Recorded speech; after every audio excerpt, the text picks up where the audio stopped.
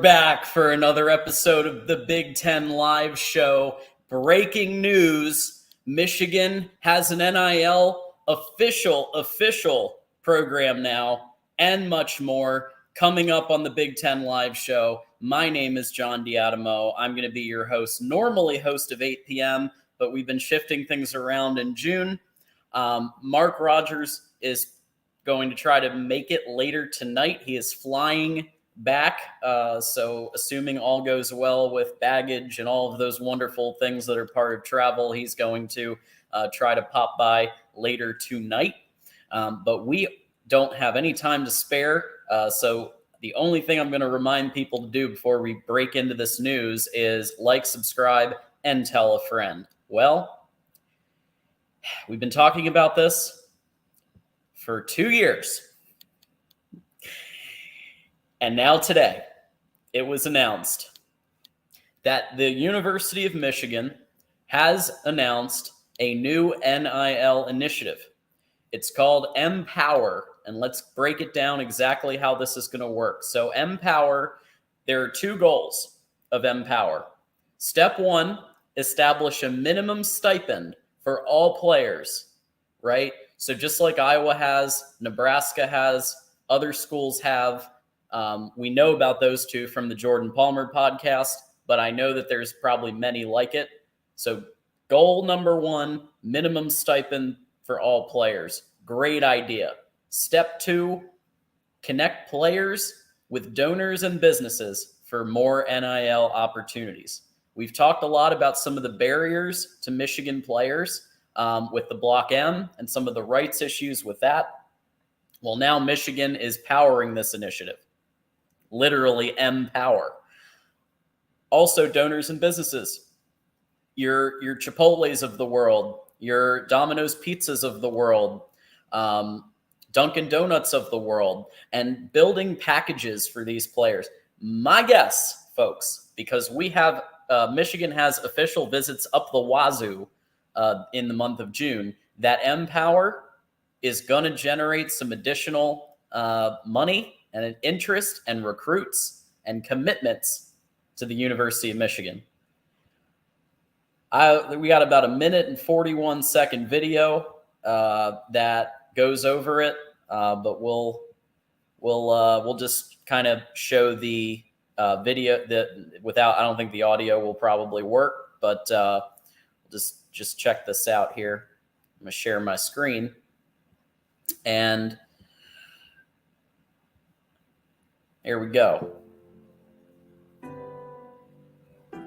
At Michigan Football, we believe strongly in helping our student athletes become the best version of themselves on and off the field. While we strive for championships on the field today, we feel the same strong obligation to compete to be and to develop the leaders of tomorrow. We want to further our mission by expanding the tools, resources, and experiences required to help our players flourish throughout their lives. Our goal is to partner with our greatest supporters to help build, promote, and protect the players' personal brands. I've heard a lot of stories of athletes retiring sooner than expected, falling into depression and not knowing what to do next. Plenty of professional athletes are broke when they retire because they're not smart with their money or haven't been trained on how to invest wisely. With the resources and the connections that Michigan football has provided me this far, and now the launching of Mpower, I'm setting myself up for life long after football.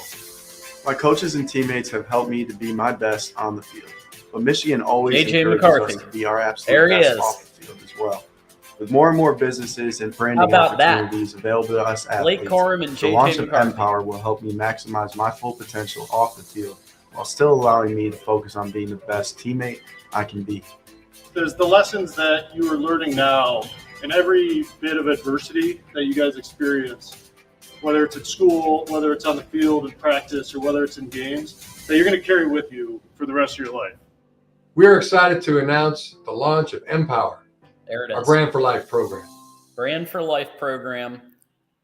And this is very exciting for the University of Michigan for a litany of reasons. And thank you, Ed Rogers, for that wonderful comment. Yeah. So this was the official rollout video of Mpower. And let's look at the comments. Yes, so very busy. Michigan has been very busy there have been 5-star visits and a bunch of 4-star visits. And Jason and I were, and I don't know if Antoine's here, we were all on a Twitter Spaces, and I asked directly some players, and we'll talk about that on Wednesday, what we talked about. But it was very, very cool and great opportunity. So thanks, Jason, for letting me, DMing me and letting me know about that. Quick reminder, and then we'll dive more into this. A couple of housekeeping notes. Join our Patreon Discord, talk college football all the time. We're going to be doing some discussions on the 2016 game, the spot, Michigan versus Ohio State. We're going to be talking about Michigan, Nebraska 97, and multiple others this summer. But you can only access it if you're a Patreon member or you have access to our YouTube membership, which is $2.99. So join one of them, and Patreon's $5, and definitely be part of what we're doing. Shop the merch store. There's something for everybody, including Michigan merch. So check that out.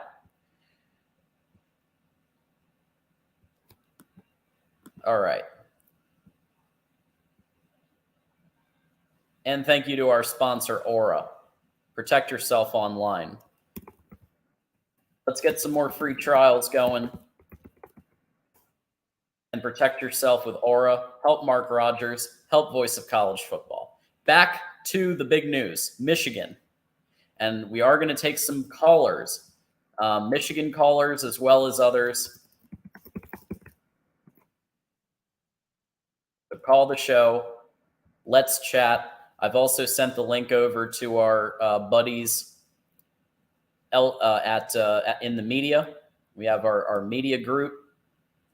So we'll talk about that. Let's see here. We have a new member. Chris Wilson has become a YouTube member. Thank you for joining the Voice of College Football YouTube membership. And you'll notice, Chris, once you get rocking and rolling, that you're going to get access to things like special emojis and special content. So definitely thank you for that. We're very, very excited for our memberships, the people who are part of it.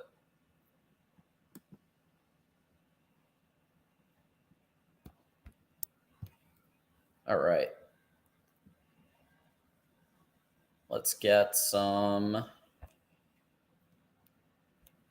banners going.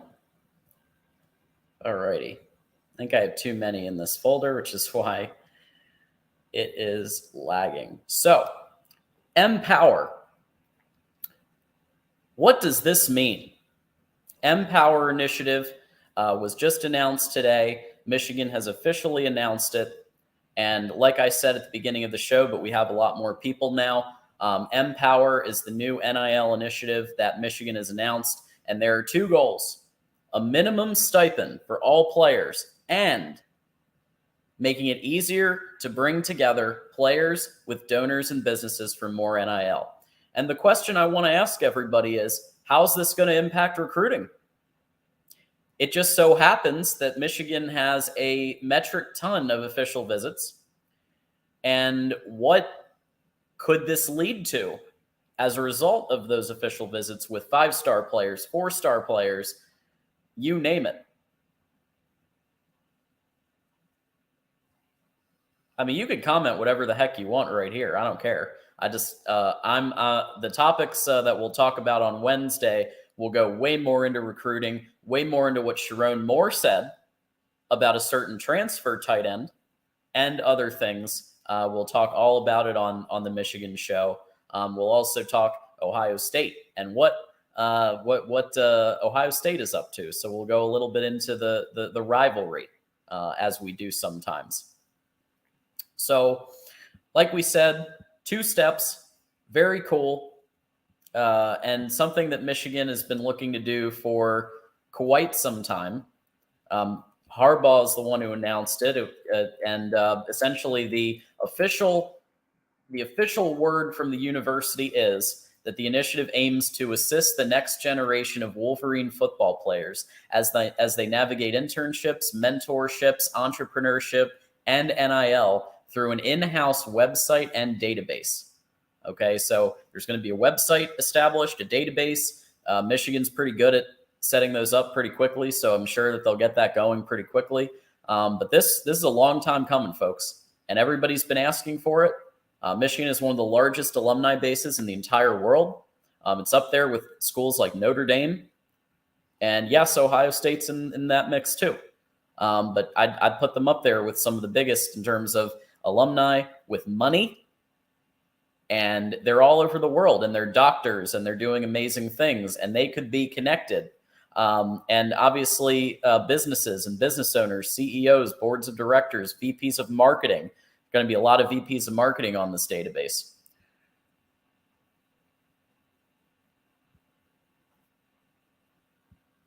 So the official announcement is this is a specific football initiative. So there is already an established like general one where the Victors Exchange.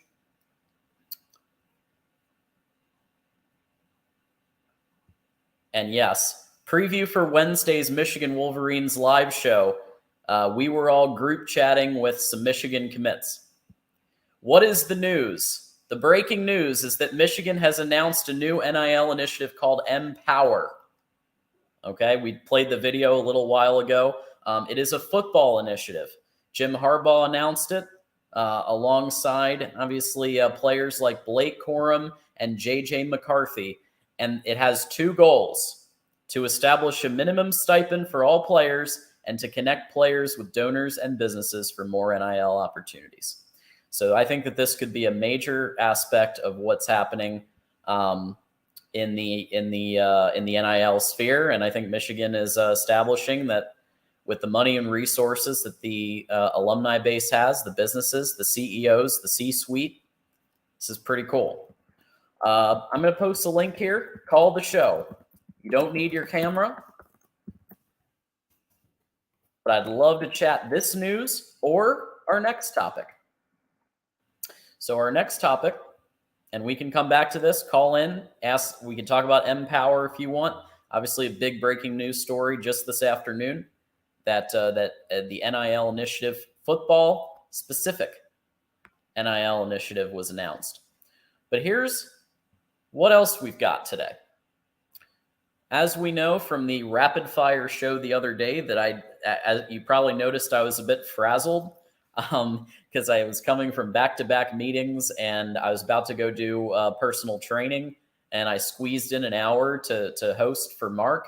And we had Tony Altimore do some time. We had Tim Prangley do some time. But that reveal was really interesting. So what we know so far: no more divisions. None. The Big Ten West McDonald's Funhouse is going away. It's now going to be a Flex Protect Plus system where schools are going to be playing every other Big Ten opponent twice in the next 4 seasons. And basically the goal is to play a lot of different types of teams in the Big Ten. That's really the goal. But there are 11 protected categories. And so we'll put up one of the images here for you. Let's see. I do not have a producer, as you can tell. So, all right. So these are the conference opponents in the Big Ten schedule. And if you notice here, there are some interesting ones that speak to me right away. Michigan is playing USC and UCLA year 1. Michigan's also playing USC at USC. That's a big one. That game is going to be very highly watched, rated. The money flowing in and the sponsorship and the advertising dollars are going to be off the charts. And I plan to hopefully go and hang out with Tim and everybody else over in sunny California. So I will be repping probably my Charles Woodson jersey that day, and going to the Michigan at USC game. But the question is, who are the winners and who are the losers of the new schedule?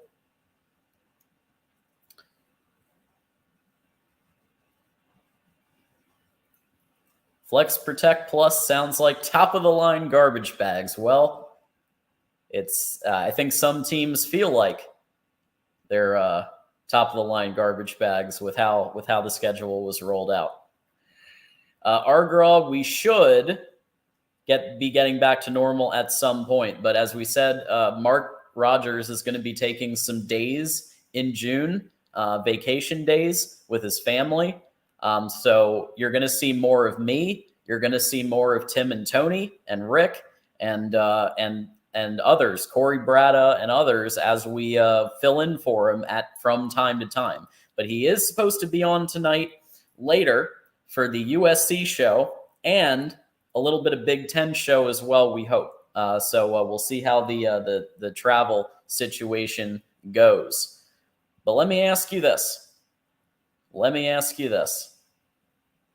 We have a USC fan, Search. We always appreciate when Search comes by. My takeaway is that 2024 UCLA is screwed with games at LSU, at Michigan, at Iowa, and at home versus Ohio State and USC. Abso-friggin-lutely. And so is Michigan, and so is USC. So I believe that the three of the losers in the 2024 schedule are Michigan. Remember, Michigan is going to have to play Ohio State, USC, probably an improved Maryland, UCLA, a second-year fickle Wisconsin, Michigan State, it's a rivalry game, so they always play Michigan tough. We know that. And don't forget, Michigan also plays a team called Texas. That's right, folks. It could be a maze-out at the Big House when Michigan plays Texas in 2024. So those I would call some of the people that don't benefit super well. Iowa could also be in that group just because divisions are gone. Iowa's schedule, they have to face Ohio State, USC, Maryland, UCLA, Wisconsin, Nebraska. And remember, these are going to be second-year Wisconsin and Nebraska teams run by Luke Fickell and Matt Rule, two of the best coaches in college football. So I would argue Iowa also does not benefit very much from the 2024 schedule. Who does benefit? A team called Penn State. So if you look at Penn State's schedule, they don't have to play Michigan. For the first time in ages, Penn State does not have to play Michigan in 2024. They play teams called Indiana. They play teams called Rutgers and Purdue and Michigan State and Northwestern, and they have two difficult games against Ohio State and USC. If I'm missing anything, let me know. But in my mind, Penn State actually walks away pretty well. And with a second year, with another year for Drew Aller under his belt, if Penn State doesn't make the championship game in 2024, Franklin is going to be in the major hot seat. I don't know about this year for them, but next year, with the schedule that they're going to have, Penn State should go probably 11-1 with that slate of games. And with 11-1, they probably make the Big Ten Conference championship against somebody. So they should be in again for the first time since 2016. All right.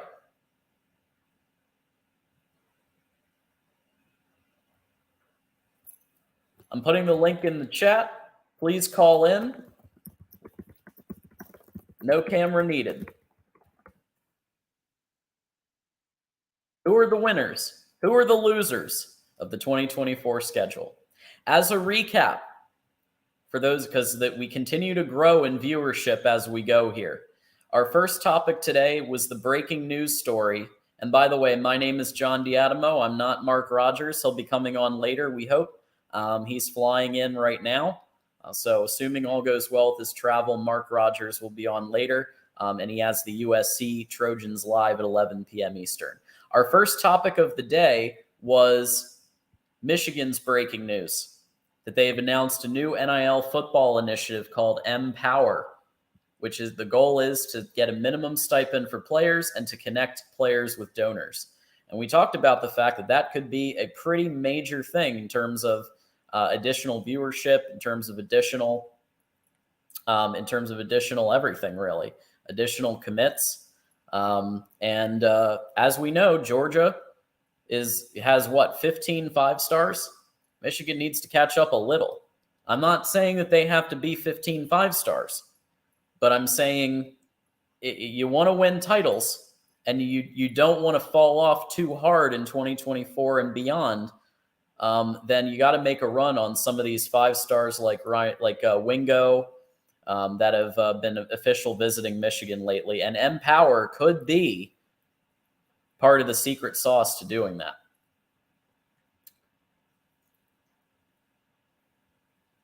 Wow. Now this is notable. A Damn Beast Media saying go blue. Well, I'll say back to you, go dogs then, just out of fairness. But thank you very much for being part of this. LBC Rob, we appreciate you. We're going to remove a couple of trolls here because we're not going to do that today. Okay.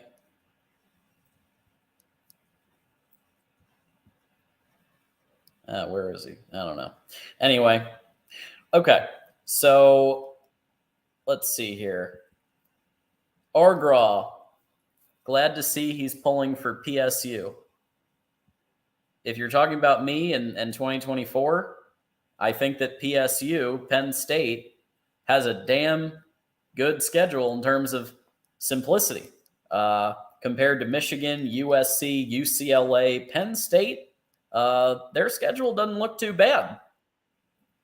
And it's very possible that Penn State could go 11-1 with that slate of games.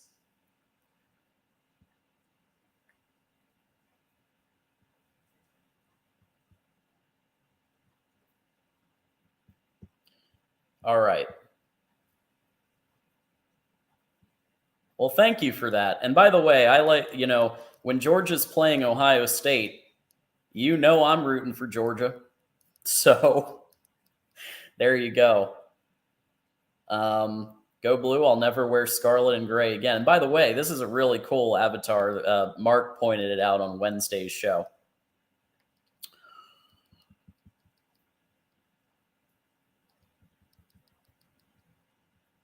All right. We have a caller. We have Chris Foote calling in. We'll see what Chris wants to talk about today. Chris. Hey, John. Thanks for calling in. How are you? Doing okay. Just obviously great news about Michigan and the NIL program. So we've been calling for it for 2 years, and finally it's happening. I guess I missed that part. What exactly happened? I didn't catch it. Yeah, so Michigan announced today that it's rolling out a football NIL initiative called Mpower. Okay. They did a video with Jim Harbaugh, Blake Corum, and JJ McCarthy. And it's basically 2 parts. 1, minimum stipend for all players. Oh, that's good. And 2, connecting players with the donors and businesses so that they can get themselves some NIL opportunities. That sounds like a good thing. I'm sorry, I didn't know about that before I called in, or I wouldn't have called in. I didn't know that was the topic, but. Oh, all good. What did you want to talk about? Well, nothing in particular. I just, but that's interesting that, I'm glad you told me about that though, because that was something actually, I wasn't really pushing for it, but, I always kind of thought the minimum stipend idea was a better way, I guess, to, for as far as compensation. I always thought that would, I wasn't really of course it wouldn't have been my idea, but, I think that might be a better approach just to, because, when you start, I don't know, I really don't understand NIL, to be honest with you. I mean, I understood when it was ruled upon by the Supreme Court or whatever, but the way it impacts the game, I have really no clue about what it really does. But if there's like a minimum stipend, I mean, to me, that's the right way to do it anyway, is to, just kind of give everybody, a stipend. Absolutely. And yeah, that's the goal. So yeah, NIL the whole general idea is that players who do a good job on the field can then do things like sell jerseys. They can endorse like Dunkin' Donuts. They can get some money as a result of their performance on the field. Sure. That's the idea. Like the college football video game that's coming out, players will now be able to make some money because their likeness is on the screen. Oh, I see. You mean like the Madden game? Yeah, like the Madden game. But I don't know what it's called, but yeah, I know which one you're talking about, though. Exactly. I think it's EA Sports or something like that. They do like an NCAA. As far as compensation, how does that affect the amateur status? Do you know, or does that it's not something that they have to worry about now? Well, I mean, I would call it semi-pro at this point. That's the term I would use, semi-pro, because technically they're still on scholarship. They're still getting their college education, but now they just get to also benefit from, if they do well on the field, they can make themselves a couple of bucks, and in some cases more than a couple of bucks. So it's paid. Is it based on? I mean, because I don't really know much about it, so bear with me, I guess. But is it based on performance, or is it based on? Is it based on academics or anything else, or is it just based solely on how they do on the field? Well, think about it. If you were the best running back in college football, or the best quarterback in college football, and sure, you're kicking butt, then your jersey sales might go for a little bit of money, right? Well, sure. So instead of that all going to someone else, now the players can get a cut. So a really, really talented player can get a lot of money now based on putting together a package, right? And the package could include a Dunkin' Donuts sponsorship. It could include a minimum stipend for every player. So this initiative today, Chris, is establishing Mpower, is establishing their goal is to have a minimum stipend for every single player, and then you go up from there. So with step 2, and you have your building block of the stipend, and then you have a connection with donors and with businesses. So if you're doing really well, then donors and businesses are going to want to talk to you. Like Blake Corum, businesses are going to want to talk to that guy because he does exceptionally well in the field, right? Sure. Oh, sure. Absolutely. But I guess I never actually participated in football. I mean, I tried out. I mean, I'm talking about when I was like in high school, and I actually almost never made the team. I wasn't any good, if you want to know the truth. I mean, I wasn't good enough to make the team, so kind of gives you an idea. But I just was curious because, with them being amateurs, how paying or compensating, the player for his ability. I guess it might be a step in the right direction, but I guess if it turns them into something beyond maybe just being a student athlete, I'm not sure if I like that part, but I understand. I'm in favor though of, they're doing something beyond just being in school. So I can maybe understand why they're getting paid, even though I might not think it's the best idea. It doesn't necessarily mean it's the wrong thing to do though. So it's only through sponsorships. It's not through like, I don't know where else it would come from. Is there like maybe, because the program themselves, I think they have to get support regardless, don't they, from donors? So even without the NIL, I think they require a lot of support from sponsors anyway, don't they? Well, without NIL, players wouldn't be able to talk to donors and sponsors. That's the idea, is that NIL bridges that gap. So now players can benefit, whereas before, like JJ McCarthy couldn't do a Dunkin' Donuts sponsorship, wasn't allowed. Well, yeah, compensation-wise, I understood that part, but well, I guess it might be a good thing. I mean, if it's giving these kids opportunities that they wouldn't have otherwise, that might not be a bad thing. I just hope they go about it. I hope they go about it in the right way, though, where it's, you know what I mean, doesn't turn them into prima donnas. Agreed, Chris, and we're all problem for that. All right, I got another caller on the line, so I'm going to let you go. Thanks for calling in, man. Thank you. Have a good day. All right, bye-bye. We got Goat James on the line. How we doing? Hey, what's up, man? Look, man, Michigan's just taking over, man. There ain't really much else to say. One step at a time, man. We just taking over, man. I'm starting to feel bad for the rest of the Big Ten, man. I just don't know what to say at this point. I'm speechless, man. Yeah. I mean, can you further explain this NIL to me? Because I'm just now hearing about it. But all I heard about, I'm like, man, like, is there anything anyone else can do? Like, we might have to create a second league in the Big Ten, man, at this point. So, yeah, I'm happy to go over what was – so we had some breaking news today, James. So basically, it was announced a new football initiative called Mpower. Okay.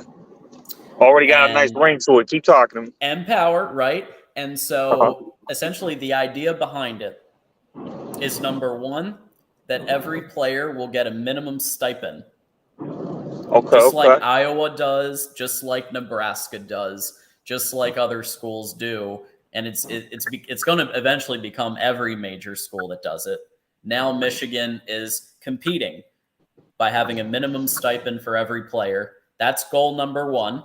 And then goal number two is to better connect the players with donors and businesses. So like hooking, a really good wide receiver up with Domino's Pizza or, Goodyear tires or whatever the case may be. And the idea is that the players that are really, really good, businesses are going to want to talk to them.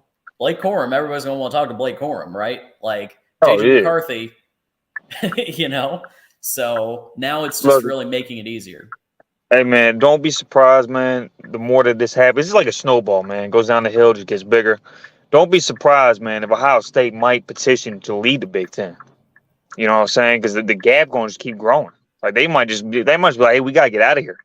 Where would they go? Like we can't. I don't know, but they gonna be running, man. They don't know where they gonna go, but they want to get out of there. Ohio State's making like a bazillion dollars though on the new media deal. Hey, man, they ain't using it right. That's all I know. And last time I checked, aren't they way behind on NIL? Aren't they? They don't even know what they're doing. Do they even have a department for that? Well, I'll let some of the Ohio State Buckeyes commenters answer that, or even call in. If you're an Ohio State Buckeye and you want to call in and comment about your NIL program, we'd love to chat with you. At the end of the day, I don't know. I remember that Ryan Day did say that I'm going to need I think it was $15 million just to keep our current class. Yeah, they begging, man. They like begging. They're pleading for help, and they don't know what they're doing. I don't know if it's the education of Ohio State. I know Cardell Jones famously said we don't play school, we play football. So yes. I don't know if that's the problem, and they just don't know how to get their finances straight when it comes to NIL. I don't know what the issue is, man. Yeah. Yes, that was the famous tweet that's now in college textbooks. Not here to play school. I'm here to play ball. Classes are pointless. Yeah, man. Like we don't say that in Michigan, man. When you go to Michigan, you want that degree, man. All right, you want that degree, all right. Absolutely, love the degree. So I was in the class of 2014, double major, political science and communications, and I know it's not like freaking chemistry or a hard science, but I got to tell you, juggling a full-time job plus full-time course load. I can't even believe I survived those 4 years, man. Oh, yeah, man. Like, if you go to Ohio State as a football player, man, I'm pretty sure that they don't even go to classes, man. They just go to the football field. They go home. I don't even know if they have I don't even know what their ranking is as a school. But besides the point, man, let's get back to football, man, because I'm not trying to talk about lower tier education, Okay. So the schedule. So what's your take on? I don't know if you were looking at the Big Ten schedule situation, and the fact that in 2024 there's no more divisions; they're gone. I think we're going to see a lot of Michigan and Ohio State playing back-to-back games. Yeah. That's what I think, Absolutely. and I love that, man. You know, we're gonna widen that all time gap real quick. You know, getting two wins a year now, maybe 3. I mean, that gap's gonna be huge real quick. I'm trying to keep my journalism hat on here, man. But I will say that, I kind of see it both ways because, in one hand, the rivalry being once a year, don't you think there's something special about that? And like whoever loses has to eat that for 364 days. I do agree. So, just to get real serious real quick. I do agree. Actually, I think I just think it takes away from the essence, the magic of that game a little bit, considering the fact that whatever team does lose takes an L on that record. They're able to avenge that within a week. I do think that takes away from the whole 365. It's the same. It's the last game every year. Whoever loses, they get bragging rights for a whole year. Now you get bragging rights for possibly a week. And I think that Right. does. Now, don't get me wrong. I think Ohio State's more worried about that. Michigan, we're gonna mop the floor with them. I ain't worried about that. But yeah, I think it does. I think you're right, man. It just takes some of that shine off it.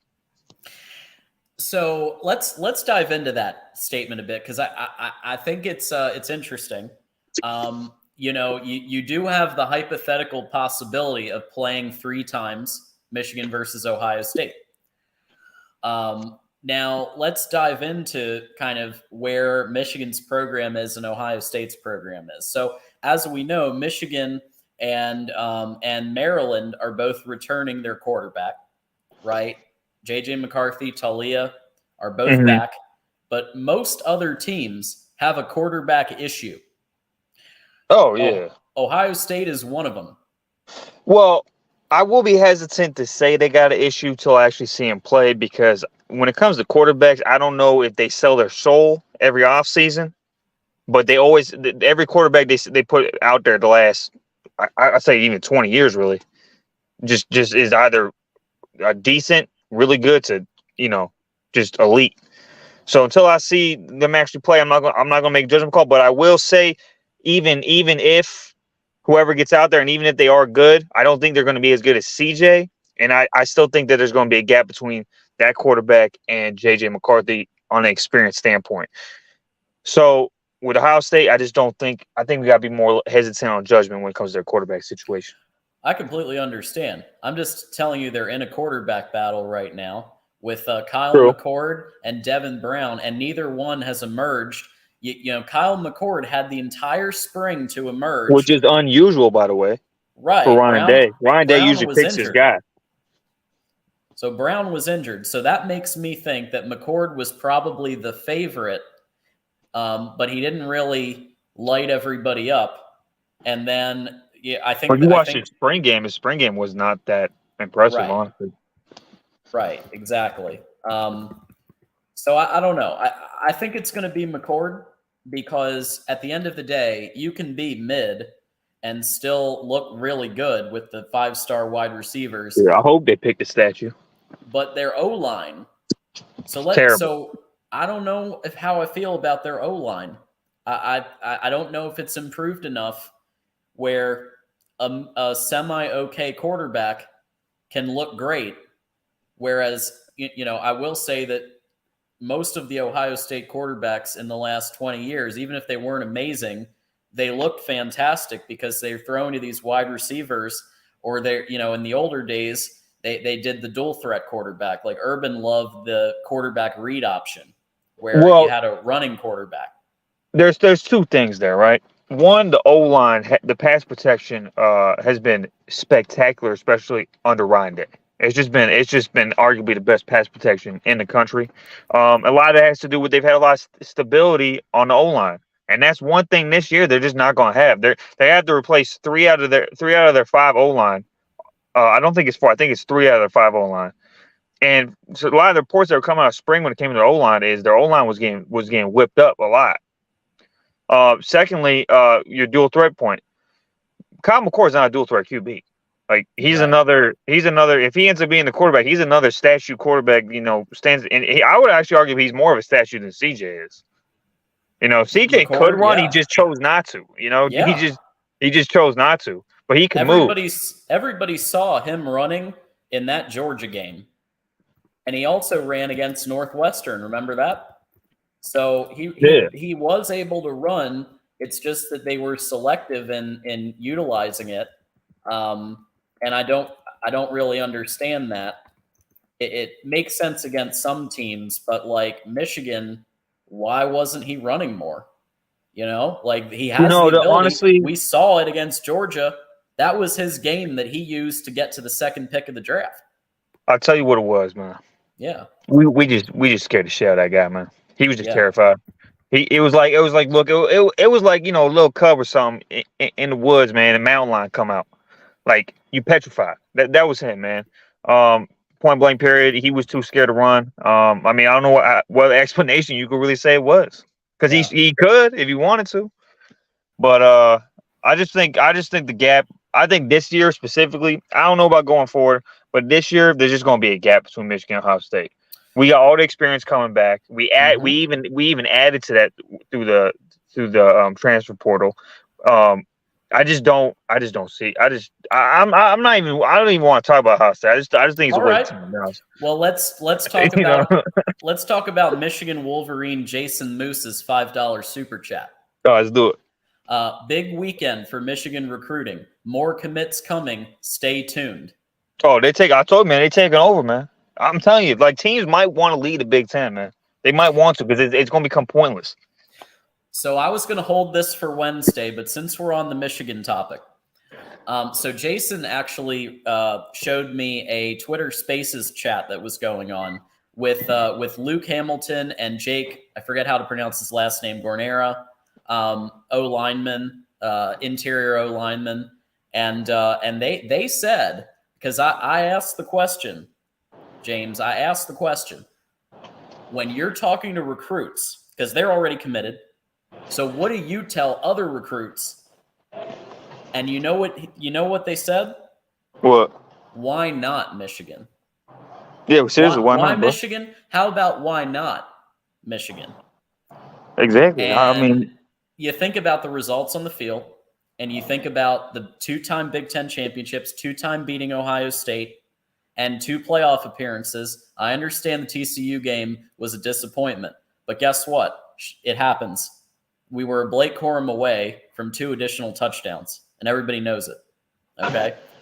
So the bottom line is the results are on the field, and I believe it was Luke Hamilton who said, I think we're going to beat Georgia, and he said to me, I think we're going to win the national championship. Oh, yeah. Yeah, I'm not, bro. Look, listen, man. I could live to 200. This might be the most confident I could ever be that they're going to win the national championship. Like, oh, man, I can't wait, man. I wish the season was tomorrow, man. And in terms of, like, what you said, in terms of, like, what do you say to recruits? One, I mean, there's no reason not to come. And 2, you could also say, look how much we've done with the situation we was in. It's only going to get better from here. Yeah. I mean, it has to be one of the best sales in the country right now. It really does. 81% returning production. One of the few big schools with a returning quarterback other than literally USC, Maryland. Who else has a returning quarterback? Not really anybody. And just so you know, not only a returning quarterback, but a lot of people don't talk about how JJ didn't even practice in spring and summer of last year. That's what I always say. And split half the reps in the fall, and he still was as good as he was. Now he has that year under his belt, and he got to practice in spring, and he'll get to work on things during the summer, and he'll get full reps in fall. I'd be terrified. I might, if I was other teams, I might try to forfeit games, man. I'm being real, man. I might want to forfeit. Because I didn't even talk about the defense here. I didn't even talk about the defense.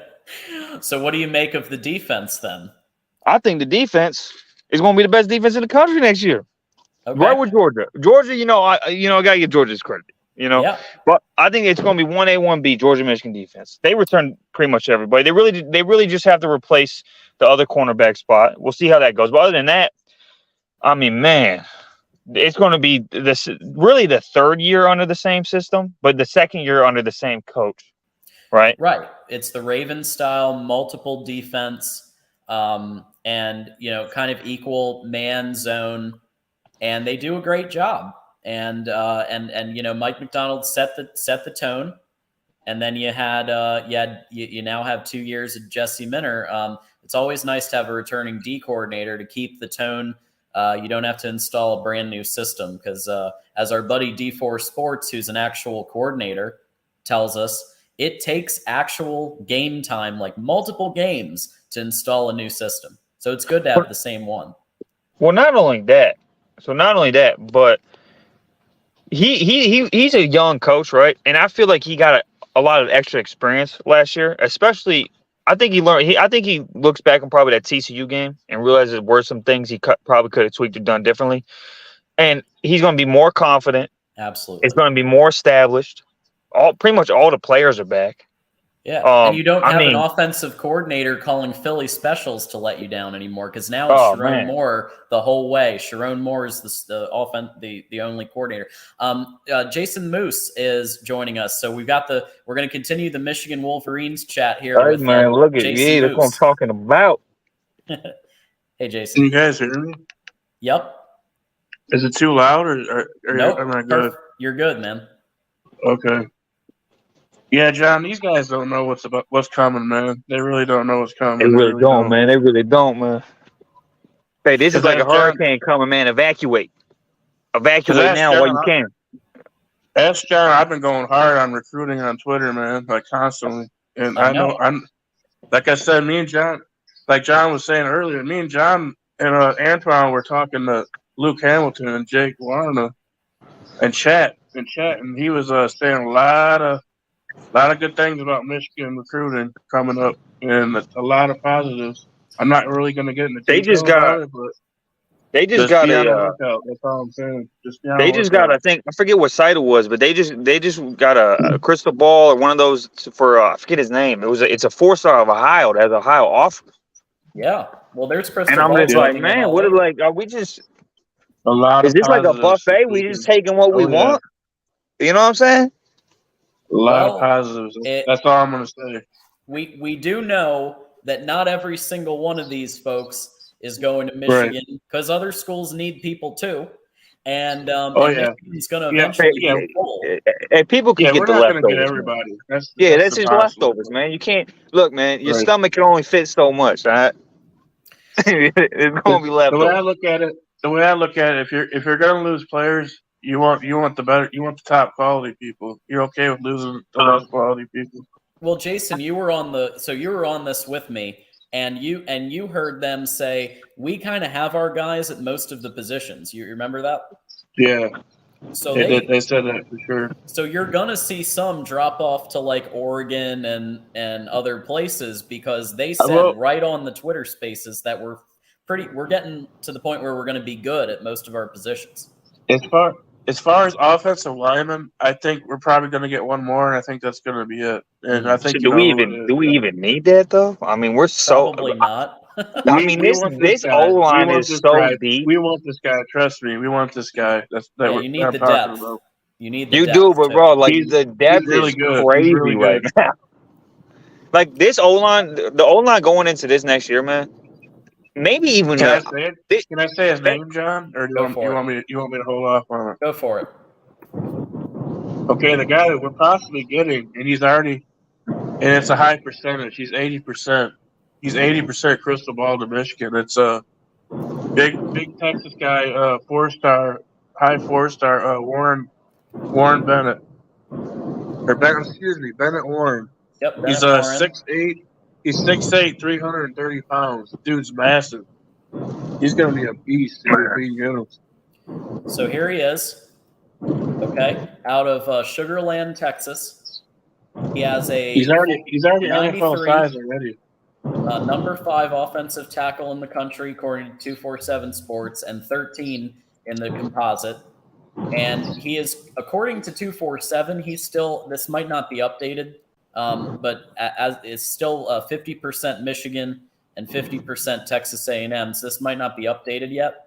Yeah, on three has an 80% to Michigan, so it's a little bit different. I don't know. I just know that what I've been hearing on Twitter, he's leaning Michigan for sure. They really impressed Why me. wouldn't you lean? Let me really ask you, if you were an O lineman, bro, why wouldn't you lean Michigan at this point? I mean, come we're on. O-line U. I don't understand it. We're O-line U, man. Why would you not Like, want to come to Michigan? exactly, man. And first of all, this O line next year, bro, it might be the deepest O line I've ever seen. It's so deep, like it's crazy. It's like Mariana Trench deep. It's gonna be nasty, man. It's gonna be real nasty. I think even the third string might be able to start for some schools. Our running back that's gonna be nasty too, just like it was this year. Oh, it's gonna be even nastier. So those of you who are just joining us, we're currently watching tape of this player here, 4-star O lineman Bennett Warren out of Texas, who is at 80% likelihood, according to On3, to be coming to Michigan as a top 4-star O lineman in 2024. So this is some of the huddle tape and highlights of what he's able to do. Right, so he's able. You notice here in all the footage, he is keeping. He is sealing these blocks. He is on top of it, and that's the type of player that Michigan has consistently coached up and recruited under Sharon Moore. And not only that, man. Real quick, if you're an O lineman, man, why would you go to Ohio State unless you want to be turned into a softie? You know, if you want to be turned into a softie, if you want to be turned into just someone that could be bullied and put into a locker, go to Ohio State, man. Just go to Ohio State. I mean, he's not lying. Ohio State's soft, man. It's so soft. If you want to be tough as nails as an old lineman, you come to Michigan, man. You come to Michigan. Yeah, they've worked on it. So they, I will say this: like there was improvement in 22 in the first half of the game. They were clearly trying to prove that they had established more of a physicality, but they're not quite there yet. So they kind of fell off in the second half because eventually, when you're facing a dynamic offense where JJ can throw the ball, JJ can run, you have two of the best running. You have Donovan Edwards, one of the best running backs in college football. It's kind of difficult to defend against that. Well, you know what a fake tough guy does? You know what a fake tough guy does? What's that? They get their boys to jump you. So they wasn't really being us with physicality. They was just blitzing everybody. And you know what happened? Killed them over the top, man. They wasn't really tough. They didn't really improve physicality. Of course, you're gonna win some battles when you bring in a house every time like that. They went full Don Brown, bro. So I think they still soft as molasses, and that comes down from the coach. I swear, when that coach gives a pep talk in the locker room, I think he sound like Mickey Mouse. I wouldn't take it. If I was a player, I'd be like, man, this guy's supposed to hype me up. Come on. So we're currently watching film on Bennett Warren, who's from Fort Bend Christian Academy in Texas. He's an offensive tackle, 4-star player. As you can see here, in all the film, they've done a very good job of doing the arrow on him. I don't know why people. Yeah. Go ahead. I was just saying you can just watch as he's enabling the quarterback, enabling the running backs to do what they need to do to score points. Obviously, watching OL film, you got to keep that in mind that obviously he's part of this cohesive unit. Guess what? Michigan's O-line is a cohesive unit too. That's why they've won back-to-back Joe Moore Awards. I don't know why people. That's why Ohio State was like, damn, we got to bring the house. 80%. You know what's funny about that, man? Go ahead. Oh, real quick. You know what's funny about that whole thing, man? Those two runs that Edwards broke on them in the late in the game. Yep. They brought pretty much everybody. It was man on man. It was a man blitz, and they still got pancaked. They still got physically dominated with less players than they brought. So no, they soft, man. They soft. I have a question for you guys.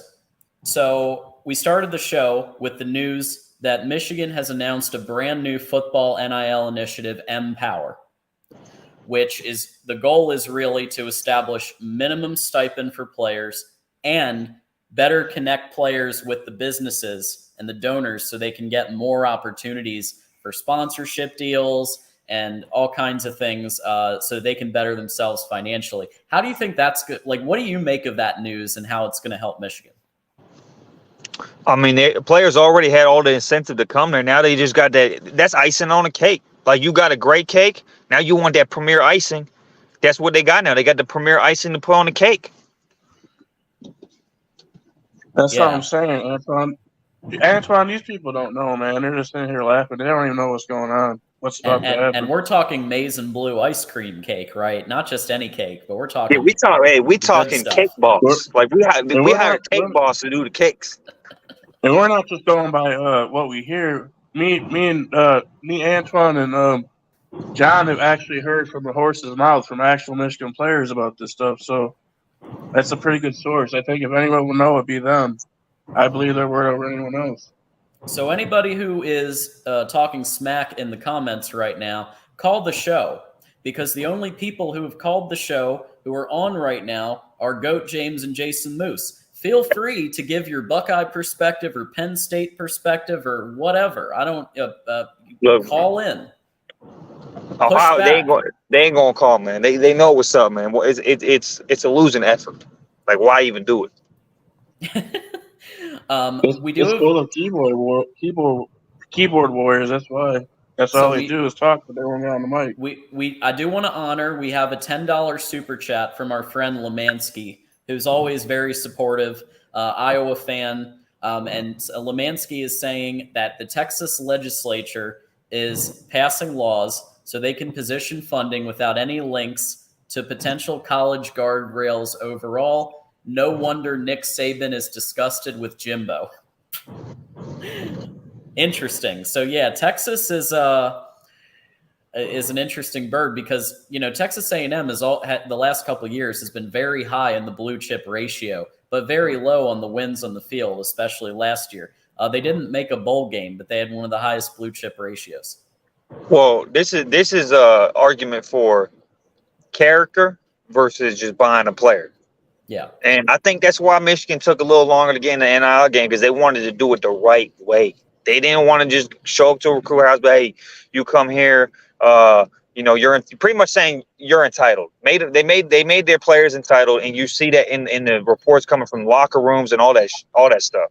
So at the end of the day, man, there were going to be hiccups like this because it's the beginning of a new era, and there were going to be hiccups like this. But you know what? Michigan, with their great education, just did it the right way.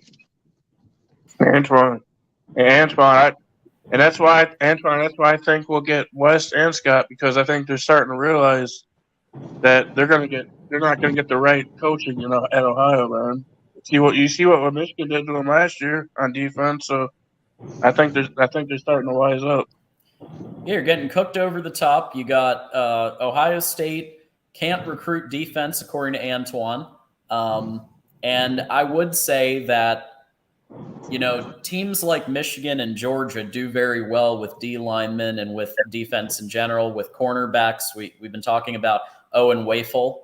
I was corrected on the pronunciation. It's Wafel. So that was interesting. But as we know, Owen Wafel committed to Michigan. That was big news, obviously. And we'll talk a lot about that. Smart man right there. Was a Notre Dame person. Believe he officially committed to Notre Dame, and now he is committing to Michigan. So he's definitely underrated. That dude's a beast. Wafel's a beast, man.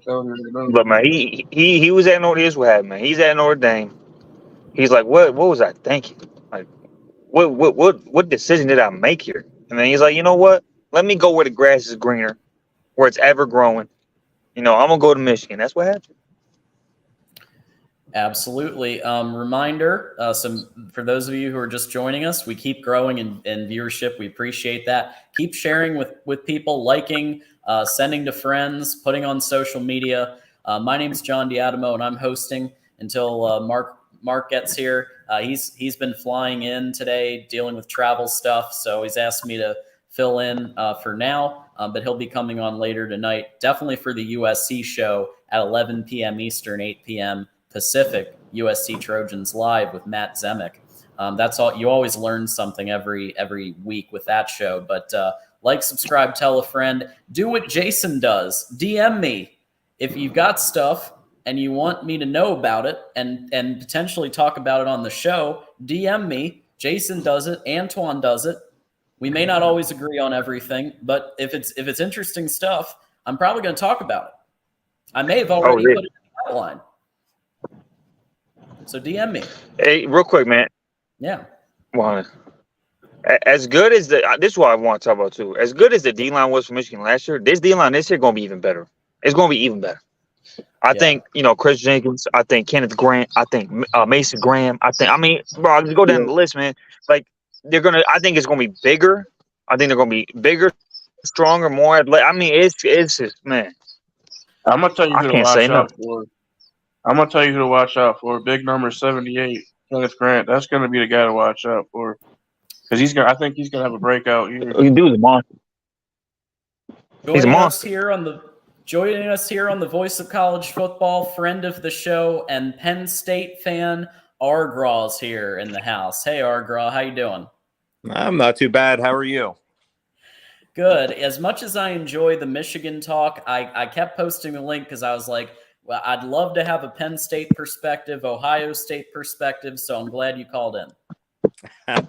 Yeah, I don't necessarily have a ton to maybe go over, but, I had to do something. I had to break up that Michigan love fest. I had to do it. I knew you were thinking that. Well, I have some things I'd like to ask all of you. And Argraw, I want to start with you on the 2024 schedule.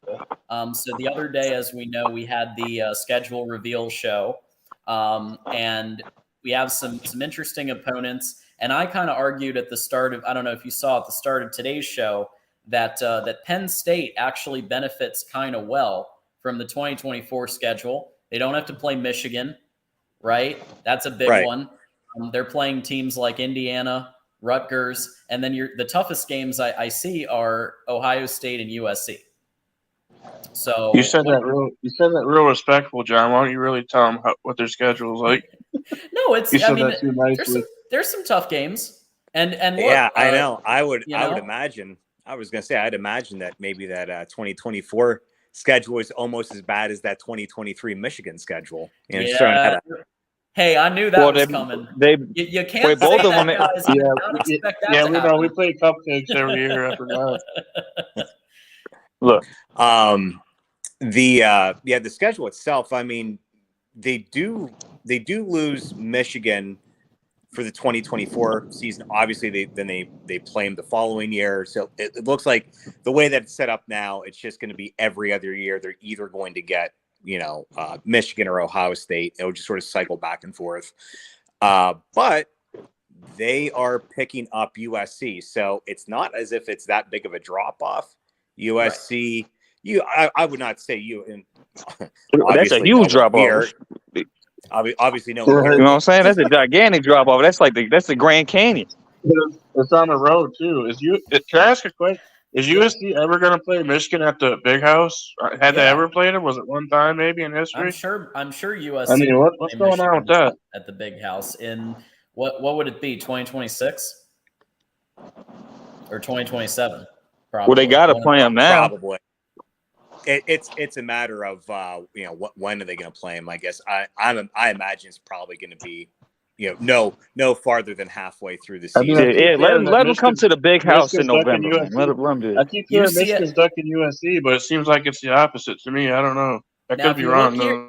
UCLA is going to have to come to the Big House, and we had a friend of the show, Search, who's a UCLA fan, was commenting on that earlier. That the UCLA schedule is kind of tough because you got to go to Ann Arbor and face the Wolverines.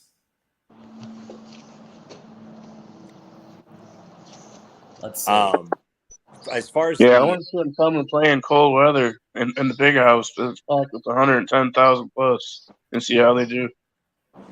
This is a good question from Aaron Frazier, actually, because this has been the debate of the last few months and even years. How do you do NIL right? And I would say, the announcement today I think is, in my opinion, is how you do NIL right. So the announcement today, for those of you just joining us, is that Michigan has announced a football NIL initiative called Mpower.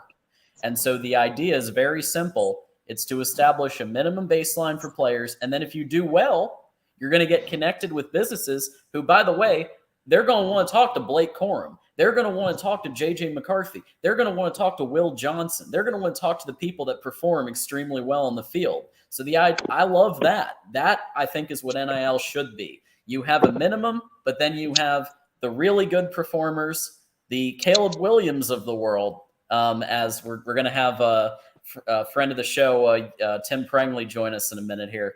But like those types of people, I feel like are like that's what NIL should be. Oh, 100%, man. That you saw what happened when you pretty much show up at the hey, here's $3 million. Why don't you come play for us? Not because you want to play for us, and not because you want to work hard, but because you just want to, get this bag. Yeah. So I think Michigan's doing it the right way, where you're taking part in NIL, but it's not it's still that transformational, not transactional mentality for the most part, where it's about performance. But we have Tim Prangley, co-host of the Trojans Conquest Live, joining us. Thanks for calling in, Tim. Anytime, John. Great show as always. You do a great job. Appreciate I think your panel guys are a little bit over their skis today. Congratulations, Wolverines, on 2 great seasons, but I hear you guys are taking college football by storm now. Is that what I'm hearing from you two? Oh yeah. 100%. Hey man, we're in a better position than you are. I can say that. Look, hold on. This year specifically, 2024. I mean, I would forfeit. I just would. I won't even try us. I just want it. Before the season begins, we should start forfeiting games against the mighty Michigan Wolverines. I would. I mean, look, it's that or get embarrassed, man. You choose.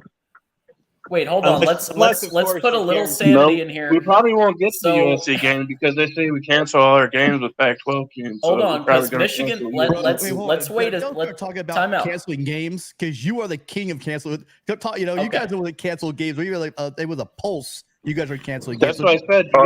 Let's get some sanity here. Let's get some sanity. Okay. Right? So let's just remember, Michigan fans, that JJ may be going to the NFL, that Jaden Davis will be a freshman quarterback, and quite a bit of the production will be going to the NFL. So we just have to remember, so is Caleb Williams is going to the NFL too. He's probably going to go first round overall unless something crazy happens.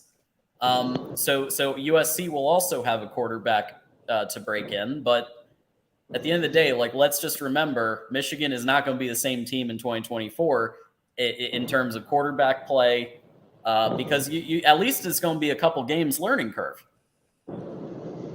Oh yeah, 100%. 100%. Well, winning the national championship. What was winning the national championship last year like, Jason? 2024 is going to be great, man. I can't wait. No, 2022.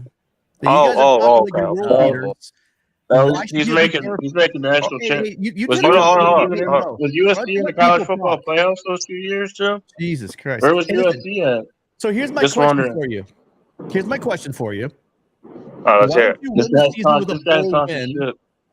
Why don't you end the season with a bowl win, then start telling everyone to be scared of you? Okay. Here. Well, hold on. Let's take this. Where was USC the last 2 years? Were they in the playoffs? Where were they at? What were they doing? Hold on. Let's get some order here. Let's get some order. Here's what's going to happen. Time out. You're going to have to mute that guy that keeps talking over everybody. Okay. I'm going to call people, and then they're going to talk. That's how we're going to do this. It's usually how it works.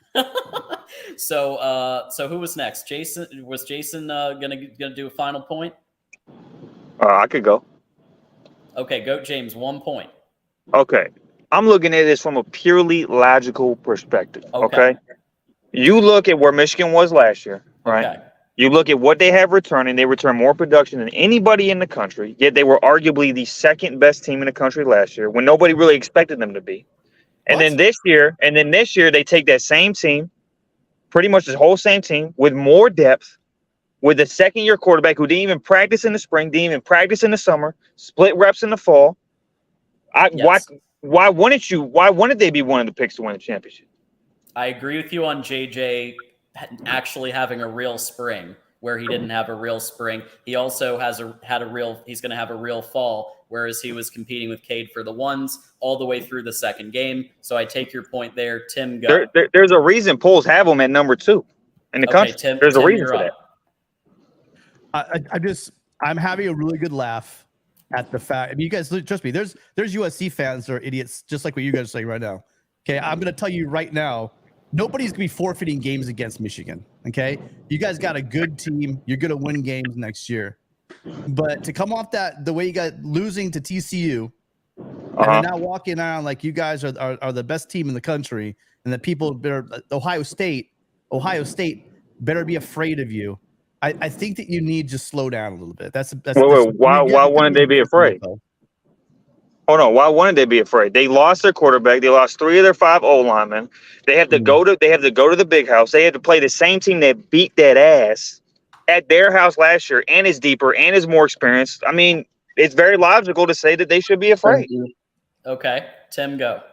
I'm not saying. Hold on. Let's be very clear. Didn't say that you're going to lose to Ohio State.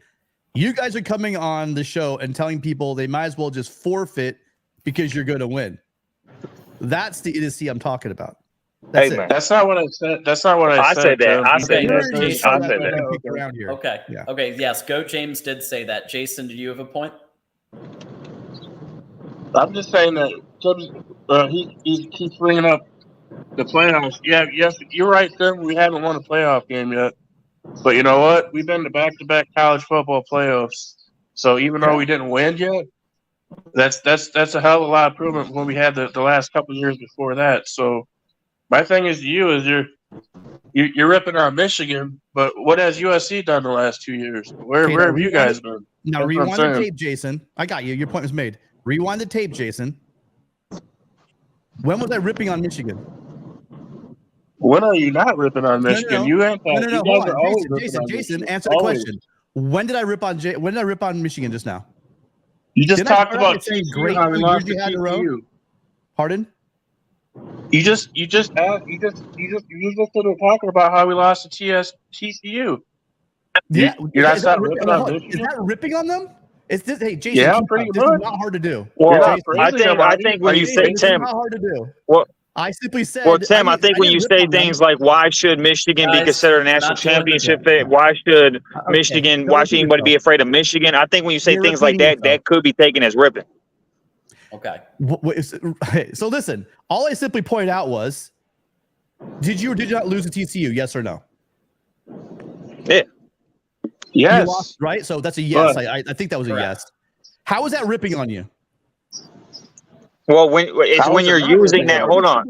Let me answer this. It's when you're using that to hold on. It's when you're using that to justify saying why should any team be afraid of Michigan next year? Why should Michigan even be picked to win the national championship? It's not that you say that they could lose. It's why you said it. Okay, so let's go back. Michigan had a bad game. They had a bad game. This works. So you talk that I talk. That's how it works. So let's go back and let's listen to what I said. I said it's pretty ridiculous that I have 2 Michigan fans on here telling everybody. I didn't say, no one should be afraid of you. I never said you guys were bad. Matter of fact, I started by saying you guys have had 2 really great seasons. That's what I said. Did you not ask why should teams be afraid of Michigan? Did you not ask that? No. Forfeiting, being terrified. No. We can rewind the tape, bro. Go ahead. Okay. I will agree. My time, man. You're a complete moron. I'm going to agree with Mike Fort's comment that Michigan beat Michigan. TCU, they're a great team. But Michigan calling a Philly special at that moment was a wrong call. It wasn't even just that, bro. They literally gave away 28 points on. I mean, they fumbled the ball first and goal on the inch. They threw 2 pick sixes, and not even normal pick sixes. I'm talking like blatant pick sixes. You realize every team can do these little mental exercises you're doing right now, pulling out 2 or 3, cherry picking 2 or 3 plays, and hell, USC's undefeated. I mean, you could do that. It's very easy to do. Sure. So wait, hold on. Name me the game. Name me 3 games where a team literally gave away 28 points and lost by 7. Okay, you got me. What does that have to do with anything? That has to do with the point that we just said. game. Michigan beat Michigan. TCU didn't beat Michigan. I'll come back on when this Mr. I'll talk over everybody is off, dude. Okay, so listen. You have a random case where you're talking about turnovers. Guess what? Turnovers are part of football. Do you agree? Of course. Your team turned the ball over, correct? Yeah, of course. Less points and they lost. That's called football. Don't give me this. Okay, hold on. Well, we should have won and we should have done that. That's not football. Football is your team executes, you score more points, and you win the game.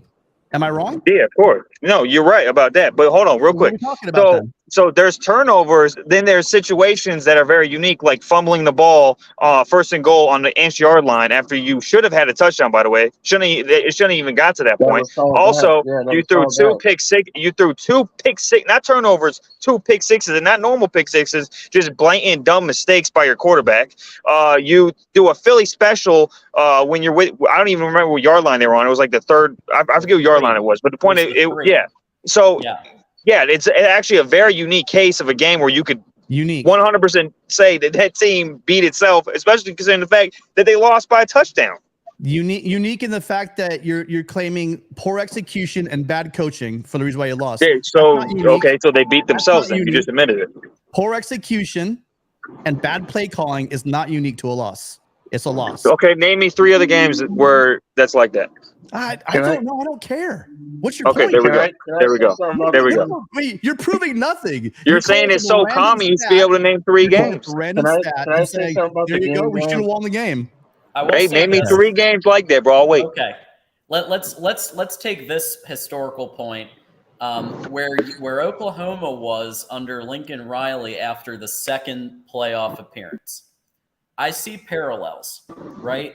Because where Lincoln Riley was with Oklahoma's second playoff appearance, you had, again, 2 championship wins, right? And then you had 2 playoff appearances, one very close game against Georgia, one not as close, right?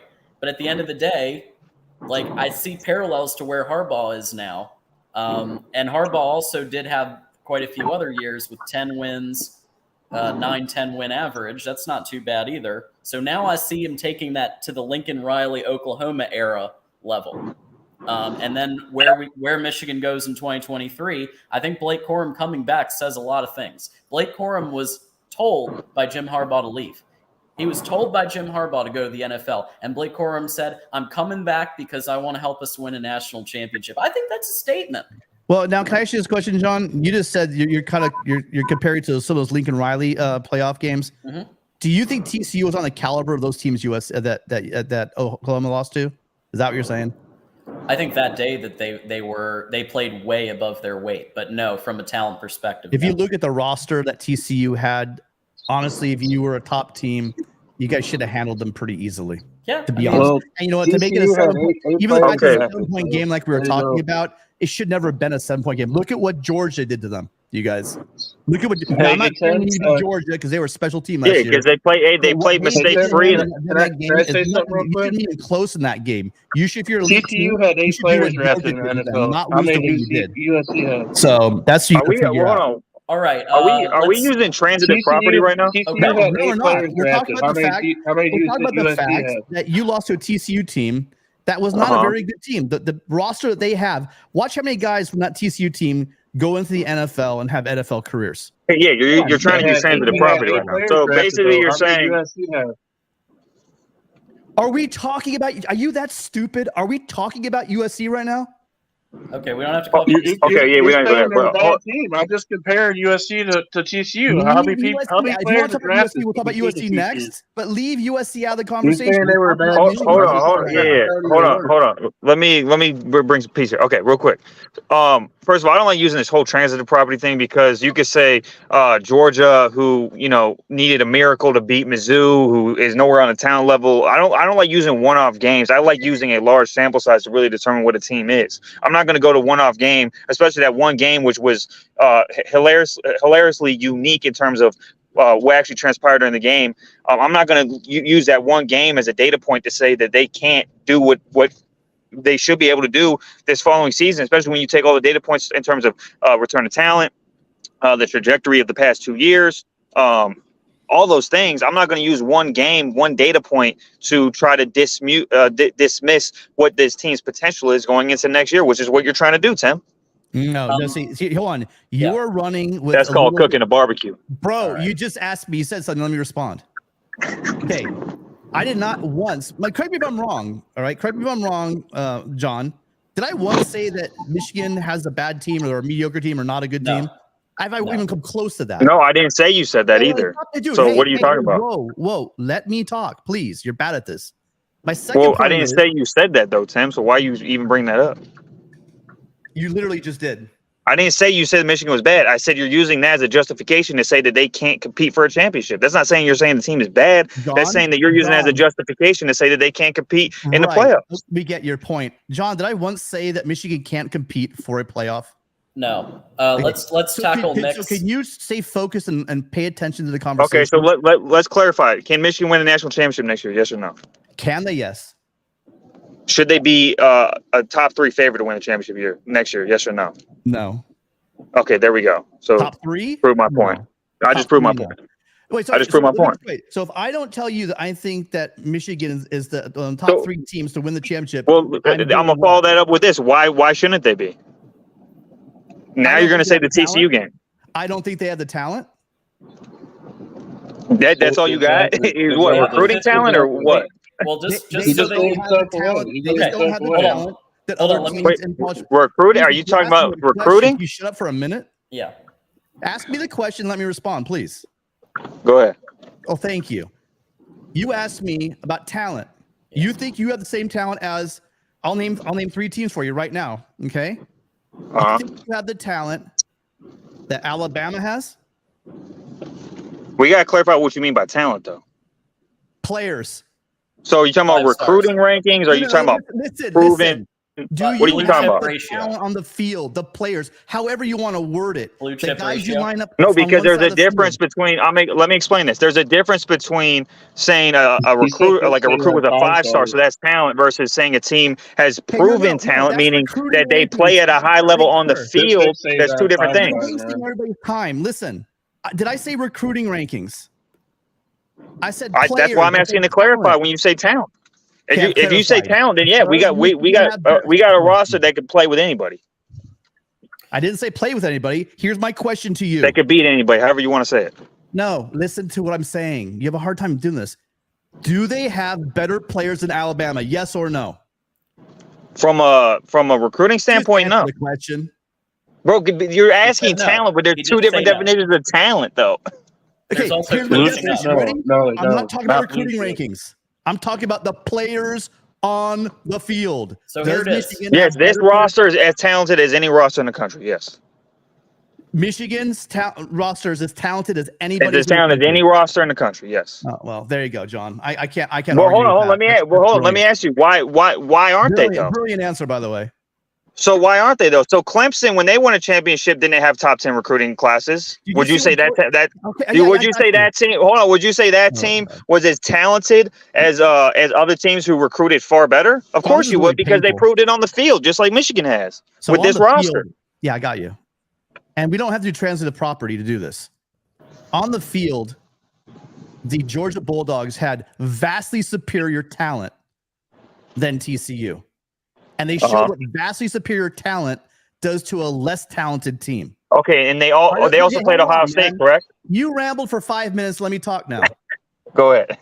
The talent on Michigan is very good, but it's not up there with Georgia and Alabama. It's just not. Correct. And so okay. I'm gonna hold on real quick. Hold on. So I'm gonna say this about so blue chip ratio. This is how we measure a lot of times the talent on teams.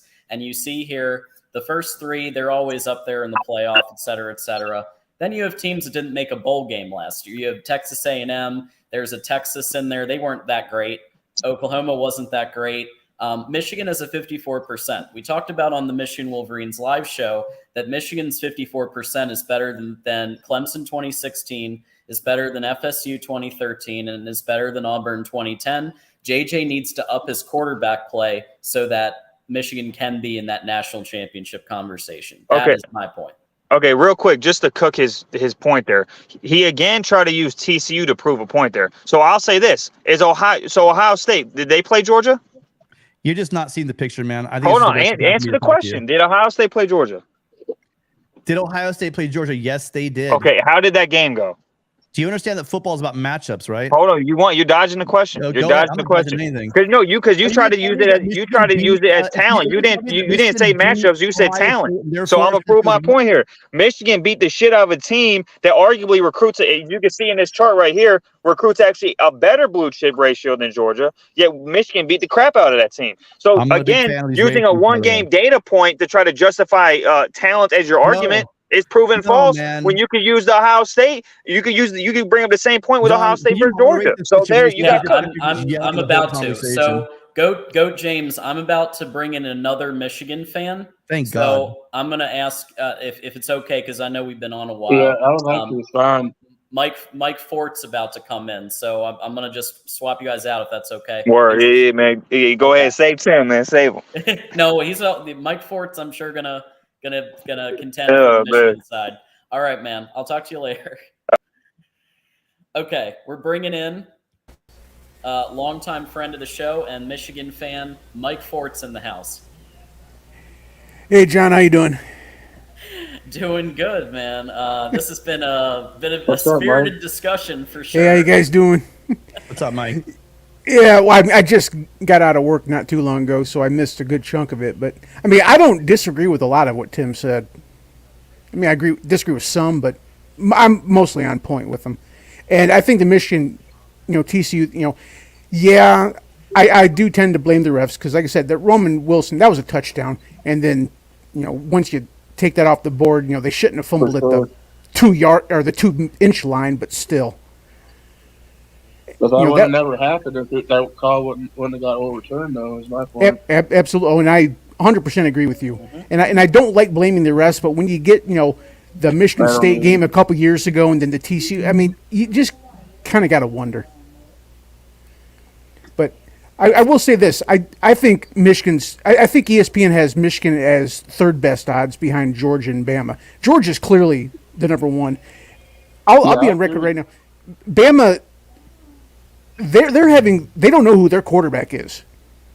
They kind of got to figure that spot out. That's usually a spot, between the Jalen, the Tua, everybody before them. That's usually for the last 4 or 5 years. That's been kind of a staple spot.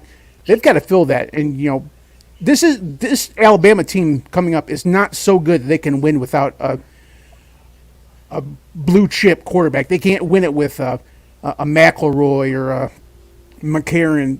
That Alabama team is not going to win it. So, I mean, I think our odds are just as good as Bama. I think Bama and Michigan are probably 2 and 2-way. Wow. Georgia has the most talent out of any team. Oh yeah. I mean, Georgia's here, and then Alabama and Michigan are here, and Ohio State's a little bit below them. And then the rest of the field is kind of whatever. I'm gonna make a comment about Alabama. So I think that Michigan and Alabama, I agree with your point for this reason. I think Michigan is coaching up their talent, whereas maybe they don't have as many 5 stars as you can see on this chart. But Alabama, with the 90%, has Tommy Rees and Kevin Steele as coaches. You do still have Nick Saban, but I would argue that talent may struggle under Tommy Rees's offense and Kevin Steele's defense. I'm just saying, I think that does help equalize a little and could create an interesting situation in the playoff. Well, and the other thing is that Saban seems to have kind of lost a little bit of sparkle on his resume because at one point before, with the exception of Kirby Smart and possibly Lane Kiffin, you could just say that he was just basically hiring warm bodies. Saban was the brains behind everything. He ran the defense, and basically the offense, like under Sark and other, they were basically just hand the keys to a Corvette and say, don't crash it. The coaches that are in Alabama right now, they need something better because, like I said, Saban, he's losing out on the recruiting wars now. Kirby Smart's he's pretty much locking up that immediate southeast area. I mean, at one point in time, Alabama was they basically just open up the book and say, I want this guy, this guy, this guy, this guy, this guy, and there's nothing any of you fools can do about it. That's kind of gone by the wayside. And I guess that's one good thing about the NIL that we're kind of, back up. So I think these next few years we're going to see how good Nick Saban truly is, because he's not going to have so many horses that he can just out-gallop everybody to a national championship.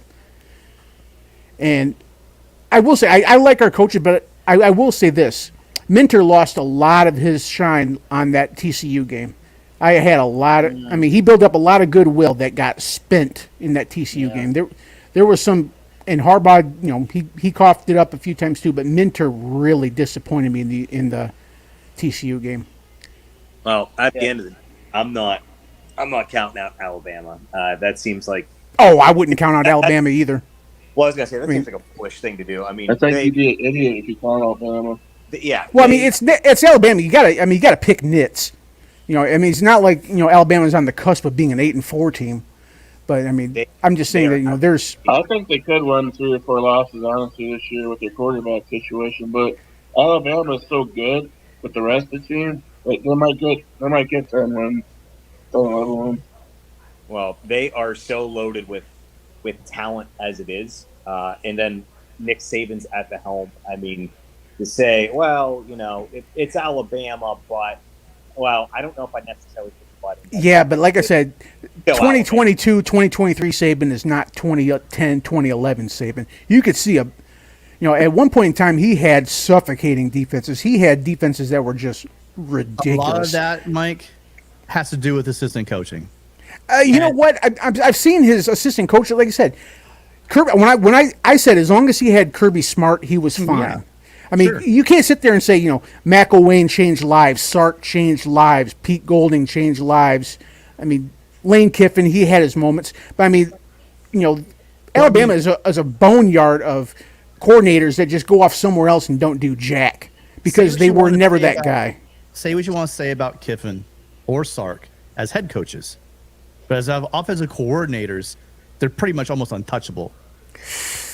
You're not going to find many people who are going to argue with that, Mike. I'm going to say it. Well, I'm not arguing Kiffin. Sark, I don't know. Let me finish my thought really quick. So my point is about Alabama is, regardless of where he's at right now, I seriously question the Tommy Rees hire, but regardless of where he is right now, the reason why Saban has won 6 national titles, right, and they've had the run they've had, is because what happens is you lose your coordinators to NFL or head coaches or whatever, and he's had a knack of bringing in guys in to keep this thing rolling. So at the very least, I got to give him credit. I'm scratching my head on the Tommy Rees thing. I think that the issue at quarterback is real, but where you look at Alabama is that offensive line that they have and the trenches. And as good as I really do respect your guys' offensive line, I think they might actually have a better offensive line than you guys. It is literally that good. You can raise your eyebrows, John. I'm saying there's probably one of the few teams in the country who can make that statement. That's kind of a hard pill to swallow, considering the fact that we won back-to-back Moore Awards. I was going to say, I think from a talent perspective, if you look at star rating, you're probably right, Tim.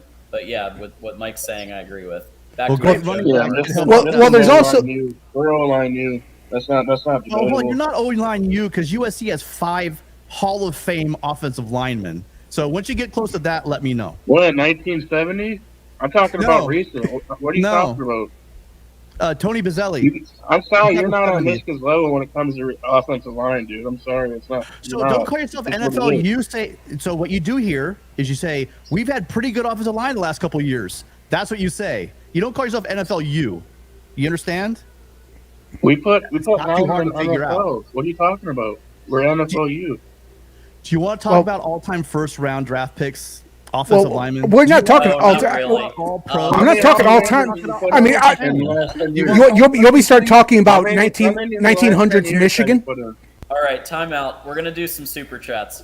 So, Lemansky, thank you for your $10 super chat. John, here is support for Aspirin. I appreciate that. Wild Wild West at Voice of College Football. Our friend of the show, Erica Goldberg, why is the song Help by the Beatles going through my head? And finally, our buddy Nick, who always has entertaining super chats with the $9.99. Here we go, Tim. I can't wait for USC's defense to melt down in the Big Ten. y'all fighting like babies when there is only one real big baby in the Big Ten. Of course, his name is Ryan Day. Wow. Sound like a whiny Ryan Day. That's a whole lot right Shots there. fired times 2, huh? His name's Brian Day, not Ryan Day. It's Brian Day. Yeah. Nick, thank you so much for the super chat. But yeah, USC's defense last year, and maybe even USC's defense the year before. See, it's very simple to follow this one as well. USC has a new coach. Last year was his first year. Yep. If you look at the guys they're bringing in now on defense, I'm going to give you the benefit of the doubt, Nick. I'm assuming you don't realize that USC is pulling in 5 stars guys from the SEC. I'm going to pretend like you don't know where we have probably arguably one. Well, if you watch Uncle Lou, he said the best lineman they had at Georgia. So if you want to go ahead and make comments like that, feel free. I'm just going to assume that you just don't keep up with recruiting.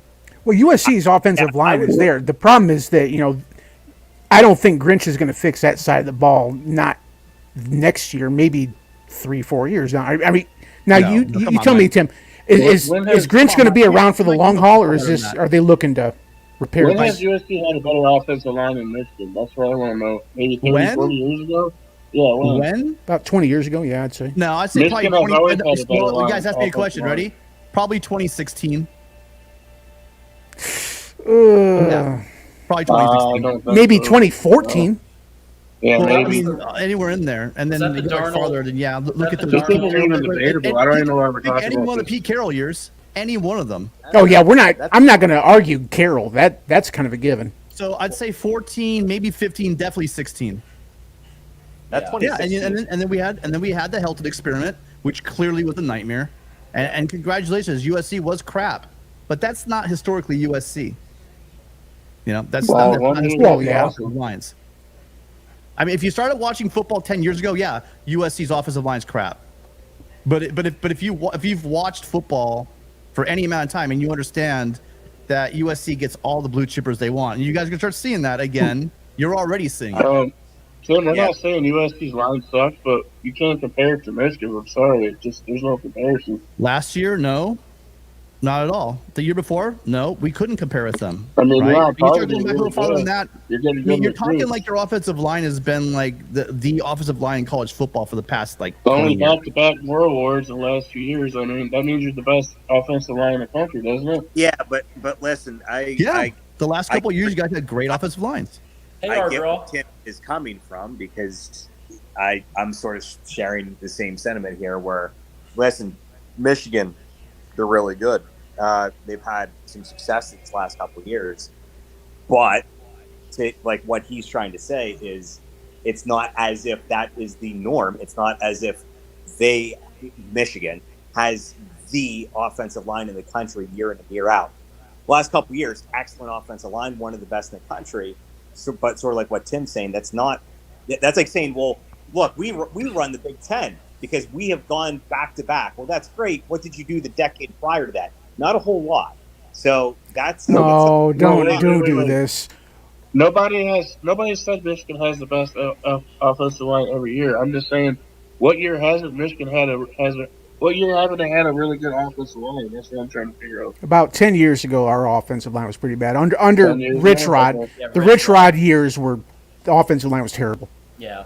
Well, I mean, if we're going down the route of like terrible, USC has had terrible offensive lines.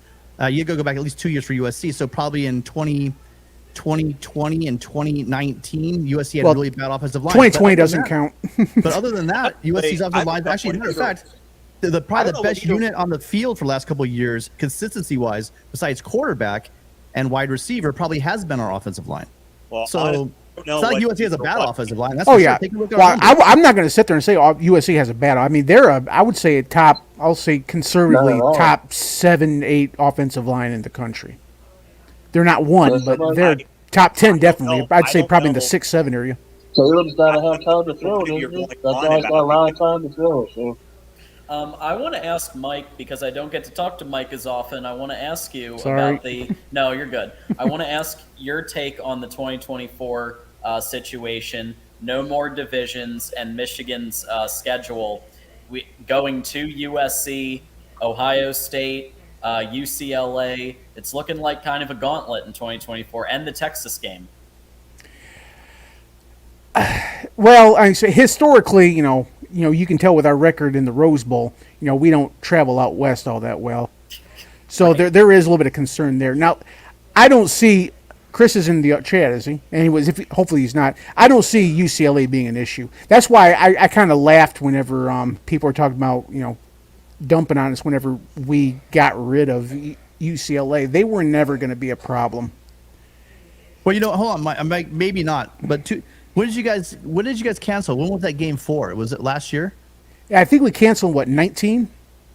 And at that time, they would have slaughtered them. They would have slaughtered them. Yeah, UCLA. I mean, whenever it was canceled, UCLA was not that good. I mean, the 19 season you canceled the game was in 2019. Is that right? It was canceled in 2019. But I mean, when was the game supposed to be held? 2021 was the 2021. Yeah. Well, I mean, I'll tell you this. Do I think they're going to beat Michigan? 22. No. But sorry, it was 22. It was because last it was year? the Hawaii, last year. The flip with Hawaii. That was it. Yeah. I'm not saying they were gonna beat you, but they would have been one of the hardest teams you played last year. For sure. I have no doubt about that. They actually had a really good team last year. Yeah. They would have been at best fourth. Obviously, they would be below Ohio State. Obviously, they'd be below Penn State. I would say probably they'd be below Illinois, and I'm not saying that in reverse hindsight, just because they gave us kind of a scare in our own backyard. Yeah, Illinois had really No, they have an offense, so I say they're probably better than Illinois. So Illinois had statistically the number 1 defense in the country. I could say, yeah, their offense wasn't that great, but their defense was stellar. I mean, wow. Again, we've had this talk. Mark's had this talk. That's probably a product of both. The fact that the offense is kind of stunk that they played, that makes your defensive numbers a lot better. Yeah, I'll give you that. But I mean, their running back, wasn't he like top 3 in yards in D1 last year? And total yards per touch. I think I don't know which one, but I think he was a top 3. I think in total yards. Because you could also have that. And just I don't know. I didn't watch enough of their games, but what happens a lot in football would be if you have a stifling defense, you get a lot of possessions. And you're probably up. You want to grind the game out. You're going to run the ball a lot. I don't know how many. That's why I asked you, was it per attempt or was it total yards? Because, I mean, that might also tell you. I can't remember his name, but I mean, he averaged I know nobody ended it, but while he was in like the 135 a game area. Antoine, I think we've had every Wolverine that there is in the planet in here today. I doubt it. You're always there talking lots of smack about USC and me for some reason. Why don't you come on and say hello? Because it's I don't. A warrior over there in a chat, but I'm kind of hoping Chris. I'm hoping Chris comes on for UCLA guy. But because he has commented lol at below Illinois, I'm personally saying about offensively UCLA, defensively Illinois, plus the running back. The running back, I think we can all agree, was extremely good, Chase Brown. So I'm just saying probably similar. And also keep in mind that I don't want to. This isn't a shot at USC, but the Pac-10, Pac-12, whatever, is still a notch or 3 below the Big Ten in overall strength. I think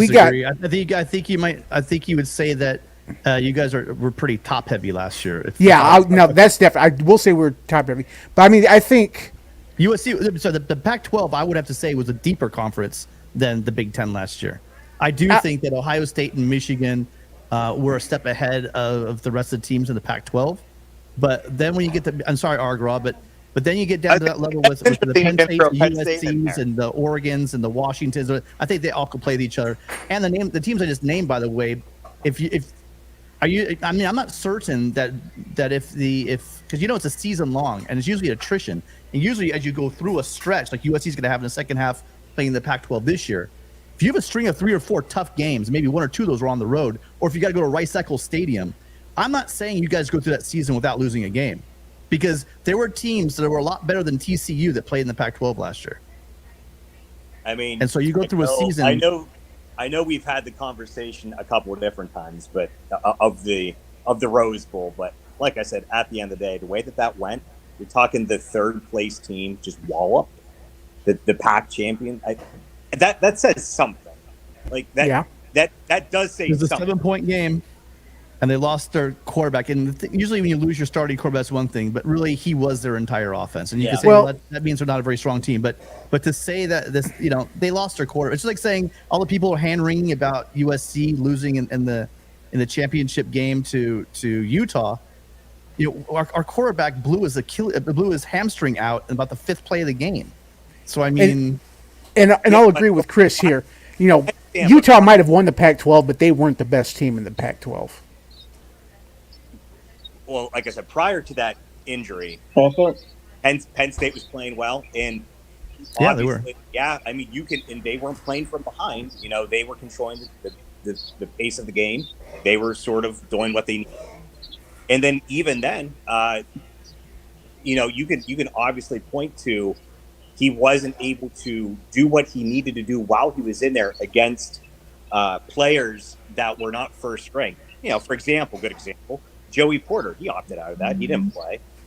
So what he was passing against wasn't exactly their best, but yet they were still staying in front. Penn State was just a well-rounded, very good, very deep team.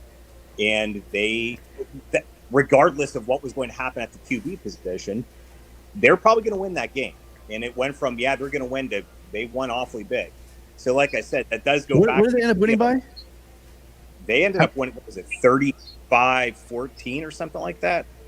And I think, and if I do recall, I remember, I believe Blake Corum was out the entire game in that Ohio State game, and Michigan still won by 22. So correct. He plays. And I could say he ran like one play and then you guys hobbled out. I think we talked before. Losing your starting running back is not like losing your starting quarterback. Agree. It's not the It same actually thing. is because we won most of the time. So yeah, it kind of is. Well, it isn't. You're It right. really isn't. You're right. It isn't quite that, especially when you have the offensive line that Michigan has. Well, and the backup, Both. and their backup running back isn't too bad himself. Like So I mean, Nope. 1A, 1B kind of thing. Hey, Argraw, your how's that Michigan's fault though? your 'Cause they internet's were cutting stupid. out a bit, How's that man. our So fault? I'm gonna let you go, and if you can fix your internet, come on back. You're welcome in. Yeah, I mean, I think probably there's an argument that we don't know who the best team in the Pac-12 was. It could have been USC. It could have been Utah. It could have been most likely could have been Washington. I don't know about Washington. I think it was USC, then Utah, then I'm not even sure I'd put Washington over Oregon, to be honest.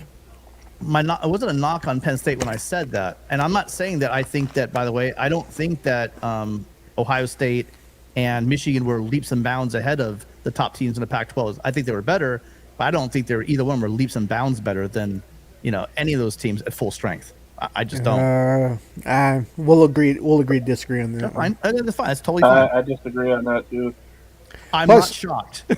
Plus, the Big Three is going to start being the Big Three. I think Penn State is going to be nasty next year. I mean, I'll start taking Pac-12 teams seriously when I actually play defense. I mean, I'm not trying to be rude, but when I see it, I'll believe it.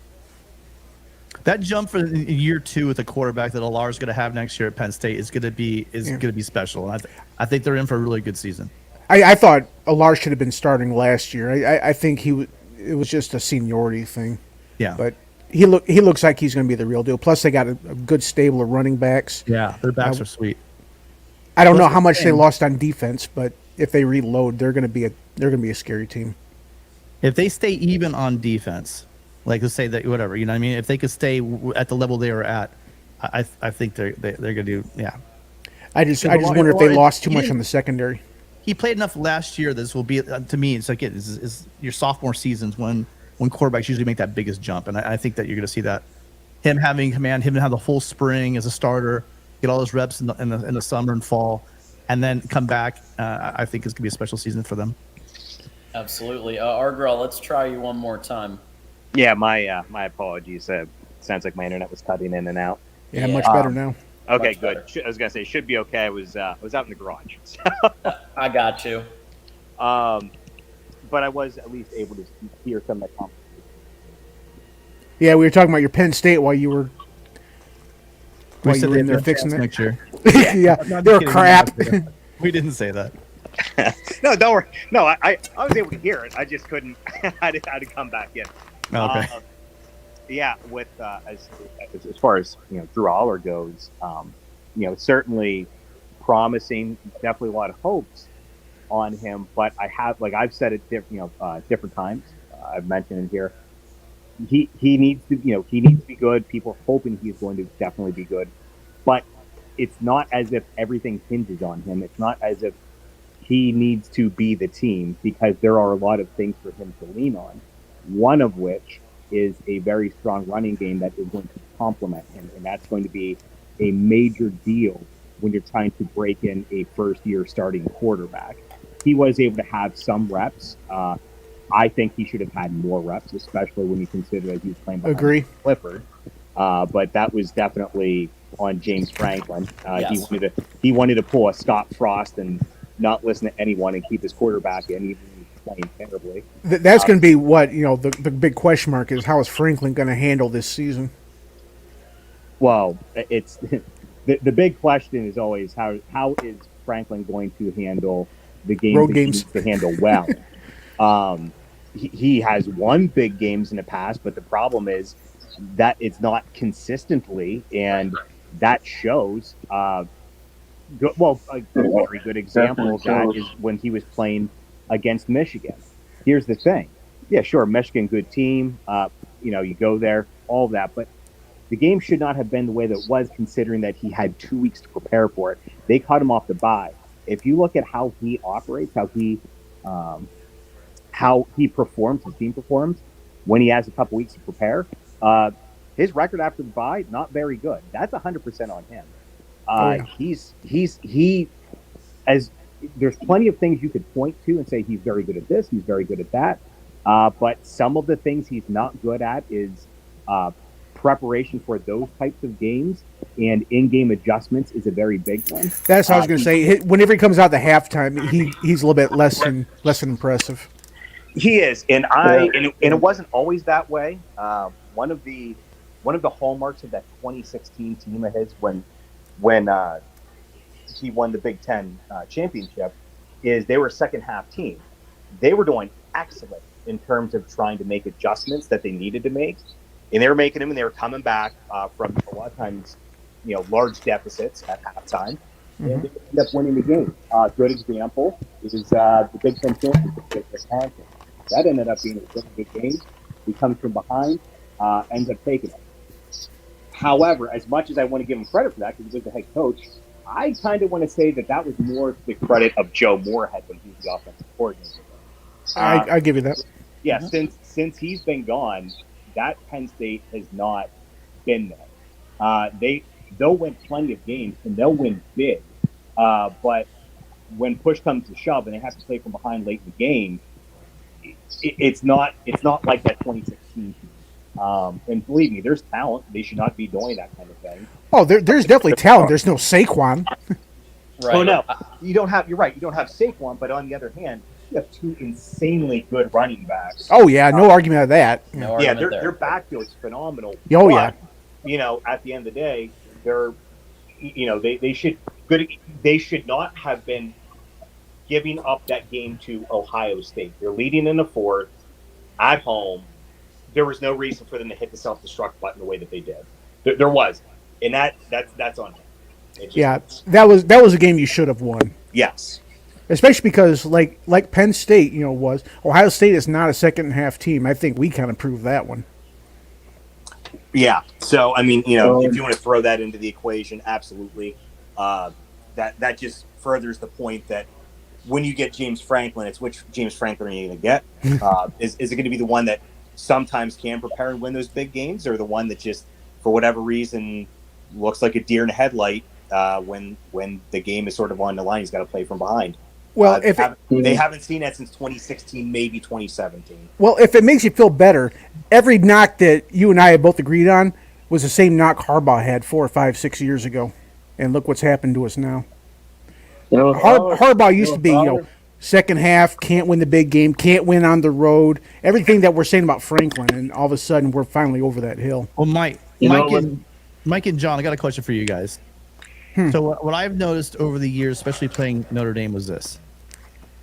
And believe me, I think JJ's a much better quarterback than the quarterbacks they've had. But here's my point. Notre Dame would have these really good seasons where they would just manhandle people in the regular season, and then get to the postseason where the talent tightens up in the trenches, right? And then they would run into trouble, and they would get exposed. And I am not saying that you don't have talent. Earlier, I don't want to misconstrue this. What I was saying earlier, I don't really have the highest regard for blue chips and this, that, and 5-star versus 4-star, all that stuff. I don't. And I think it was you, John, said a lot has to do with development. Here's my question, though. Michigan, fair or unfair, has a name for itself for not showing up in the postseason. Oh, yeah. I have no argument with that one. Okay. What's different about this year?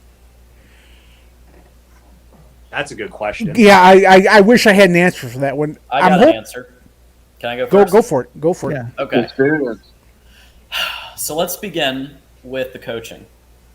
So in the past, one of the issues in the postseason was coaching and postseason regimen. I'll start with the coaching itself. The offensive coordinator has been offensive coordinator by committee more years than not.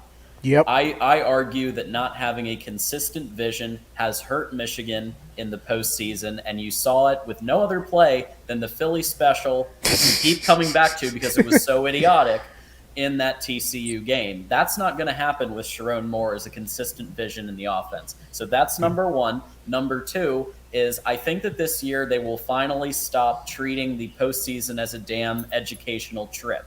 So I follow some of the players on Instagram. I watched in 2021 when they were on the yachts in Miami and they were partying it up instead of maybe doing the training that they needed to do. So those two things are I don't think going to be a factor, and the 81% returning production when most teams have a new quarterback that they have to break in and new players that they have to break in. So for those three reasons, I argue that Georgia and Michigan will. My prediction is they're the final two at the end of this. I agree. And something else I will say, from what it seems like, we're kind of capitalizing on the transfer thing, and these guys seem more hungry. Like in recent past, we've had so many opt-outs on bowl games. It's just frustrating. Like I remember the Orange Bowl against Florida State. Florida State had one guy, I think he went like 14th, 15th overall. He played.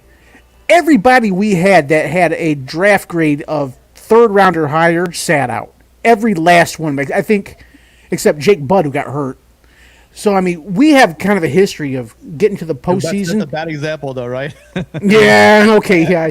That did cost him a few million. If we're going to talk about opting out, we should not bring Budd up at all. But, yeah, I got you. Like I was talking about earlier, me and John and Anton were talking to Jake and Luke, and this year it's a whole different mindset, man. It's like last year, I don't know what happened last year. There's a bunch, anyways. But this year, it's like everyone is locked in, man. Everyone is focused. I mean, if they want to win a national championship this year. So I really think they're going to. But I mean, with respect, I mean, shouldn't that be what they were doing, being locked in to begin with, and wanting to? It should have been, but I think 2021 they were just happy to be there. They were partying. They weren't taking it seriously. I think the second time they did it, they just mental mistakes and bad calls. And another thing, I think they were also starting to believe their own hype, because I think there was a general consensus was that we were just going to blow the damn doors off of TCU. Yep. That they were basically this year Cincinnati. They were just kind of the invitational, just go get mauled by one of the greats. And I think Michigan might have been a little bit too much in their head, started playing a little bit wrong, trying to reinvent the wheel. A lot of that's going to go on. That falls on the shoulders of coaching. I mean, that's coaching, specifically the head coach. So how is Harbaugh doing anything different?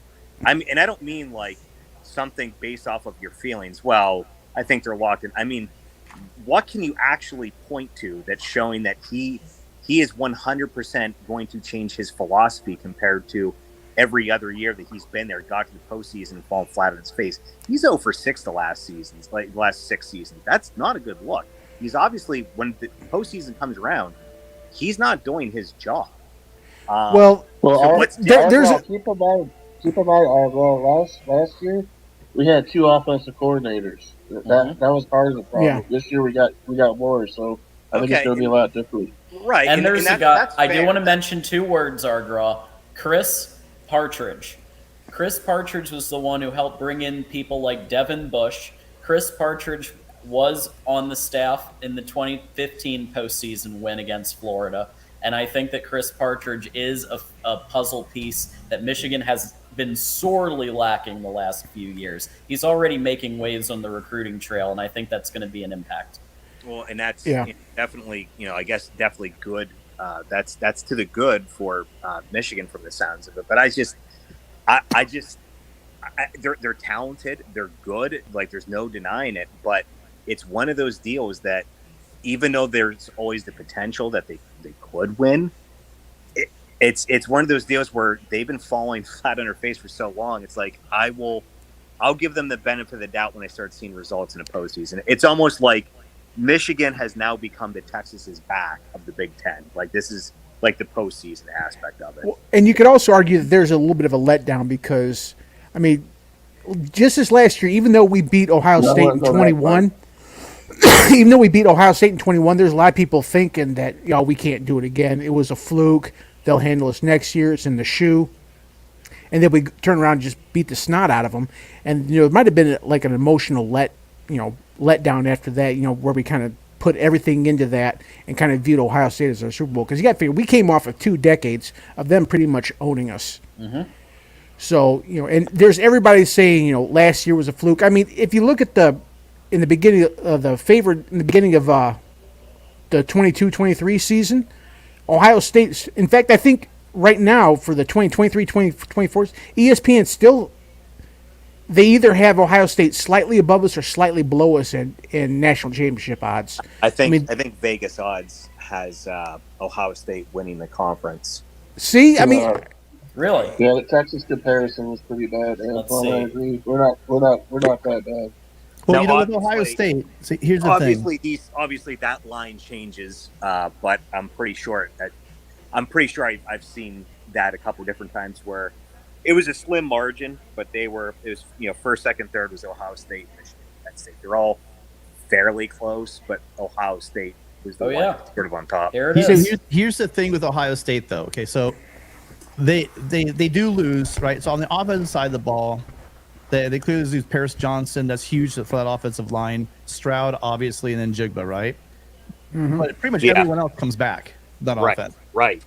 It's really the question mark here. It could be how fast can McCord, who's been in the system for a while. I mean, this guy is he a junior? I don't know McCord. I think he's a junior. So I mean, he has it up on the screen right now. He's been there a while. If he just plays well with those running backs and the quarterback, the running backs and the receivers, if he just plays well, they're gonna score a lot of points. That's the other thing. I don't think they understand what they are in the ground game because for the longest time they were trying to keep Travion Henderson on the ground. That dude blows down in a stiff wind. Now I think they kind of caught lightning in a bottle with that third stringer. I can't remember his name. Mike, we're on the same page. I think both are backs. Who's the other guy? Mayan Williams. So their running backs are solid. I think. I am not sold on Henderson. Mayan Williams is real, and I can't remember the other an Ohio State guy coming here But I'm not sold on Travion Henderson one bit. I don't think he is a quality back, especially not when you consider the running backs Ohio State has had in the last 2 decades. Yeah, I think his backup. Dallin Hayden. So here's what we're about to do, guys, because we've been going 2 hours, and we are going to have Mark Rogers, voice of college football, take over in a little bit. So I am going to clear the deck. But here's what I always do when I'm wrapping up a panel. I always give everybody a final thought and where can people find you on the internet. I'm going to start with our buddy Jason Moose, Michigan fan, who I know you're launching a bit of a new Twitter channel or whatever, however you call it. Twitter. I finally went social media now, just to get on to try to help Michigan, support Michigan and help them in recruiting and stuff. If you want to add me, it's Jason, capital JASON _ Moose, capital with a capital M and a 313. If you guys want to add me on Twitter. And thank you for having me, guys. Thank you. Thank you, Jason. Go Blue. Go All Blue. right. next up, we've got Argraw. Final thought, and we know people can find you on Voice of College Football. yeah, definitely the Voice of College Football, and not so much in the Twitter.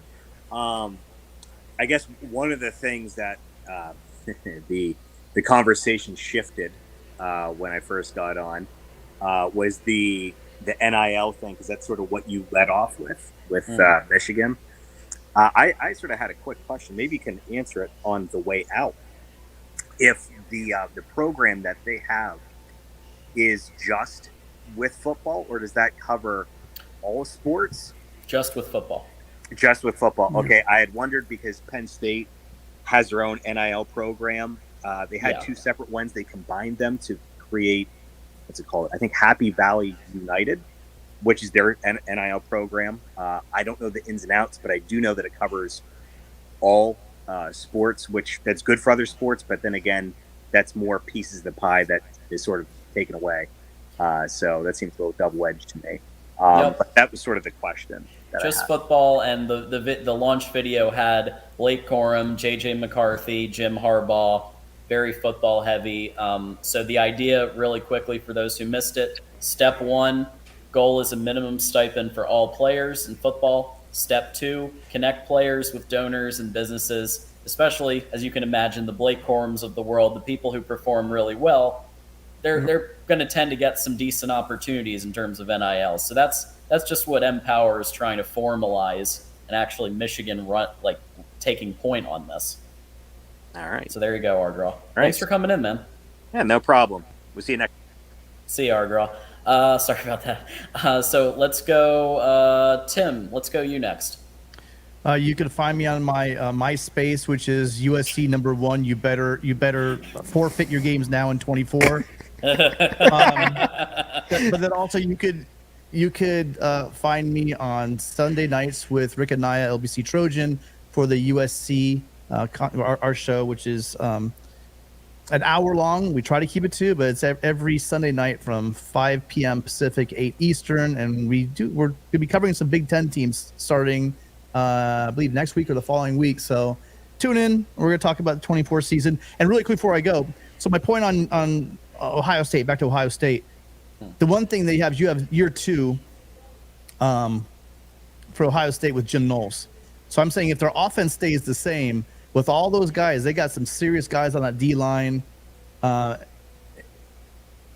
There's a big jump usually. People don't realize in this year of the portal and instant changes and instant turnarounds, they don't realize it still takes time to install your defense, to install your offense. And if their offense stays 90% of what they were last year, and that defense makes a jump that I think they're going to do, that might be why Vegas is so high on Ohio State. So. Also, don't forget, also tonight at 8 o'clock Pacific, 11 Eastern, you get Matt, Zemek, and Mark on the USC show, USC live show tonight. So there it is. Absolutely. Thanks, Tim. And we'll see you later. Fight on. There we go. Alrighty, and Mike, since it's been a minute since we've chatted, I wanted to save you for last. Final thought for you, and if you want people to find you somewhere. You're not going to find me. I have no Facebook, no Twitter, no Snap, Insta, Talk, anything like that. Good luck. I'm a ghost. I, for one, am eager to welcome our new future rivals from the greater Los Angeles area in the coming future. Wish them the best luck in the conference. Want to make it welcome for them, a lot more welcome than I had for Nebraska, who I never wanted in this conference and still do not want them in this conference. Nebraska? Nah, never did want that. Maybe you can just call it bitter from, sharing from when they stole half our championship. There you go. But, I'm looking forward to USC and UCLA. I don't imagine there be anybody else, but, want to welcome them all to the Big Ten, where we play defense and rough and tumble. And I just want to thank John for having me on, and to wish everybody a good day. Absolutely. Thanks a lot, Mike. Take care. Likewise. All right. So we're going to, real quick, take this super chat, and then Mark's coming in. Erica Goldberg, $5 super chat. Vegas also has Iowa at 7.5 wins. They don't know what they're doing. We've talked about Iowa at 7.5 a lot, and absolutely that's the biggest head scratcher of all the Vegas lines, in my opinion. All right, without further ado, the man who makes this all happen every single day, every single week, is back from his travels for tonight to carry us through the night. Mark Rogers, the voice of college football, in the house.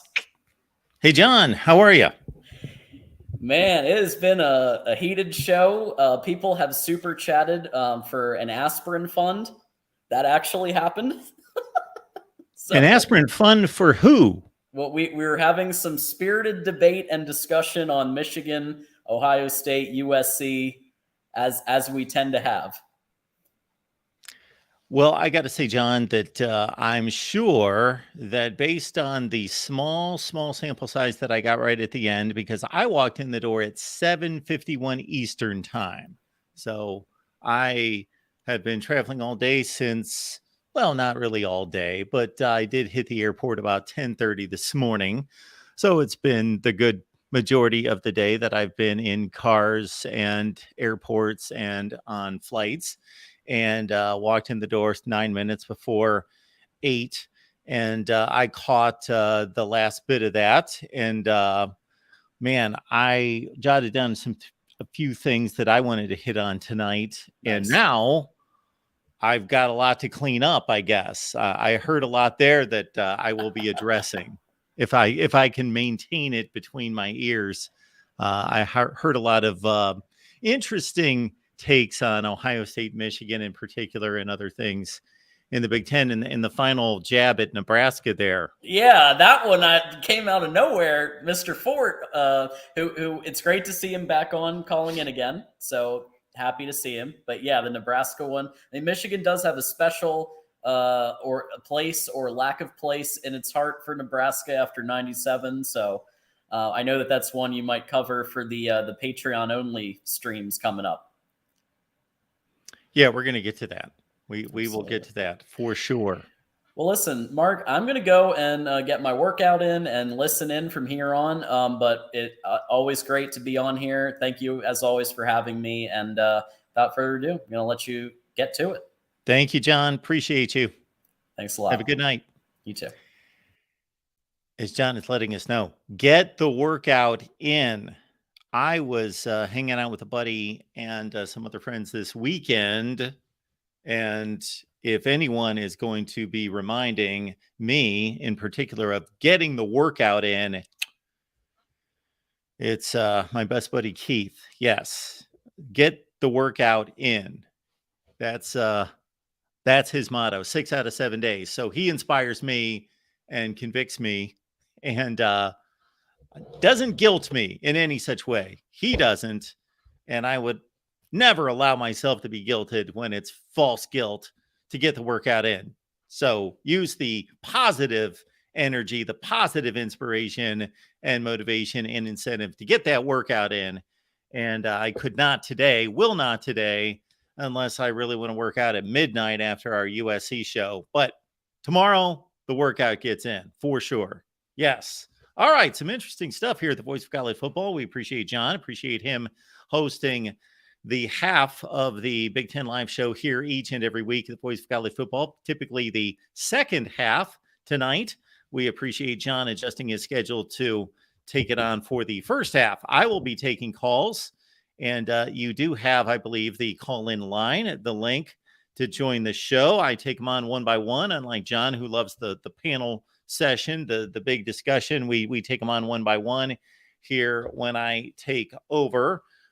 So here are a few things that I'd like to hit on. First and foremost, I'm the least informed person in the room concerning the Big Ten's decision on a schedule. I traveled on Thursday, and the Big Ten announced on Thursday, correct me if I'm wrong, because I may be getting the days confused. I don't believe so. Announced on Thursday, my travel day, yes, that it would be announcing on Friday at 4:30 Eastern time that they were unveiling the schedule format and the 2024 schedule. And again, more so than just the schedule, the approach going forward with the 16 teams, including USC, UCLA. So I knew that I would be out of the loop on Friday. And so I thank John, I thank Tony, I thank everybody that contributed to a series of great shows on Friday, because I roped in John, I roped in Tony, and they made it happen. And we had a great scheduling format show on Friday. And this is Tuesday. So this is old news in this day and age. Shoot, Friday to Tuesday, forget it. But it is massive. It is important. And I will address it at a later date. Hopefully tomorrow, I will get to the scheduling situation. If you have questions and comments and concerns, and you want to lay out your take on the schedule, please call and do so. But I won't have anything necessarily to say, because you know what? I don't even know what the schedule is. I didn't even take the time to look at it. So I was out of college football for the last 4 or 5 days. So I don't even know what the schedule is. I do believe I picked up on the Big Ten taking a cue from the voice of college football. Not that they truly did, but by osmosis, they must have gone the wise route and finally did something smart concerning the schedule and went with the flex schedule, is what I'm seeing. Again, I've not looked into it, but I have been pounding the table for a decade about the flex schedule. Not every school has the same number of rivals. We do not need to pretend that every school has the same number of rivals and needs to play the same teams every year. It doesn't work that way. Northwestern has one rival, Illinois. That's it. Illinois has one rival, Northwestern. Now, they have rivals by extension in terms of playing in the same division, the same conference for years and years and years. They do have other rivals, but true rivals, arch rivals, rivals that need to be played every year. Iowa, I believe, has 3, Nebraska, Wisconsin, and Minnesota. So not each school, each rivalry, each program created equal. Therefore, we can be flexible. We can be flexible. College Football Hall of Fame, you can be flexible. You be flexible, College Football Hall of Fame. We had this discussion with our Ohio State guys last week concerning the College Football Hall of Fame. That's another deal that gets under my skin concerning rules, regimented rules. We're not raising children here. We are determining who should be recognized, and therefore there should be guidelines, not hard and fast rules, guidelines. Okay. A couple points that I wanted to hit on concerning what I heard in that discussion to culminate the John session there would be, first of all, Mike, I hope you're just kidding about Nebraska not deserving the 1997 national championship. I know Nebraska fans who believe that they rightfully are the national champions.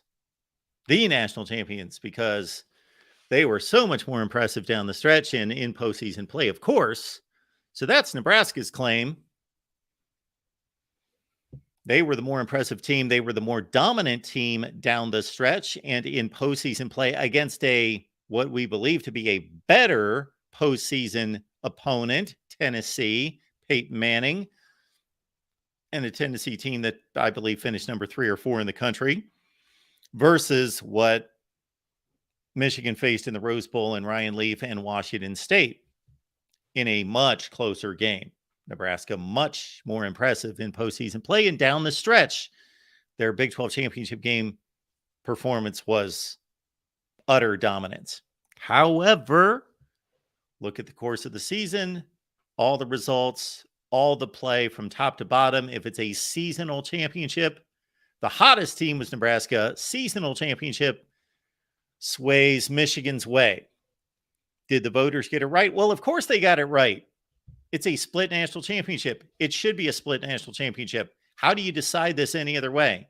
You've got two major powers, two major brands that played comparable schedules, very difficult schedules against quality opponents, and they both went 12-0.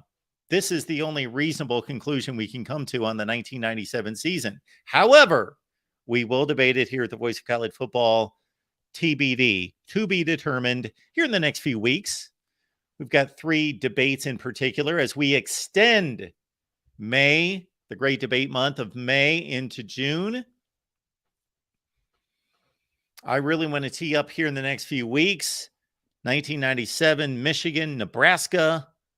Who would have won? Who should be the national champion?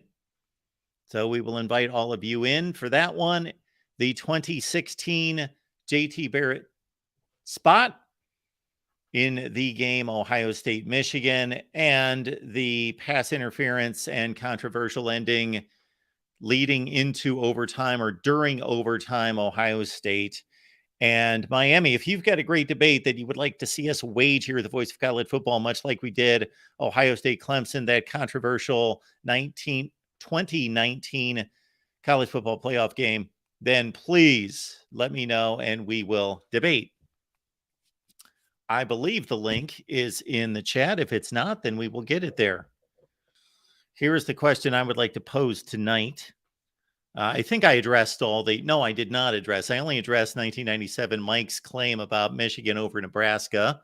I get it. You're a fan. You're biased. Of course you're biased. We're all biased. But you guys are really biased. Okay. So Mike's claiming a national championship in 1997. Of course, Mike, take your national championship. And of course, I would expect you as a Michigan fan, I would expect you as just a fan of your team to say, of course, we were better. We will know that somebody is truly being unbiased. We will know that somebody is truly being objective in a situation like that, where they say, you know what? My team went 12-0. We won the national championship. We got a split vote. We shared the national championship, but you know what? They were really better. How can objective Nebraska fans all say that they were better and objective Michigan fans all say that Michigan was better? That's a complete oxymoron. It's completely ridiculous. It's just like we could take any controversial situation in college football, and the bias is, it's not even obvious. It's blatant. It's open and shut. How do Ohio State fans see the pass interference play against Miami in the Fiesta Bowl? They see it as a valid call. How do Miami fans see it? Well, they see it as that they got ripped off and it was a fantasy phantom call. They both saw the same play. If we took any play in the history of football, NFL, or college, plays involving teams that you don't care about, and we took, let's say, if we took, again, just take any controversial play, any controversial game, any controversial call, and take all the fans of those two teams out of it and just take the rest of college football nation, you're going to get some kind of split vote, right? Right. You are. Whether it's 60-40 or 50-50, it's going to be split in some reasonable way. If it's really that close, if it's really that controversial, if it's not, if it's obvious, then it's obvious. So what shows us the blatant lack of objectivity by fans is that obviously all the Ohio State fans say that was a valid call, and all the Miami fans say it was a blown call. All the Michigan fans say 1997, we were the best. All the Nebraska fans say we were the best. And that's what you would expect. And I have no issue with that. It's just an utter joke when people call themselves objective and then they lay out that conclusion in those situations. But we do appreciate everyone being here at the Voice of College Football. And I don't really know which ones of these. I believe all these super chats were addressed by John. So thank you so much for the super chat contributions, everyone. We appreciate you building us up here at the Voice of College Football. And we thank you so much for all that you do in helping us. So I am going to drop the link in the chat. Here is my question of the night.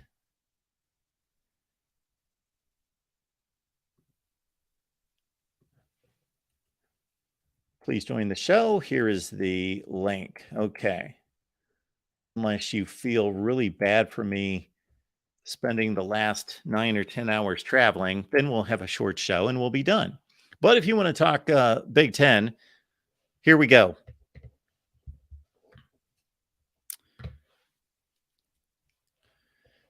Give me the biggest reason why your team is going to exceed expectations. Why is your team going to exceed expectations? Sell me on why your team is better than everybody thinks. Now, Michigan being the favorite in the Big Ten, and I know that that was a topic of conversation near the end of John's segment about Michigan being the favorite and whether they truly are. They are in the eyes of, I think, the majority, maybe not the vast majority, but the majority of fans. Now, what Vegas and FPIs say and spit out and ESPN is another deal. So the Michigan would seem to be the reasonable favorite for a number of reasons that are clearly obvious. But so for Michigan, it's maybe tell me why they will meet expectation. But for everybody else, why would they exceed expectation?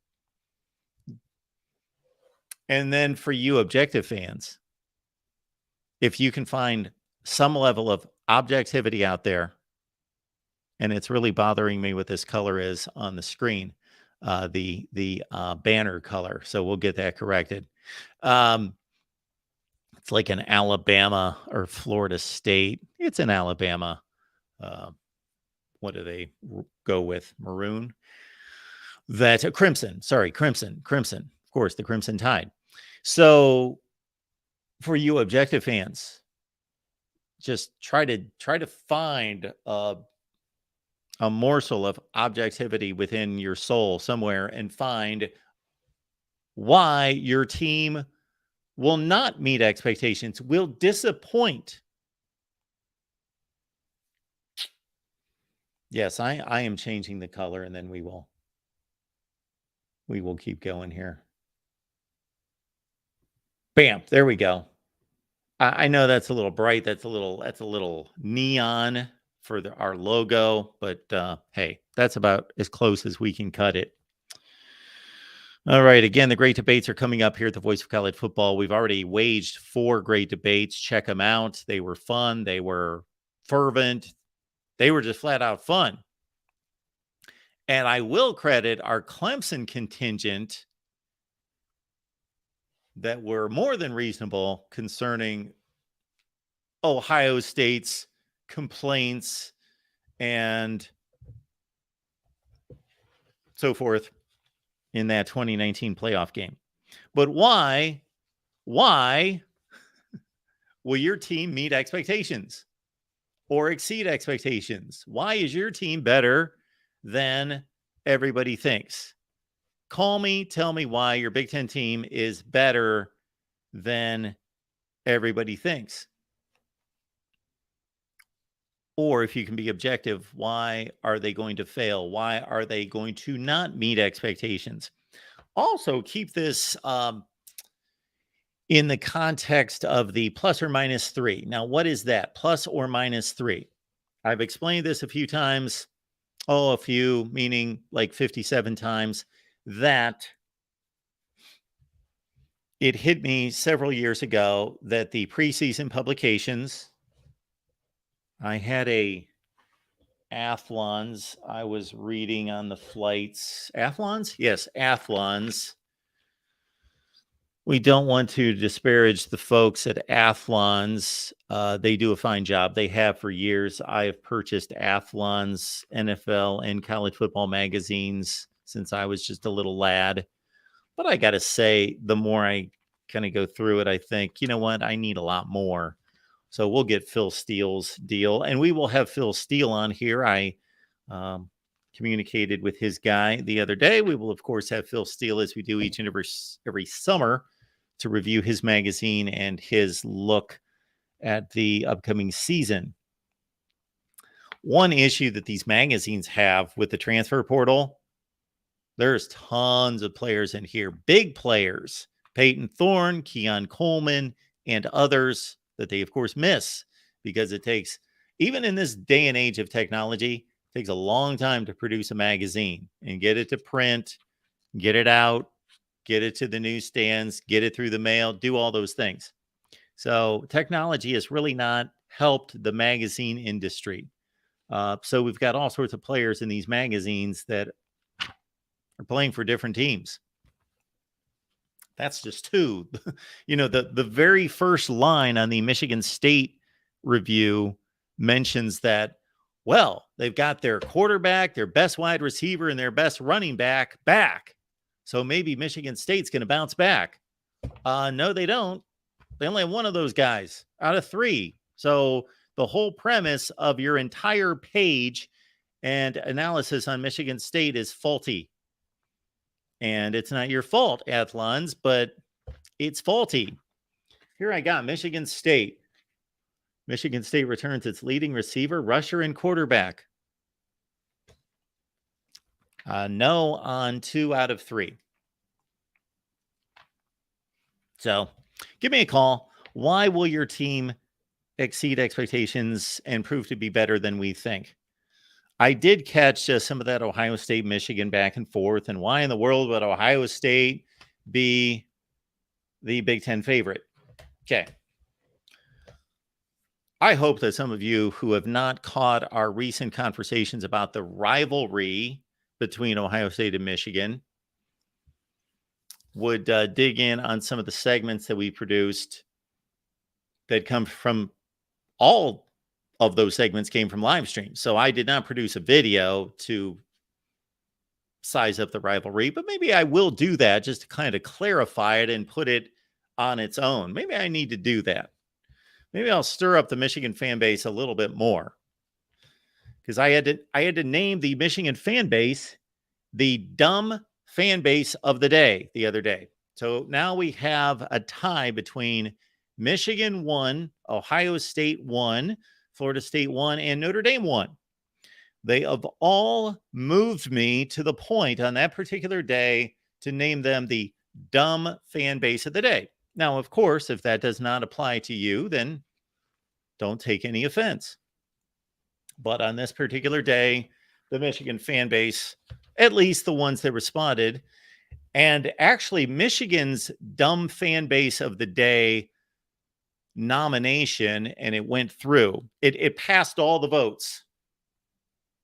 Went through the committee of one. It went through the committee, and it landed on being selected as the dumb fan base of the day, and it was unanimous. The other ones weren't as resounding as the Michigan call from the other day, because Michigan fans, just a number of them, not all of you, of course, took umbrage with this breakdown that I made on the rivalry, which, hey, I thank Steve Hellwagon on Bucknuts of saying, you know, Mark, you nailed it. You laid it all out. So if you have not heard that, please check it out. We served that up at various locations at various times. And then John brought it up during the Michigan show last Wednesday. Michigan Live. If you're not aware, Michigan Live every Wednesday at 5 Eastern. So check us out on the Michigan show on the Michigan channel, 5 Eastern on Wednesday with John and myself. And a cast of thousands. The Ohio State-Michigan rivalry, which again, I believe is very clear-cut in regards to bragging rights. Still, I am amused by how it just wages back and forth in every live chat that we do. And I'm sure since I brought it up, there are probably comments there.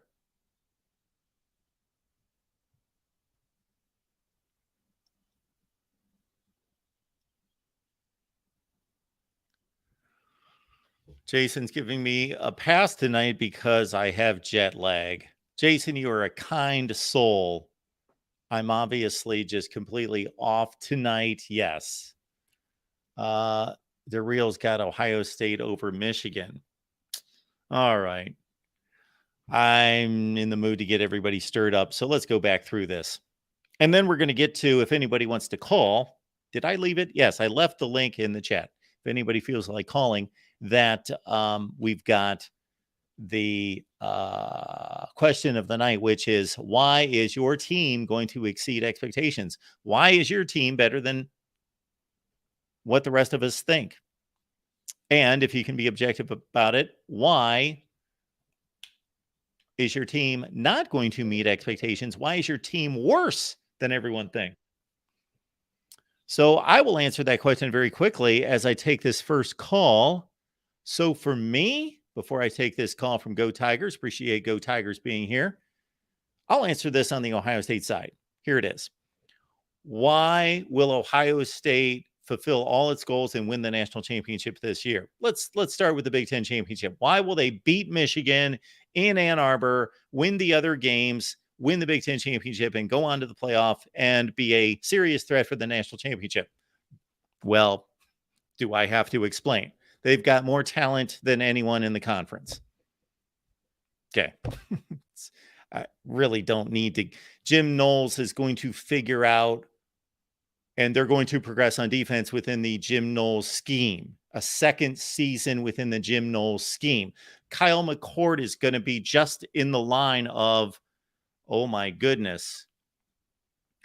Basically, the last Ohio State quarterback who was not, think of it this way, the last Ohio State quarterback who was not a near great college quarterback, I emphasize college quarterback, Braxton Miller, JT Barrett, college quarterback, near great, would be Todd Beckman. Todd Beckman still played in a national championship game. So, man, you got to go back to, you have to go back to prior to Craig Krenzel. You've got to go back to Steve Belisari to grab the last starting quarterback at Ohio State who did not play, whether he personally played at a championship level or just played with his teammates at a championship level. And if I was one of those people that use this cliche, I would say it right now, but I don't use the cliche, which is, prove me wrong. Hate that. So I won't say that. So Kyle McCord would be, yes, he would be an aberration. Okay. I'm going to finish on Ohio State, Michigan, because I've got a lot more to say on that, but we've got Go Tigers here. Go Tigers. What's going on tonight? How's it going? I'm good. What's up? Nothing really. I'm just a big LSU fan calling in. I haven't been listening to or watching your videos much recently, but what are your thoughts on LSU this year? Well, I've not produced many videos recently for you to watch. My thoughts on LSU this year. Well, I believe that Jaden Daniels is arguably the best quarterback in the conference. Yeah. I think there can be an argument made. I also believe that it's a great sign that your offensive line played as well as it did last year. And I'm not thinking of your left tackle, true freshman. Emory Jones and Will Campbell. Yes. That they played so well last year, and then now they're back at it, of course, and with a full year of seasoning. I believe that Harold Perkins, if he is not the best defensive player in college football, then I believe that he is the most spectacular game wrecker at any time. I had so much fun watching Harold Perkins last year. I have some questions about your secondary. It was not up to LSU standards last year. Of course, it's arguably the greatest secondary legacy in recent college football history. So I have maybe some issues there. And the wide receiver core, of course, is first rate with the likes of Malik Neighbors and Brian Thomas. Love your team.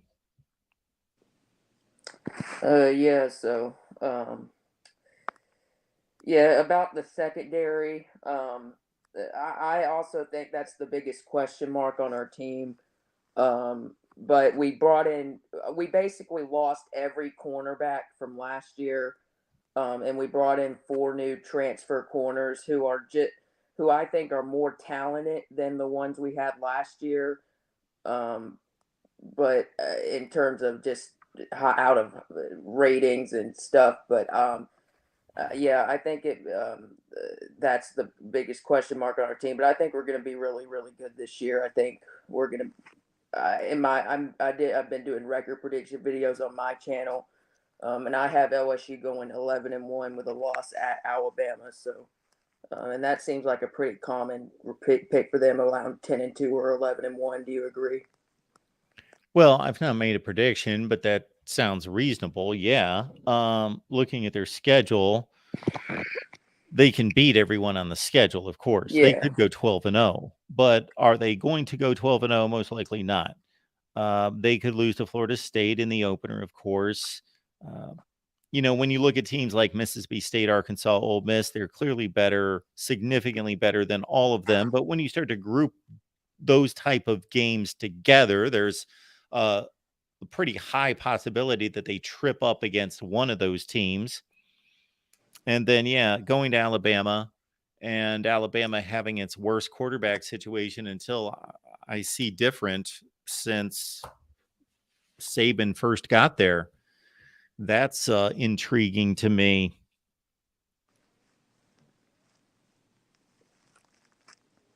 I guess the key would be Go Tigers, that if you're predicting LSU to go 11-1 with a loss at Alabama, what are you predicting for Alabama? Because either that could be a SEC championship game berth or not. Okay. I think Alabama's going to lose at Texas A&M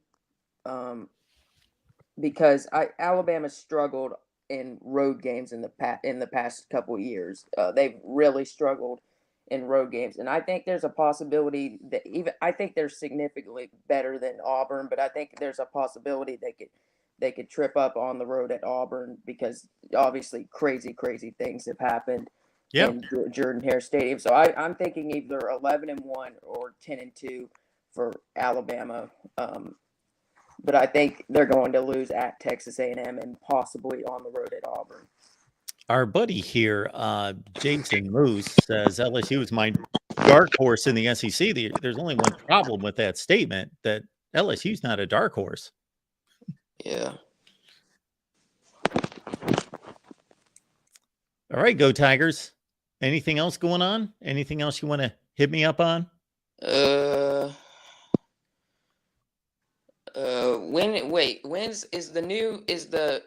they announcing the schedule for 2024 in the SEC? Didn't they say they're announcing that on like June 14th or something in a couple days? They announced that they're staying with. I've been out of the loop for about 5 days, so I don't know if anything's been stated. They're announcing that they're staying with an 8-game schedule season for 2024 soon, like the opponents. Do you know about that? That's what I heard. Again, if anything's been done in the last 5 days, I don't know. They made the decision last week to stay with an 8-game schedule for now. Yeah, but I heard that like on June 14th or something, they're going to be announcing like the opponents, and I thought that on the SEC network. So I'm pretty sure that's coming up soon. So that sounds good. We'll be all looking forward to that. I love the scheduling talk. I love to see the new schedules come out. Love all of that. All right, Go Tigers. Appreciate you being here, man. Yeah, see you. All right. We at this pace will ditch the Big Ten show. I think we already have ditched the Big Ten show. We're going with a national show on Monday nights. And then the Big Ten people can still call. All right. Appreciate y'all being here at the Voice of College Football. A few things to remember. You've got the Amazon link. We need you to use that, and there's no reason for you not to use it. It doesn't cost you a penny, and it's the same shopping experience that you already get when you go on Amazon. So please use the link in the description section and shop Amazon.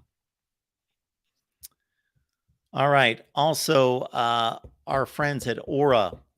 Identity theft is serious. If you ever encounter it, you will then know what I'm talking about. So protect yourself, your family, your finances, your identity, which is maybe the most important of all that, besides your family, of course. Your identity, though, because that deals with everything that I just stated. Identity theft, real, it's an issue. Go to aura.com/Mark Rogers and sign up for the free trial there. And again, I can tell you from personal experience, it is the way to go. All right, back to our Ohio State-Michigan debate before we got interrupted by, and we were glad to hear from Go Tigers.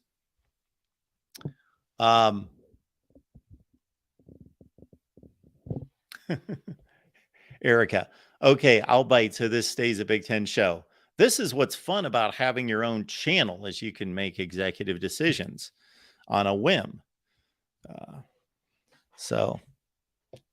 And it might be better for the channel anyway. We'll see going forward. We'll see. We're making all sorts of decisions and changes going forward. And if I had the time, I would have a show for all 5 conferences. All of the major conferences is the way we would run this, because that's the way I did it a long, long time ago before anyone was watching. We had at least 4 of the conferences covered, but I would have a conference show for everyone. But Erica's going to say hi. Nice to hear from Erica. How you doing tonight? Good. How are you? I am doing just fine. Good. How are you? I'm good. The last hour was a little bit hectic with all the Michigan fans, and we had Tim on there. I don't know how much of it you heard, but it got a little crazy at some point. I heard very little. I just heard the very end. I just walked in the door from traveling all day, like 5 minutes before I jumped on here. So I just heard the tail end and wanted to take my shots at a lot of things that were said.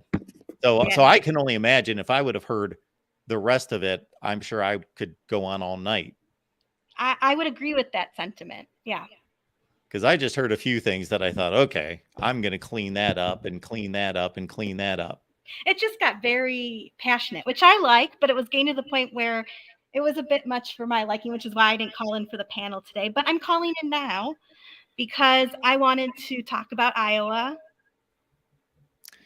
Yes. So, of course, we want you to address anything that you want, Erica. But I did ask a question a few minutes ago.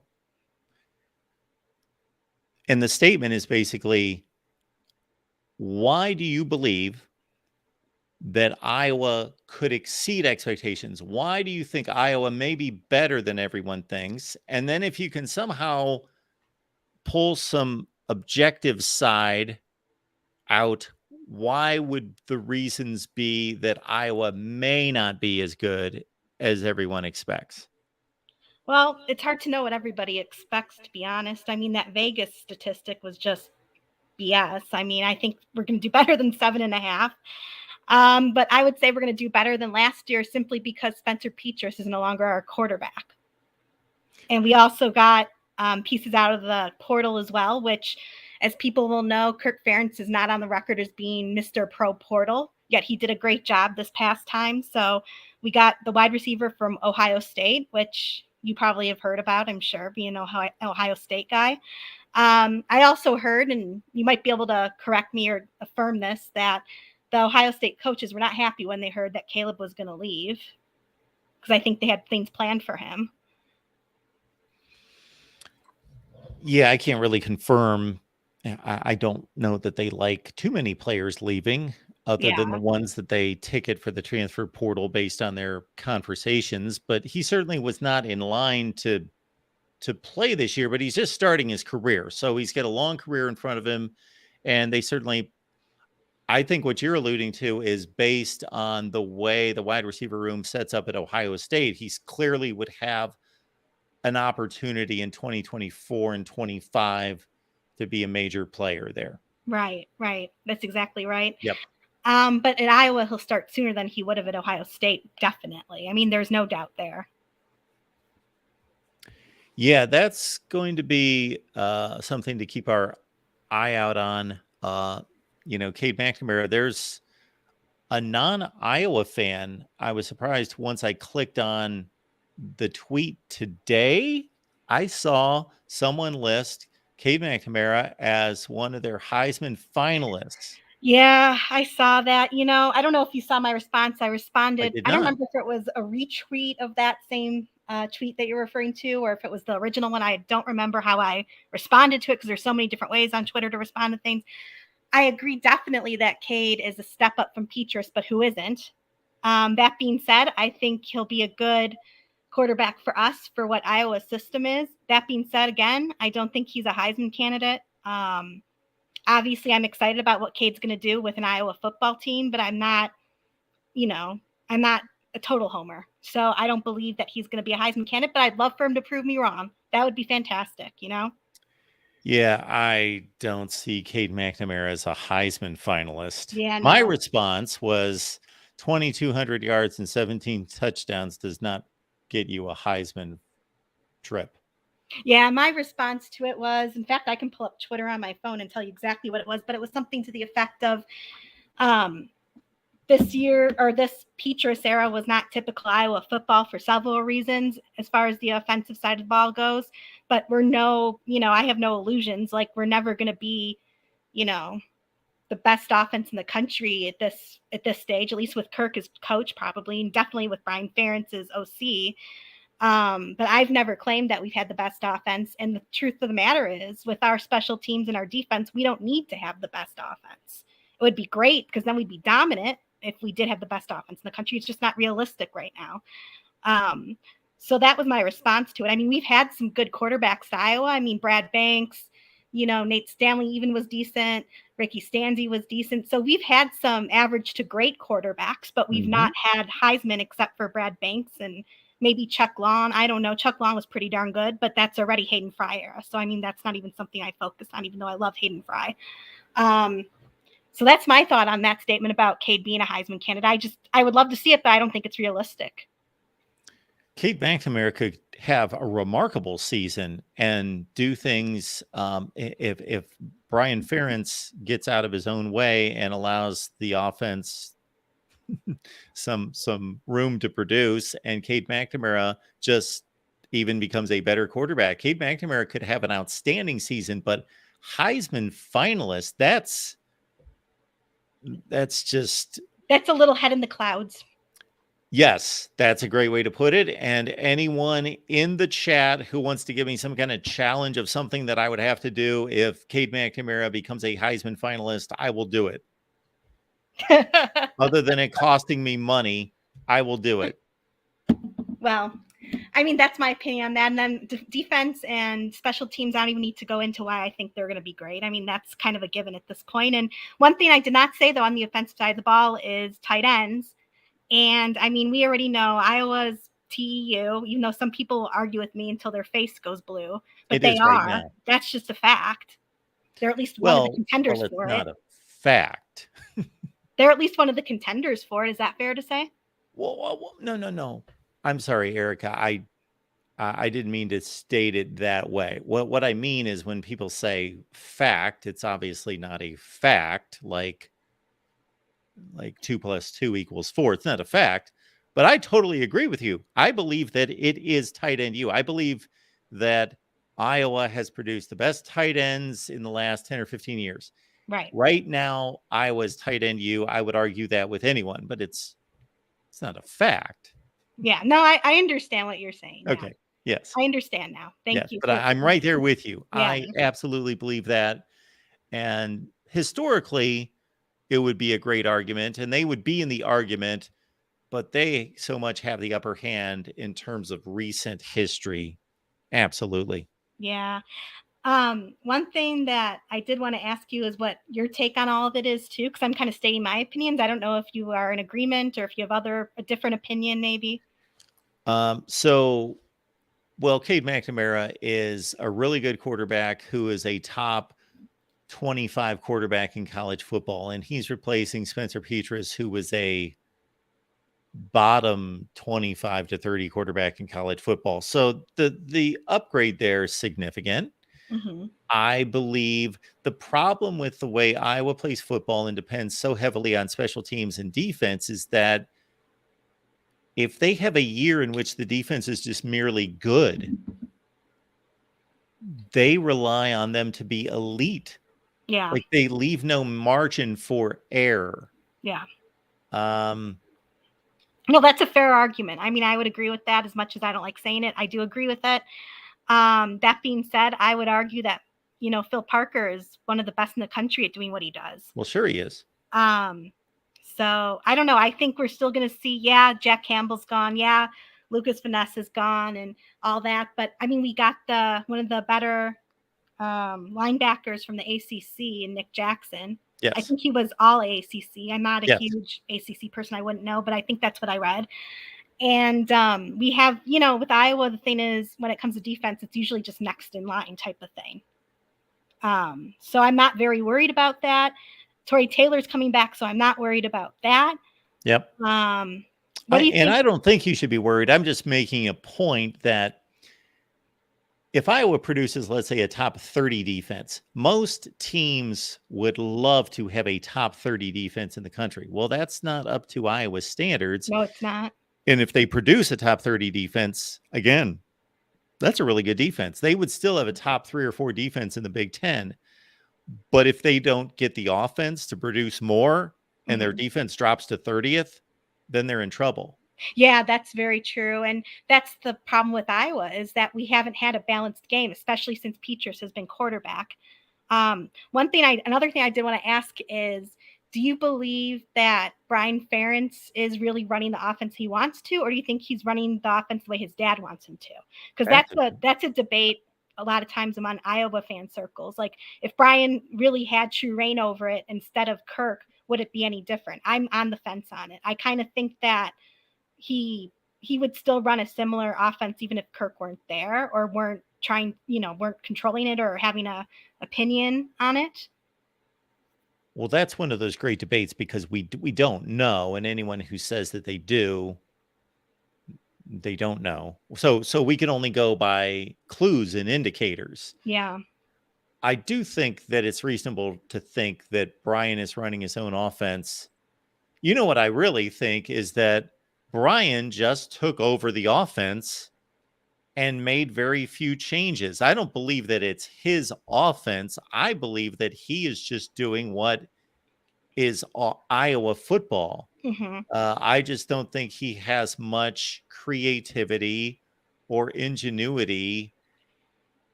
What a great offensive coordinator does is first is review and analyze the talent that he has to work with. Right. And he takes what his concepts are that he values, but he adapts them and adjusts them to the personnel that he has. And then he's able to go from week to week to week and analyze the opponent to say, okay, Michigan does X, Y, and Z well, but they have these weaknesses. Now we need to put various players, a Sam Laporta, for example, in a matchup situation where we can take advantage of where we have strengths. Right. That's what good offensive coordinators do. I don't think Brian Ferentz does any of that. I think he just runs plays. And some of the choices he makes are questionable at best. I mean, there have been situations where it's 4th and short, like 4th and 1 or 4 and 2, and he doesn't go for it. And that's just, to me, that's very weak. And those are the types of things that an Iowa offense, regardless of the issues with Petras, should be going for. It's totally weak not to go for that. Well, unless I'm missing something, that's not his decision. Well, I don't know how much he plays. It's his decision to call the play. but it's Kirk's decision to determine whether to go for it. He's the head coach. Right, but doesn't the offensive coordinator have any say in that whatsoever? Well, it depends on the situation in the team. They're all different Right. dynamics, but Yeah. I would believe that Kirk Ferentz has he's the head coach to determine whether they're going to go for it on fourth down.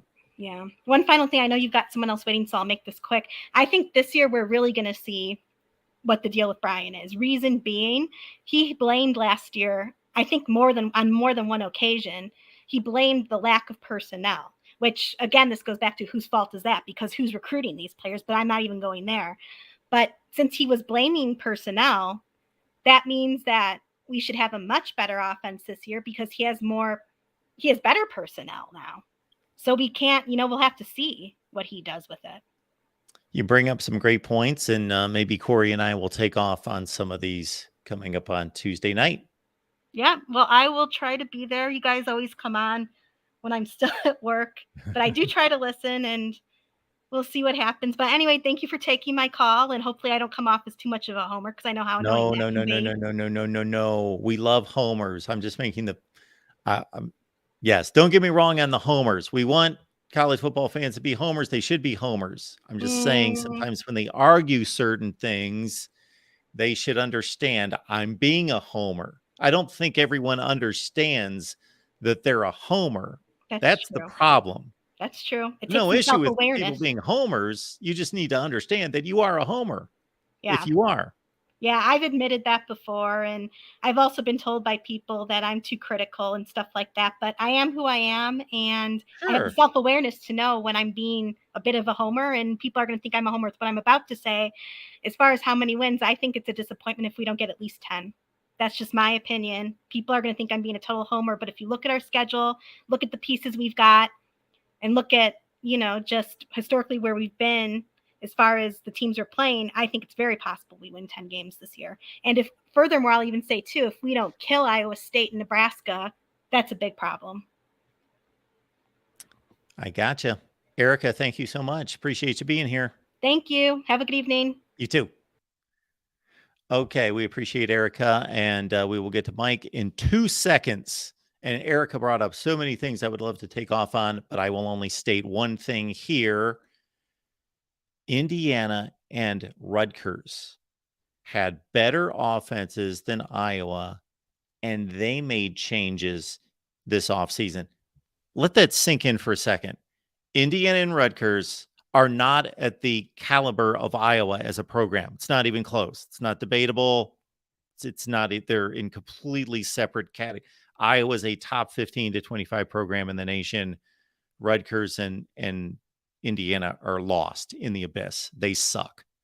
Okay, there's no comparison. Those teams had better offenses than Iowa, and they still made changes. If you put all three of those things together, let that sink in to show how pathetic the situation is on that side of the football for Iowa and the decisions that have been made. Now we get to Mike. Mike, I'm looking forward to this call, Mike, by the way. Thank you for waiting. Oh, no problem. I'll always wait for you, Mark. Thank you. I appreciate it. Okay, so you want me to be realistic and neutral, and what were the words you were telling me about seeing them through proper glasses, not be a homer? So did you hear my whole analogy about referee calls and plays and so forth, and the way fans see them through the colored glasses of their particular team? Well, yeah, that's obvious. But the thing is, I understand the difference between 50-50 calls and blatant "what was that ref seeing" calls. Kind of like a few years ago with the Michigan State. We had Sankey coming on, public outlets saying, "Yeah, refs blew that." So I hate throwing blame at the refs unless it's just absolutely blatant. What, you're talking about the 2021 game in East Lansing when you lost after he had a big lead. You're talking about that game? Yes. What you're talking about, there was a Aiden Hutchinson sack. Yeah, the strip sack Humble. that was not to be. And then it seems like, and there were a number of other calls. That one, like I said, that one really wasn't a judgment call, in my opinion. There were another couple other 50-50 calls that just happened to go Michigan State's way. It happens, so be it. I just don't like the obvious ones, like in the TCU when, we were called down to 1. I mean, there was nobody that could legitimately see anything close to 2020 that does not call that a touchdown. And end up hurting us because we somehow fumbled on the next play at the 2-inch line. Okay. I don't know how objective I was watching TCU in Michigan because there are certain fibers in my body that obviously hate Michigan, but there are others that were rooting for Michigan. So I was conflicted during that game. I made the statement, Mike, about that play. To me, you just questioned my prescription here, because my statement was, I think he scored a touchdown, and I watched all the replays too. I think he scored a touchdown, but I wouldn't put my life on the line or my mortgage on the line. I think he did, but I didn't think it was just clear.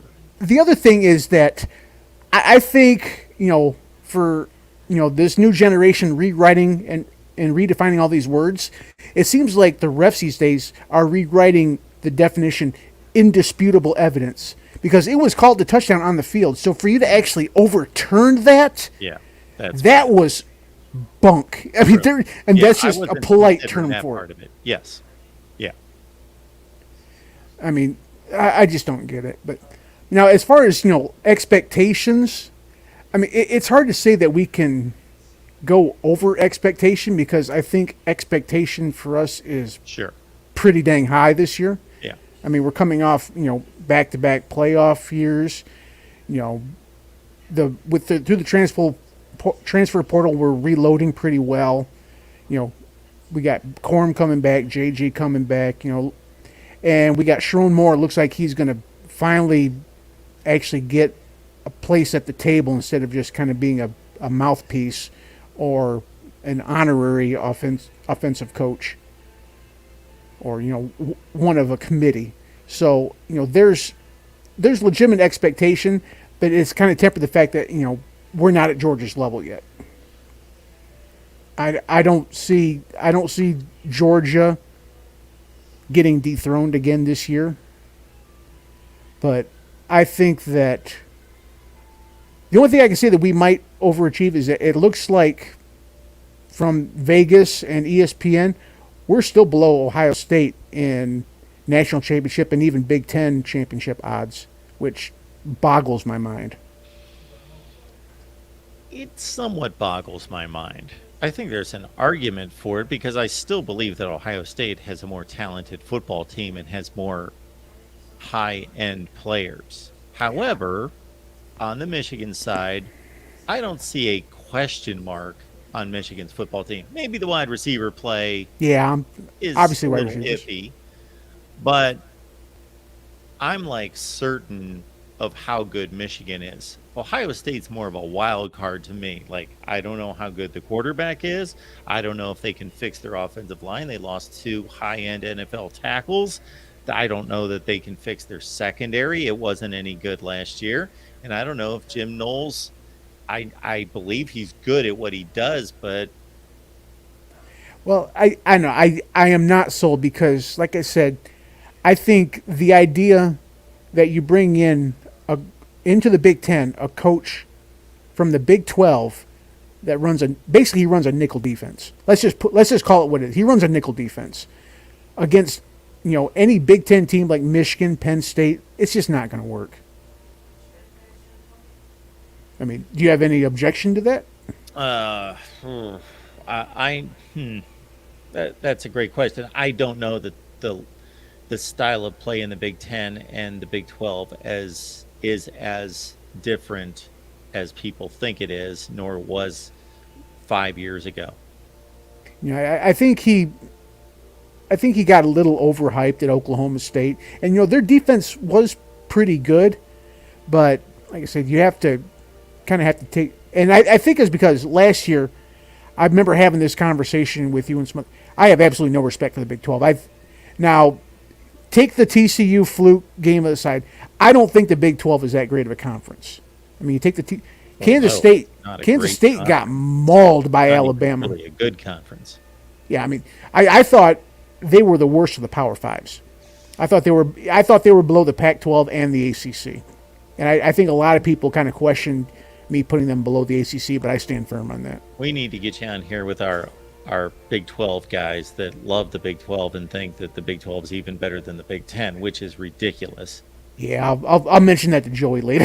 I'm sure he'd love to disagree with me on that one. Well, we've got our guy, Jason Watkins. He's got an Oklahoma podcast, and our guy, he's going to kill me for forgetting his name, but he's been on once or twice, the Oklahoma State guy. That they're very knowledgeable fans, but they were trying to argue with me that the Big 12 is better than the Big 10, and no, But I believe that the Big 12 is better than you do. I'm sure you do. I had them firmly last, even below ACC, and I think a lot of people thought the ACC was the worst conference of the Power Five last year. Oh, I do. Yes, the ACC was the worst.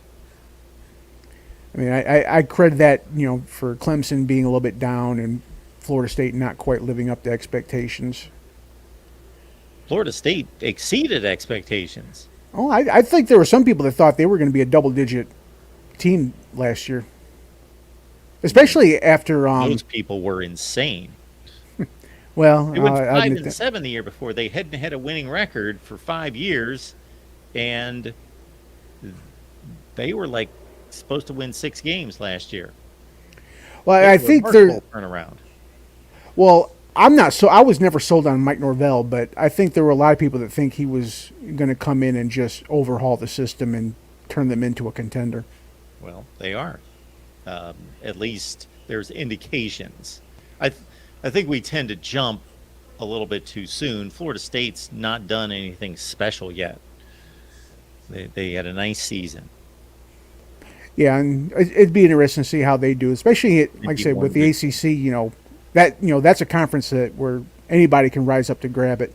I think a lot of people thought that Carolina, Mac might bring them up, but until he brings in some sort of defense, that's obviously, not going to be something. Clemson, I don't really know much about what Clemson's expectations are. I think their expectations are pretty much head on with Florida State as being co-favorites for the conference. Well, I am kind of interested. Was it Klubnik? Is he going to be the starter? I'm kind of interested to see how he's going to do, because I saw bits and pieces of him last year, and he looked like the real deal. But from a talent standpoint, he is the real deal. I don't know if he's going to make the right decisions. He didn't play rather well, but you can tell he's got plenty of talent. Well, I mean, the talk that the Clemson fans were giving about Klubnik is the same stuff I heard about Trevor Lawrence. Do you think he's that level? No. Yeah, see, I didn't think he was either. Extremely high. Yeah, but I will say, going back to expectations, I think, depending on who you talk to, I think we're right about performance and expectations, because I think we're going to be a playoff team again this year. I don't think that's really far-fetched to say. I mean, if I was to guess, I would say probably Georgia, Michigan. I'll throw in Alabama because there's got to be a second SEC team in there. And I really don't know. I'd say possibly USC. USC could be the 4th spot. Yeah. So, how many teams do you think legitimately could make the field? How many do you think are in the running? 8 or 10? No. No? No. Well, I think Georgia set the bar too high, because you have to realistically ask yourself, what team could beat Georgia? No, I'm talking about making the playoff. Oh, I thought you meant winning a national championship. Making a playoff team. Georgia, Michigan, Ohio State, Alabama. I got to pick one ACC team because I think that, any ACC team is going to have a relatively easy road to get there because there's no great team. So there's going to be, if there's one that can rise above the others, whether it be a Florida State, a Clemson, whoever. I think the team that a lot of people are talking about that I've heard that I disagree with as far as playoff potential, so many people are high on Texas, and I do not get it. Can you make that one make sense for me? Yes, they are by far the best team on paper in that conference. There is a wider gap between Texas and the rest of the Big 12 than any other team versus the rest of the conference. There just is. You think that includes Oklahoma? That doesn't mean that Sark's a good coach. That doesn't mean they're going to be motivated and be focused and all of that, because they've shown us that a million times that they have issues. Do you think they're that high above Oklahoma? Do you think they're that high above Kansas State? I think they're a top 10 team on paper, and everybody else in that league is around 20 to 25 at best. Okay, and let me ask this one. Who's their quarterback? Well, their quarterback's going to be Quinn Ewers. And Not he may Arch? not be the best quarterback, but he's going to be the quarterback. And see, that's the thing, though. I mean, I wasn't sure if Texas even knows who their quarterback is at this point. In a good way, though. They've got 3 mega talented guys. Yeah, and the old argument is if you got 2 quarterbacks, you got none. You had 2 quarterbacks. Any Michigan fan will tell you, no, we didn't. I don't think there's any true maize and blue fan that really wanted to see Cade McNamara at the helm. You didn't have 2 quarterbacks in 2021. Ohio State didn't have 2 quarterbacks in 2014 and 2015. Okay, now the Ohio State, that's the obvious exception because they had a third stringer win the national championship. Don't ask me how. Was it the Cardale Jones? Yeah. Yes. I think that might have been kind of like Saban's situation where they just won no matter who they had at quarterback. Back when Alabama was winning with McElroy and McCarron. I mean, plug in any, average white guy here, and they're going to win the quarterback. They're going to win the national championship.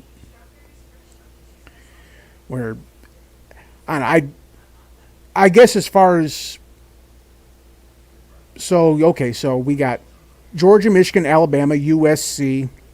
If you want to throw in Texas, we'll go and throw in Texas.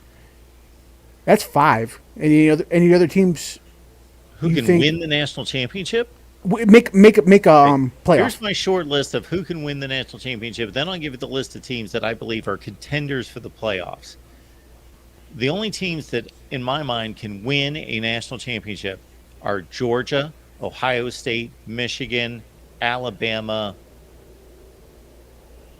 I'm done. Yeah, I'm done there too.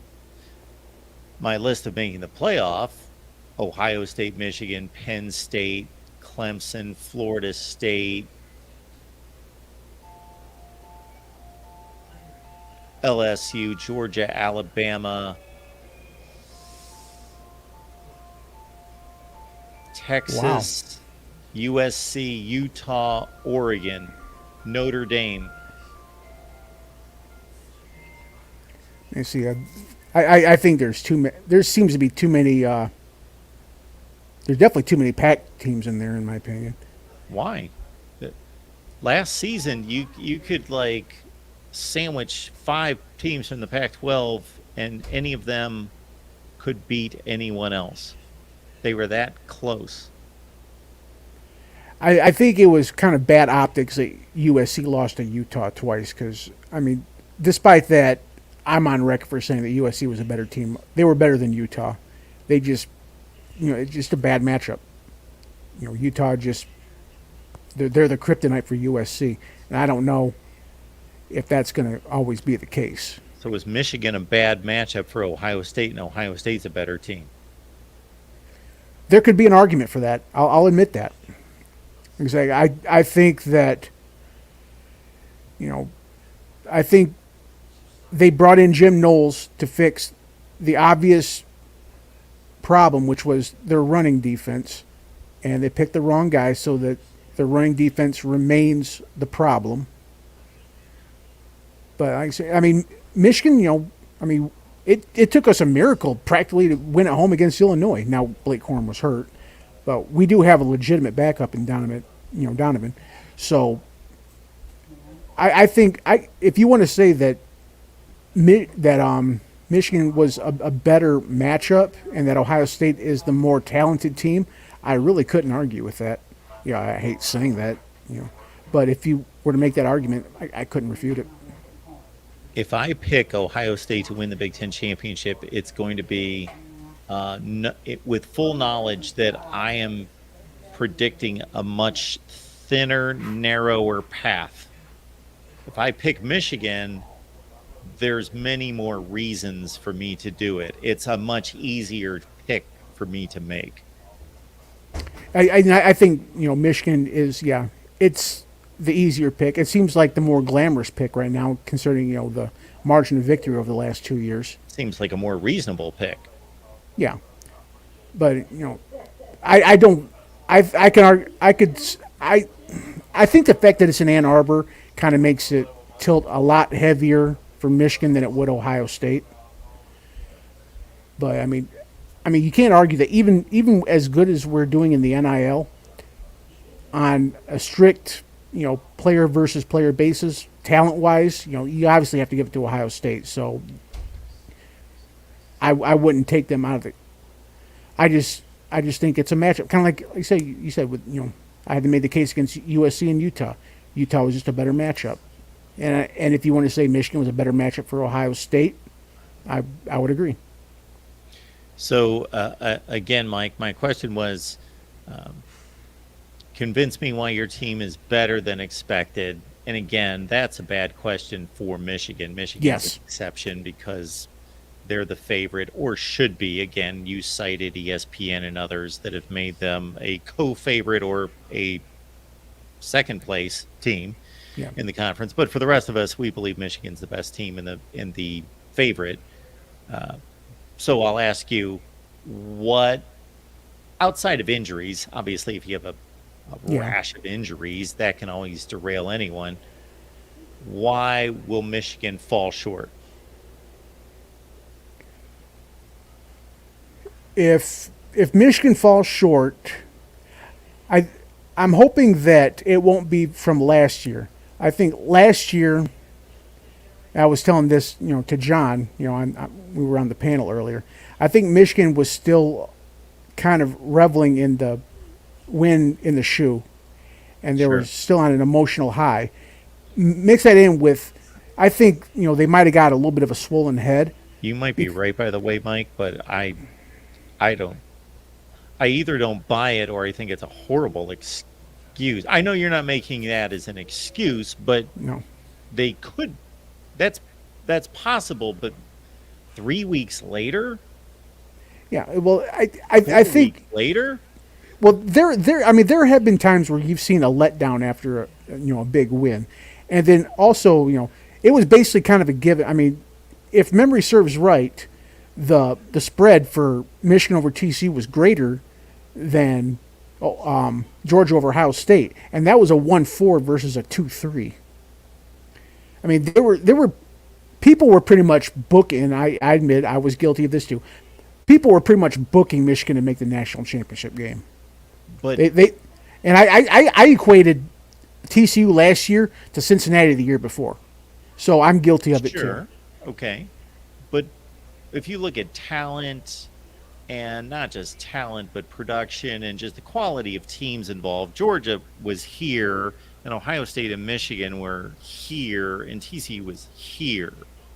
So for Georgia to be a similar favorite against Ohio State speaks volumes versus Michigan being favored by basically a touchdown over TCU. And I thought the spread was closer to like 9 or 9.5 or something, wasn't it? Okay. You might be right. I was thinking 6.5 for Ohio State, Georgia, and I thought it was a touchdown, or 7.5.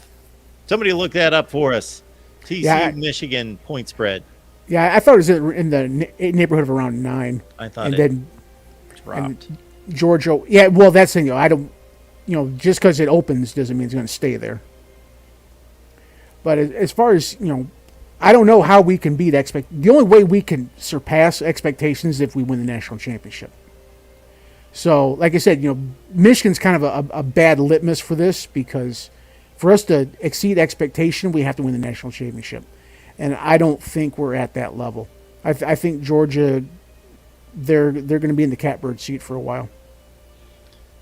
So you really believe, although we just made a short list of who could win the national championship, you really only believe that's one team?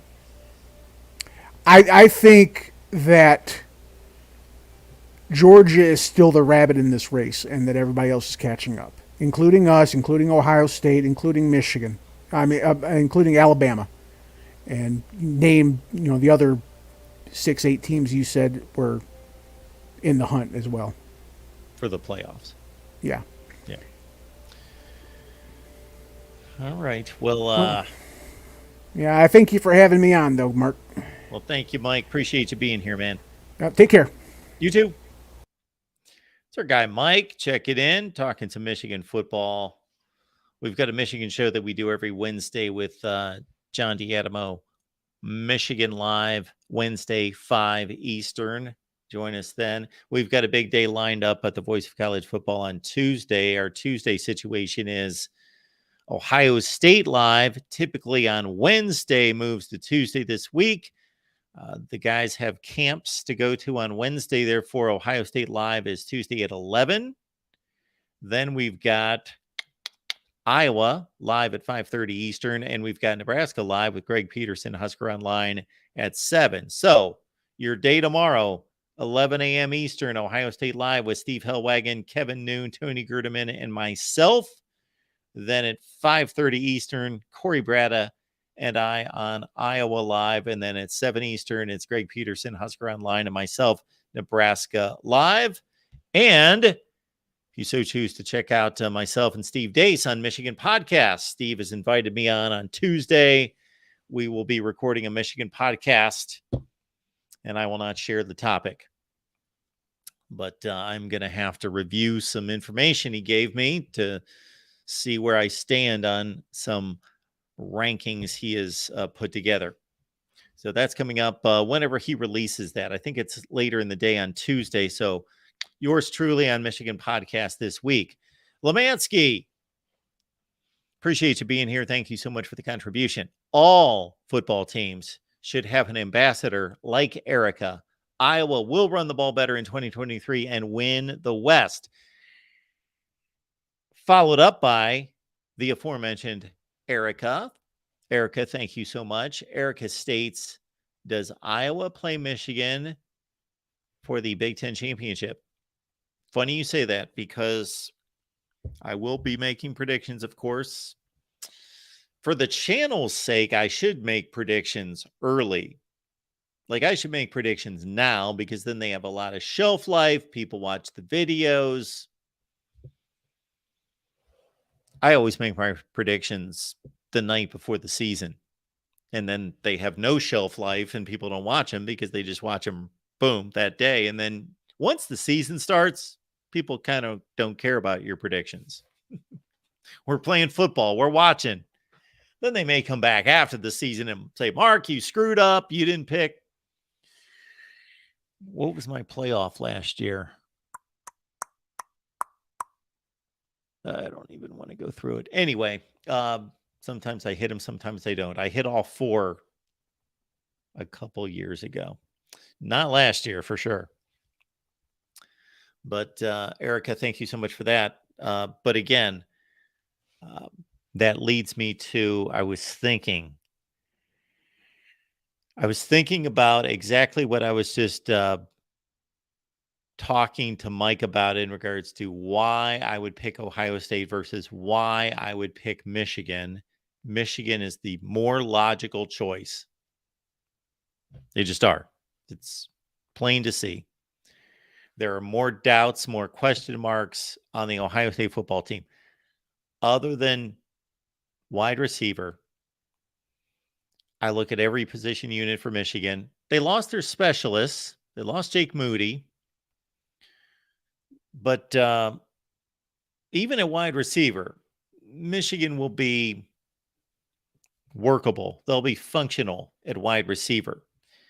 Where Ohio State, we keep going back to these same units. Even the defensive line, it should be a top 3 or 4 defensive line in the country, and they're going to need that defensive line. JT Tuimoloau is on all these magazines as a first-team All-American. Let's see, and I bet maybe a Mike Hall might be on the top 3 list. Where's the All-Americans? Okay.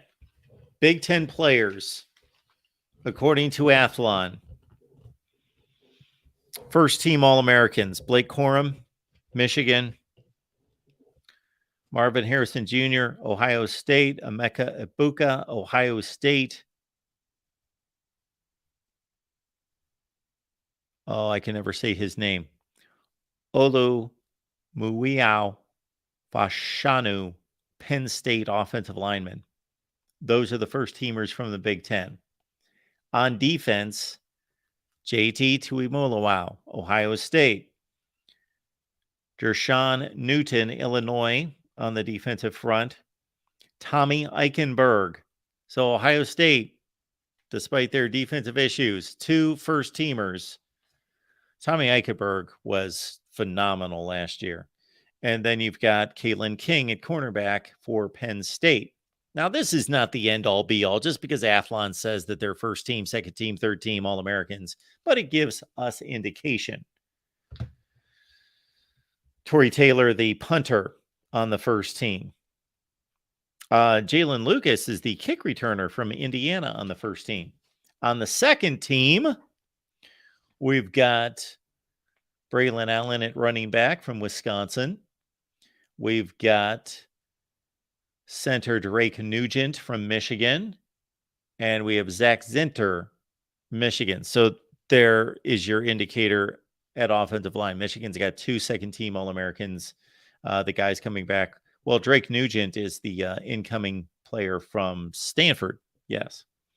Then on the defensive side, we've got Chop Robinson from Penn State along the front. At linebacker, Junior Colson, Michigan; Cooper DeJean, Iowa at corner. Third team from the Big Ten would be Nick Singleton, coming off his freshman season at Penn State. Travion Henderson. So all the Travion Henderson bashers out there, I heard one. I believe that was either Mike or Moose. Who was it? Was it Jason? Was it Mike? Bashing Travion Henderson, third-team All-American. Donovan Edwards, third team from Michigan as an all-purpose back. Then you've got Donovan Jackson, offensive lineman from Ohio State. On the defense, third-teamers: Keith Randolph, Illinois; Chris Jenkins, Michigan; Abdul Carter, he's a beast, Penn State; Will Johnson, Michigan. And that comprises all the Big Ten players, first, second, third teamers, and they're almost all Ohio State, Michigan, and Penn State players. Of course. What did we have? 2 Illinois, 1 Iowa. No, I'm sorry. 2 Iowa, 2 Illinois, 1 Indiana.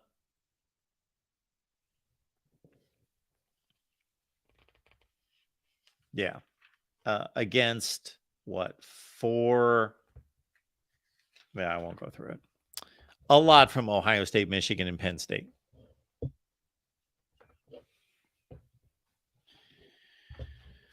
Big day on the Voice of College Football again on Tuesday. Ohio State live, Iowa live, Nebraska live. And we've got some debates coming up. I can't wait. Michigan, Nebraska, 97 national championship. Ohio State, Miami, Fiesta Bowl 2003. Ohio State, Michigan, JT Barrett, spot 2016.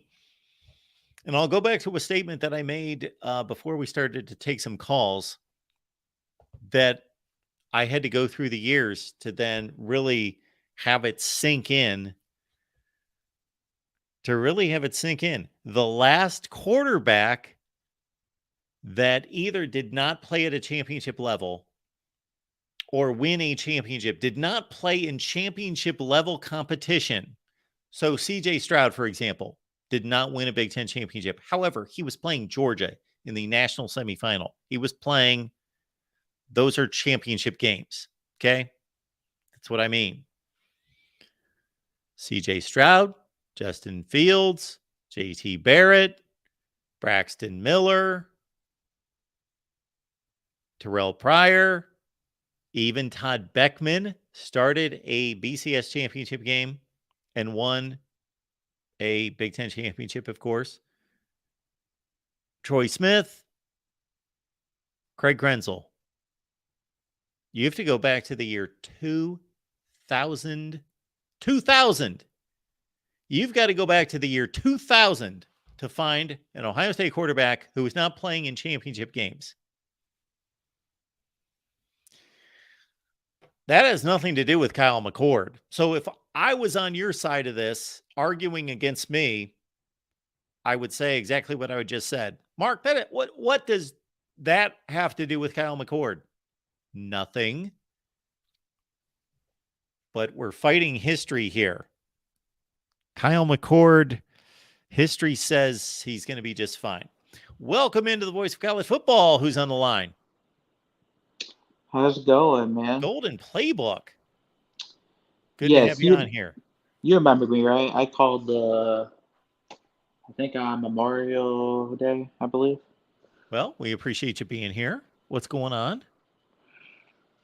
Nothing much. I just wanted to kind of get your thoughts about, I didn't know if you heard the news, but we're getting a new athletic director.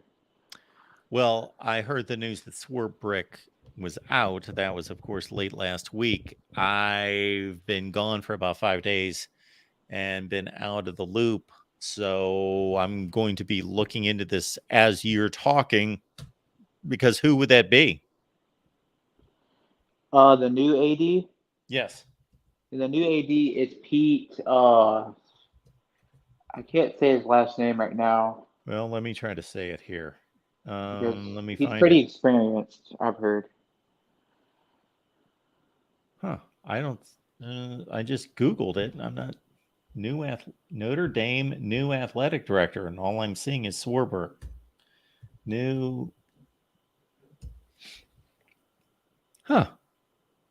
Oh, Pete Bavacqua. Yes, I did see that. Well, I think that's I think we'll get closer to joining the Big Ten. I'll probably in the next. Well, if this new AD is going to want to join, the Big Ten. Oh, he's a NBC Universal guy. He's a TV media guy. Okay. Yeah. Yeah, you would think that is going to be mighty important for him to bring in a TV revenue share from the Big Ten. Yeah. Interesting. And I had to kind of change the subject a little bit here. Sure. But I see like these Michigan and Ohio State, the argument and all that. Ohio State, realistically, I know they lost the last 2 years. But we all got to say they owned them for the last 20 years. For Ohio State has owned that conference for the last 20 years. Yes. And Michigan, yeah, they do have 2 wins. So they both kind of have an argument, I guess. Bingo. Golden Playbook, you hit it perfectly. I went through this, I don't know how many times the last week, and I outlined why Michigan has bragging rights. And on the flip side, this is why Ohio State has bragging rights. And it's pretty clear to see. Yes. But nonetheless, very excited for the season. I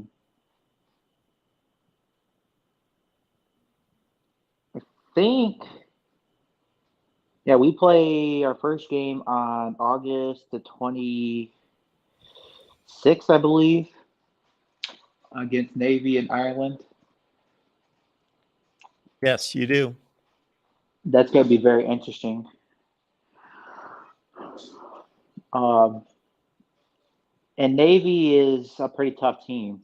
I mean, last year they almost beat us. I think we only won by 2 touchdowns or 2 points, I believe. I think it was 32-29, I believe. You were blowing them out, then they came back late. Yes. Yeah, that was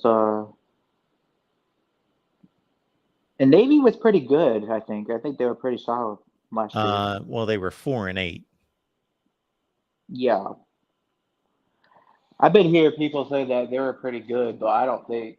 I mean, they run the option, so I mean that's kind of hard to stop. But I think the ceiling for us this year, like I said, is 10-2, 11-1. Anything under that is, I can't have it. Like, I think 10 wins, 11 wins is. Well, there's a big difference for you between 11-1 and 10-2, just because you don't play in a conference. And if you're 11-1, you should be a playoff consideration. And if you're 10-2, you won't be. Right. Yeah, I just think that Sam Hartman is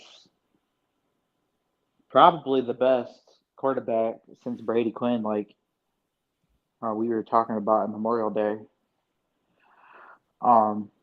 Who was talking about that? It sounds like something I said. I said that last week as well. I'm sure others said it as well, but I went through the Notre Dame quarterbacks, and that's who I came up with. Best quarterback since Brady Quinn.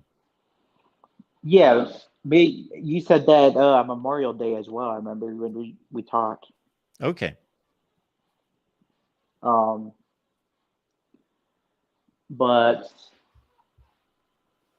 I mean, Joe Montana was good too. I mean, Brady Quinn. I mean, how long was he in the NFL? Well, first of all, we're talking about how good they were in college, and Brady Quinn was obviously was 25, 6, 7 years after Joe Montana. I was saying the best quarterback since. That means you go to the most recent quarterback. That would be Brady Quinn, in my estimation. That means to me, Sam Hartman is better than everybody since Brady Quinn, and then it's arguable between Brady Quinn and Sam Hartman. Yeah. Well, Joe Montana is one of the greatest quarterbacks of all time. So there's no comparison between him and the rest of these guys. But as a college player, that's a different argument. Yeah. So I actually got one last question for you. Sure. So what do you think about the rumor of Ryan Day possibly, if Michigan beats Ohio State, let's just say Michigan beats Ohio State again, and do you think Ryan Day will be in the hot seat? And do you think if he is, will they try to call Marcus Freeman in any way to take the head coaching job? Okay. Well, you got a lot working there. Okay. This is what I will say about that. If Ryan Day, so it's one thing to be fired, it's another thing to be on the hot seat. Those are two different things. Are you talking about Ryan Day getting fired if he loses to Michigan, or just being on? When you say the hot seat, there's a hot seat that we all talk about that's a made up speculation of a hot seat. Then there's a true hot seat among the administration and the athletic director of where they see that particular coach. Yes. So that's what I meant. Like, so are you asking me if Ryan Day is going to get fired if he loses to Michigan? Yeah, like third time losing to him. Like if he loses to Michigan and they are 9-3, that's a high possibility. If they're 11-0 and they lose to Michigan, he's not getting fired. Yes. Yeah, because a lot of people are saying that they could possibly, like, if he is in the hot seat, they're like 9-3, like you said, that they might try to go get, because Freeman's an Ohio State alumni. Sure, but I don't foresee him. I don't foresee him taking that job probably for the next 5 years or so. Well, the other piece to the puzzle would be how strong of a season would Marcus Freeman hasn't proven much. Like, as things stand right now, why would anyone think that Marcus Freeman's going to do a better job at Ohio State than Ryan Day? Now, if Marcus Freeman has a tremendous season at Notre Dame and they go 11-1 and Ryan Day disappoints, then we've got a different situation. Yeah, because Marcus Freeman obviously not as experienced, but I'm just talking about if he does get that experience, maybe, I don't know, maybe in the future, because I know he wants that job, like, but in the future he wants to, go back there. But we know that. He kind of dissed Ohio State last offseason. Marcus Freeman did? Yes, he did. Wow. Let me try to find the exact quote. I could come up with basically what he said. He basically said that he made a mistake going to Ohio State. It was a little bit more veiled than this, but basically said that he made a mistake going to Ohio State and that Notre Dame was the better place, the better destination. I wish I could find it here. Let's see if we can find it. Oh, shoot. Yeah, it's going to take me a while possibly to find it here.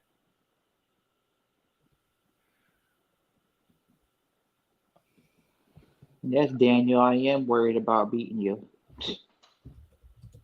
I don't know if we are, because obviously Ohio State's got more talent than us. Well, I think it's going to be a good game, and I think Ohio State fans are a bit, many of them, I shouldn't call them all out, but many of them are too confident, overconfident. It was a good game last year. I just think this year we'll got a new offensive coordinator. I think the main problem was our offensive coordinator too. He was too afraid to throw it downfield, But this time we actually got a proven coordinator and a proven quarterback. So I definitely think we'll probably score more points this year than we did last year.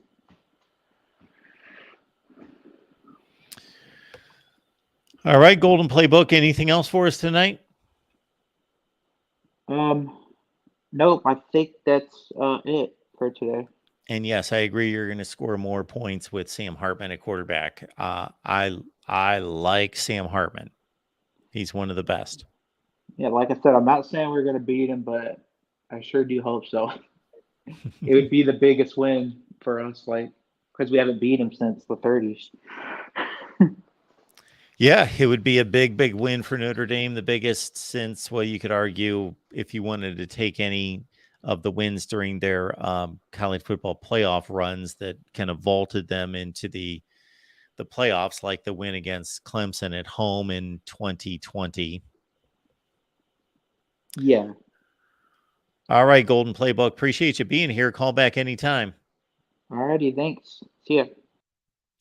All right. I'm catching up on the Marcus Freeman comments. I'm not going to go to them, but he later basically said that Dennis Dodd misquoted him and that he was not dissing Ohio State, that he was more or less just punctuating, accentuating the rigors academically at Notre Dame and so forth. Anyway, I could not find the exact comments.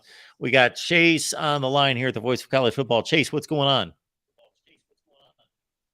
Hey, what's going on, sir?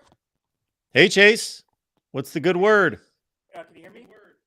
Can you hear me? Not too well. Can we hear you? I wonder why that is. It's like, folks, let us know out there if you can hear Chase. I can't really hear. And you also, I'm hearing myself. Oh, that's my speaker. My bad. Well, you got to be able to hear me to a certain extent. Okay, talk now. I think we can hear you now. All right, is that better?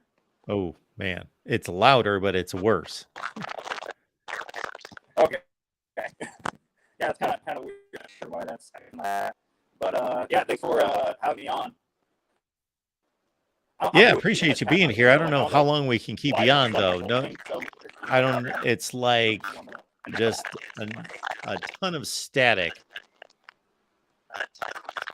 Click out and come back in. I'll be right back. Okay. Yeah, that's. All right. We'll get Chase back in here and see if we can correct his audio.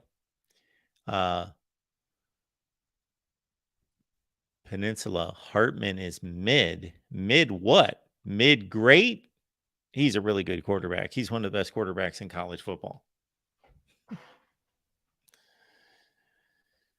Now, he did have tremendous wide receiver play at Wake. Now, you would normally think that we would comment that Sam Hartman did more with less. But I would have to admit, yes, he had tremendous wide receiver play there at Wake. Well, we'll give Chase another shot here. Hopefully we can hear him this time. Chase, what's going on?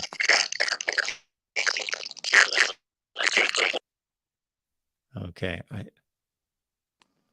I think our big issue, our first one is like you're 20 seconds behind us, so we're just hearing me. Oh, that's so okay. That's so weird. Okay. All right. I do appreciate everybody being here. We want to get you set up for a big week here at the Voice of College Football. Tuesday, it's Ohio State at 11 Eastern, Iowa at 5:30 Eastern, Nebraska at 7 Eastern. We will have debates involving Michigan, Nebraska 97 National Championship, Ohio State, Miami Fiesta Bowl 2003, Ohio State, Michigan, the spot in 2016. Please contribute here at the Voice of College Football if you want to keep us going. We would love to be doing this, I don't know, 6 months from now, a year from now. And so please do what you can. If you enjoy what we do here at the Voice of College Football, at least hit the like button, share the videos out on social media, let people know that we are here. I've been away for the last couple of weekends, but we will go full throttle throughout the summer. We do have somebody calling in now. Dr. C is here. Hey, how's it going, Mark? I'm doing well. What's going on with you? Not much. You know, the other day I saw online, and it's less days now, but there was a countdown of 100 days to go till college football begins. And it made my day. I haven't checked back since how many days exactly now, but it's just around the corner. Well, are you good at math? Absolutely not. Okay. Tim is, though. He's a math teacher. Well, people that are good at math, and I'm not good at like high level math, but I amaze people at times. Like I can quickly add and subtract and divide and come up with a percentage like that. Now calculus, those things, forget it. But those sorts of things. So if anyone's good at math, you know that there's a multiple of 7. You know, you count the days. Like today's Tuesday. So, you know, a multiple of 7 from Saturday is the number of weeks. And then you can kind of count back if you follow me there. So, like 98, 91, 84, 77, 70, 63. It's got to be one of those from Saturday. So I don't know what it is. It sounds like about 77. Then tack on the 4 Tuesday to Saturday. I'm going to go 81. 81 days. Wow. And I mean, just the other day we had, Georgia just crushed TCU. It seems like a couple weeks ago, the closer that we get to. Does it really?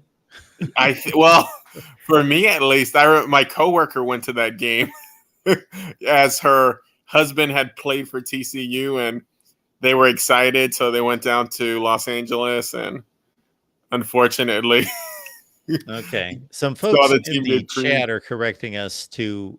I was counting number 1 to a Saturday, so forgive me. Of course, college football starts on a Thursday, week 1, or you can count to week 0. Regardless, I don't know what the count is.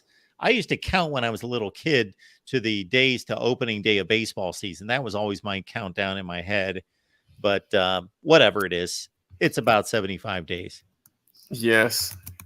So I just had a couple quick questions because I know you're wrapping up. Thank you so much for taking my call. Sure. But I wanted to know who is going to be the dark horse this season?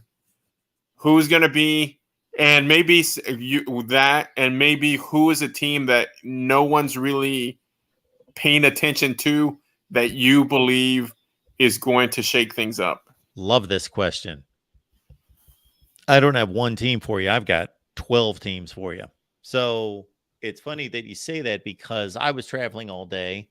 And as I was driving home from the airport, it hit me that, hey, I better start thinking about what I'm going to talk about because I've been out of the loop for 5 days and John's doing the Big Ten show and I'm going to jump on here and I got to have some kind of slant, some kind of angle to all this. So I came up with the question, for your particular team, what do they have to do to exceed expectations or why would they possibly not meet expectations? But I also was thinking about, yes, who are those dark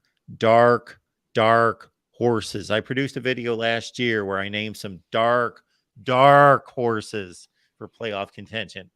I unfortunately did not name TCU. Okay, here we go. How about North Carolina? Would that be one for you? If they can strengthen the defense has just got to get better, or else they're going to have a shootout every game. Well, everybody I name's going to have to get better. That's why they're dark horses. Somebody called it LSU a dark horse in the chat here. That's not a dark horse. Maybe as long as they don't have to not play like an odds-on favorite, but they're not a dark horse. I don't consider them a dark horse. North Carolina's one. Mm-hmm. How about? See, I don't even consider Penn State a dark horse. No, but I know I see where you thinking is. I'm strong on Penn State. Now, anybody else from the Big Ten not named Ohio State or Michigan, I really, they would have to have such a strong season in the Western Division and then, of course, pull off a monumental upset in the Big Ten championship game that I'm not naming anybody else from the Big Ten. It's North Carolina. Here's another one for you.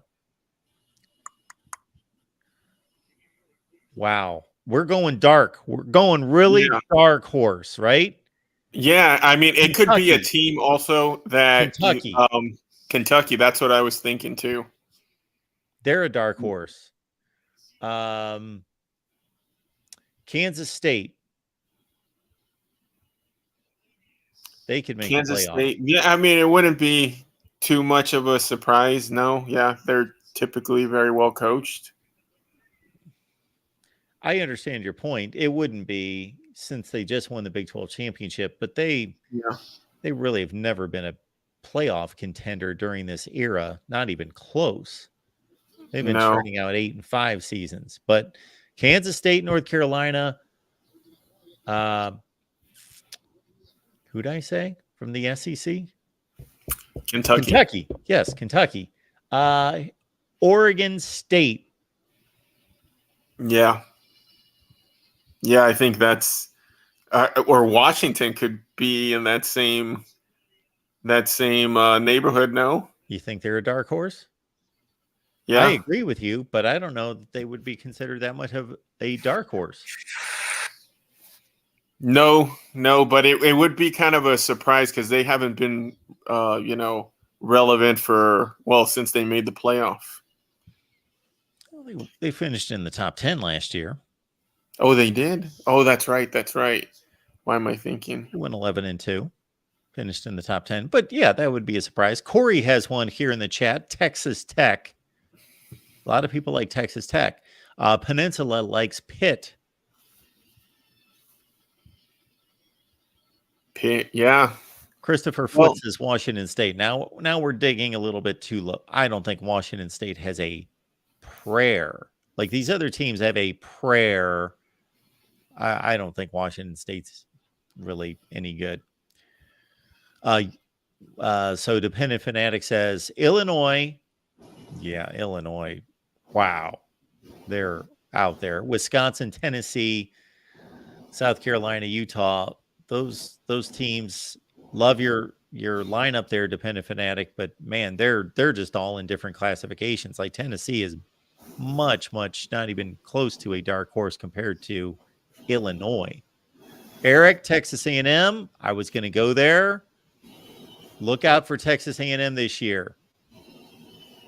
Yeah, Bobby Petrino. I mean, that guy's a wizard on the offense. There's a huge difference between Miami's 5-7 last year and Texas A&M's 5-7. Miami was a disaster. Texas A&M, record-wise, was a disaster, but they were in all those games. They were throwing the ball in the end zone to beat Alabama with the ball sitting at like the 7-yard line. They were much better than Miami. Who's a team that is going to have just a above regular season, but you just do not want to face? Do you see someone like that this season? So you don't want to face them like the last game of the season with a playoff spot on the line?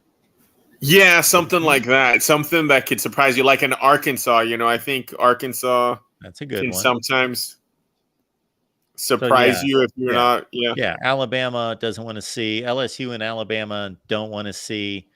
Arkansas almost beat both of them last year. They had Alabama in I forget the exact score, but like a 28-24 game in the fourth quarter, and they had LSU down in the fourth quarter as well. Good call on the Hogs, and a veteran quarterback coming back in KJ Jefferson, who I believe is the best quarterback in the SEC.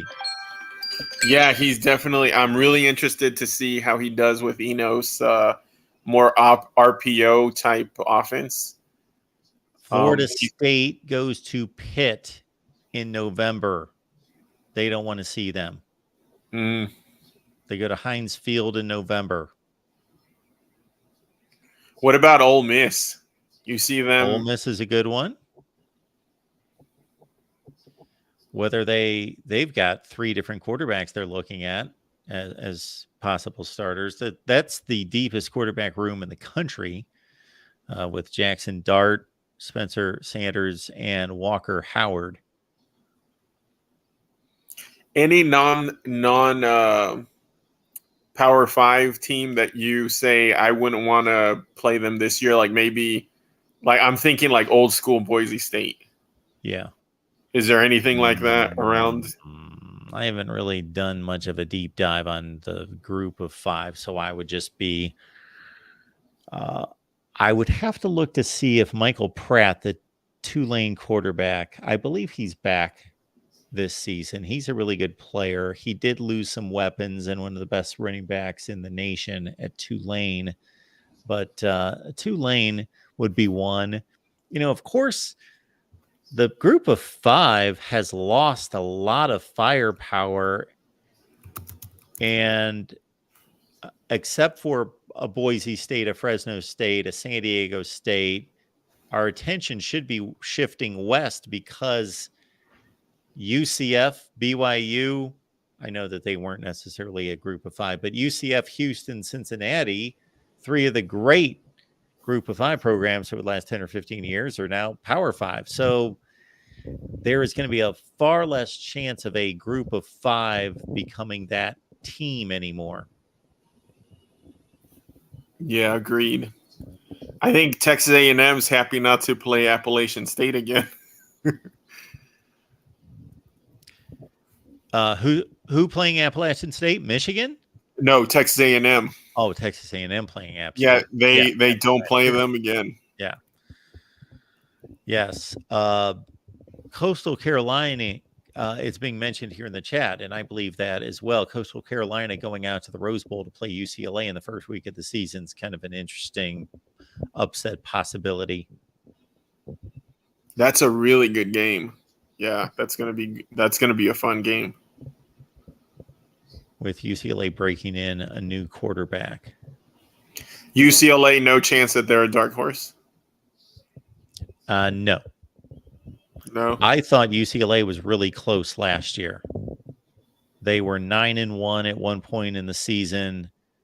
They barely lost. I think a lot of people forget that UCLA had USC on the ropes down to the wire, and they would have played in the Pac-12 championship game. They beat Utah by double scores. They beat Washington. I didn't remember that. I remember they started red hot and then they just seemed to be falling apart. Yeah, but that's a team, Chip Kelly's done a very good job, but his recruiting to me has been disappointing. Do you agree with that? Yes. He doesn't like to recruit. And he seems to just like certain players that he wants to get in there, and those players seem to be 3 stars when he's in Los Angeles at a beautiful campus. Yes, and they better recruit much better with their transition to the Big Ten. And then they had the extremely poor attendance. I remember with the very hot game. I think what was there? 1,000 people in the stands for that first or second game. 1,000. I think that's what they said. Yeah, it was like a historically low. Regardless of what it was, it was pitiful. Yeah, a couple of thousand. Maybe it was 5. Yes, UCLA's last class. Let's see, only had 3 4-stars. Wow. That's pretty sad when you're in a prime location. Like I said, excellent academics, a beautiful campus, the most beautiful stadium in the country for many. The Rose Bowl. They did have 6 the year before. But they have always been an enigma to me, UCLA. They always have fascinated me. That is, to me, the most fascinating football program in the country. Oh, really? Yes. Why so? Because I think they should be better. I've always said that. Yeah. And I thought when they hired Chip Kelly, I posted it on my Facebook. I said, "Welcome to big time college football." Of course, I was thinking of the old school Oregon teams. But he's done a good job. But man, that UCLA should be a recruiting monster. Yeah, it took him a while, but yes, he did pull through. And he's just an odd guy who's had an odd career. Those 3 seasons at Oregon, he was just incredibly good. I don't know that we give enough appreciation because they did not win a national championship. I don't think we give enough appreciation to those Oregon teams. He was 33-3 in the Pac-12.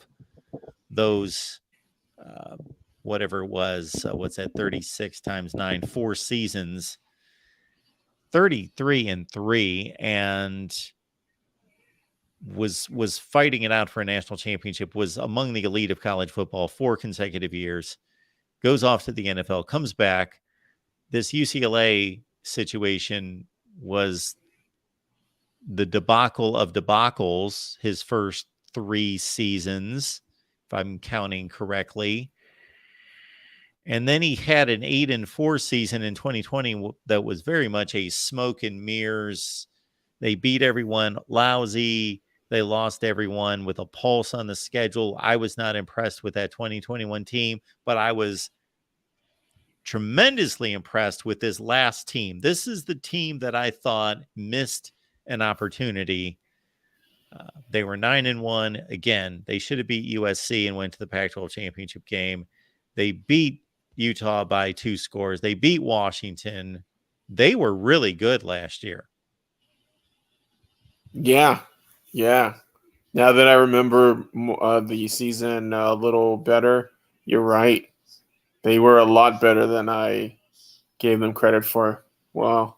But yeah, still, like I said, it bums me out that with that locale, that they don't create a powerhouse equivalent to the Trojans or close to.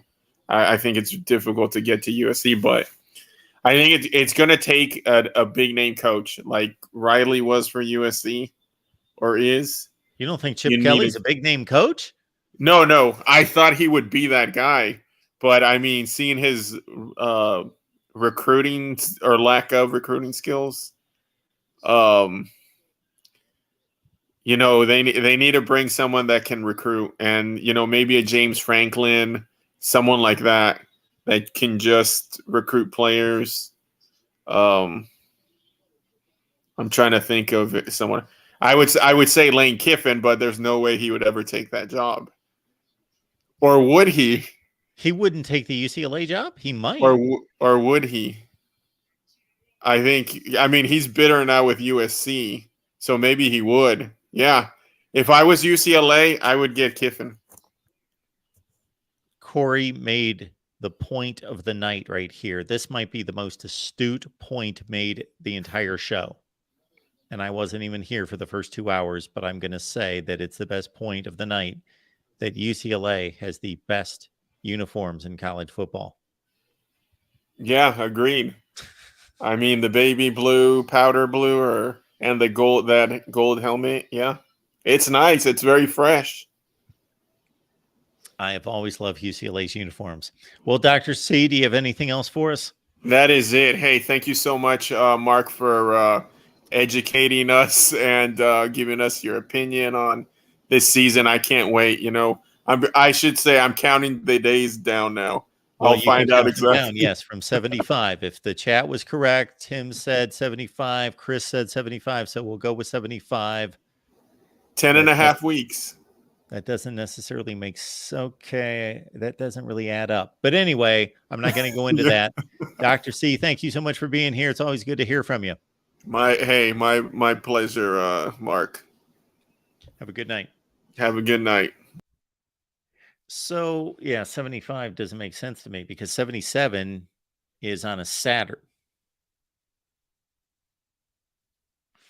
So, if the season starts on a Thursday, no, that doesn't.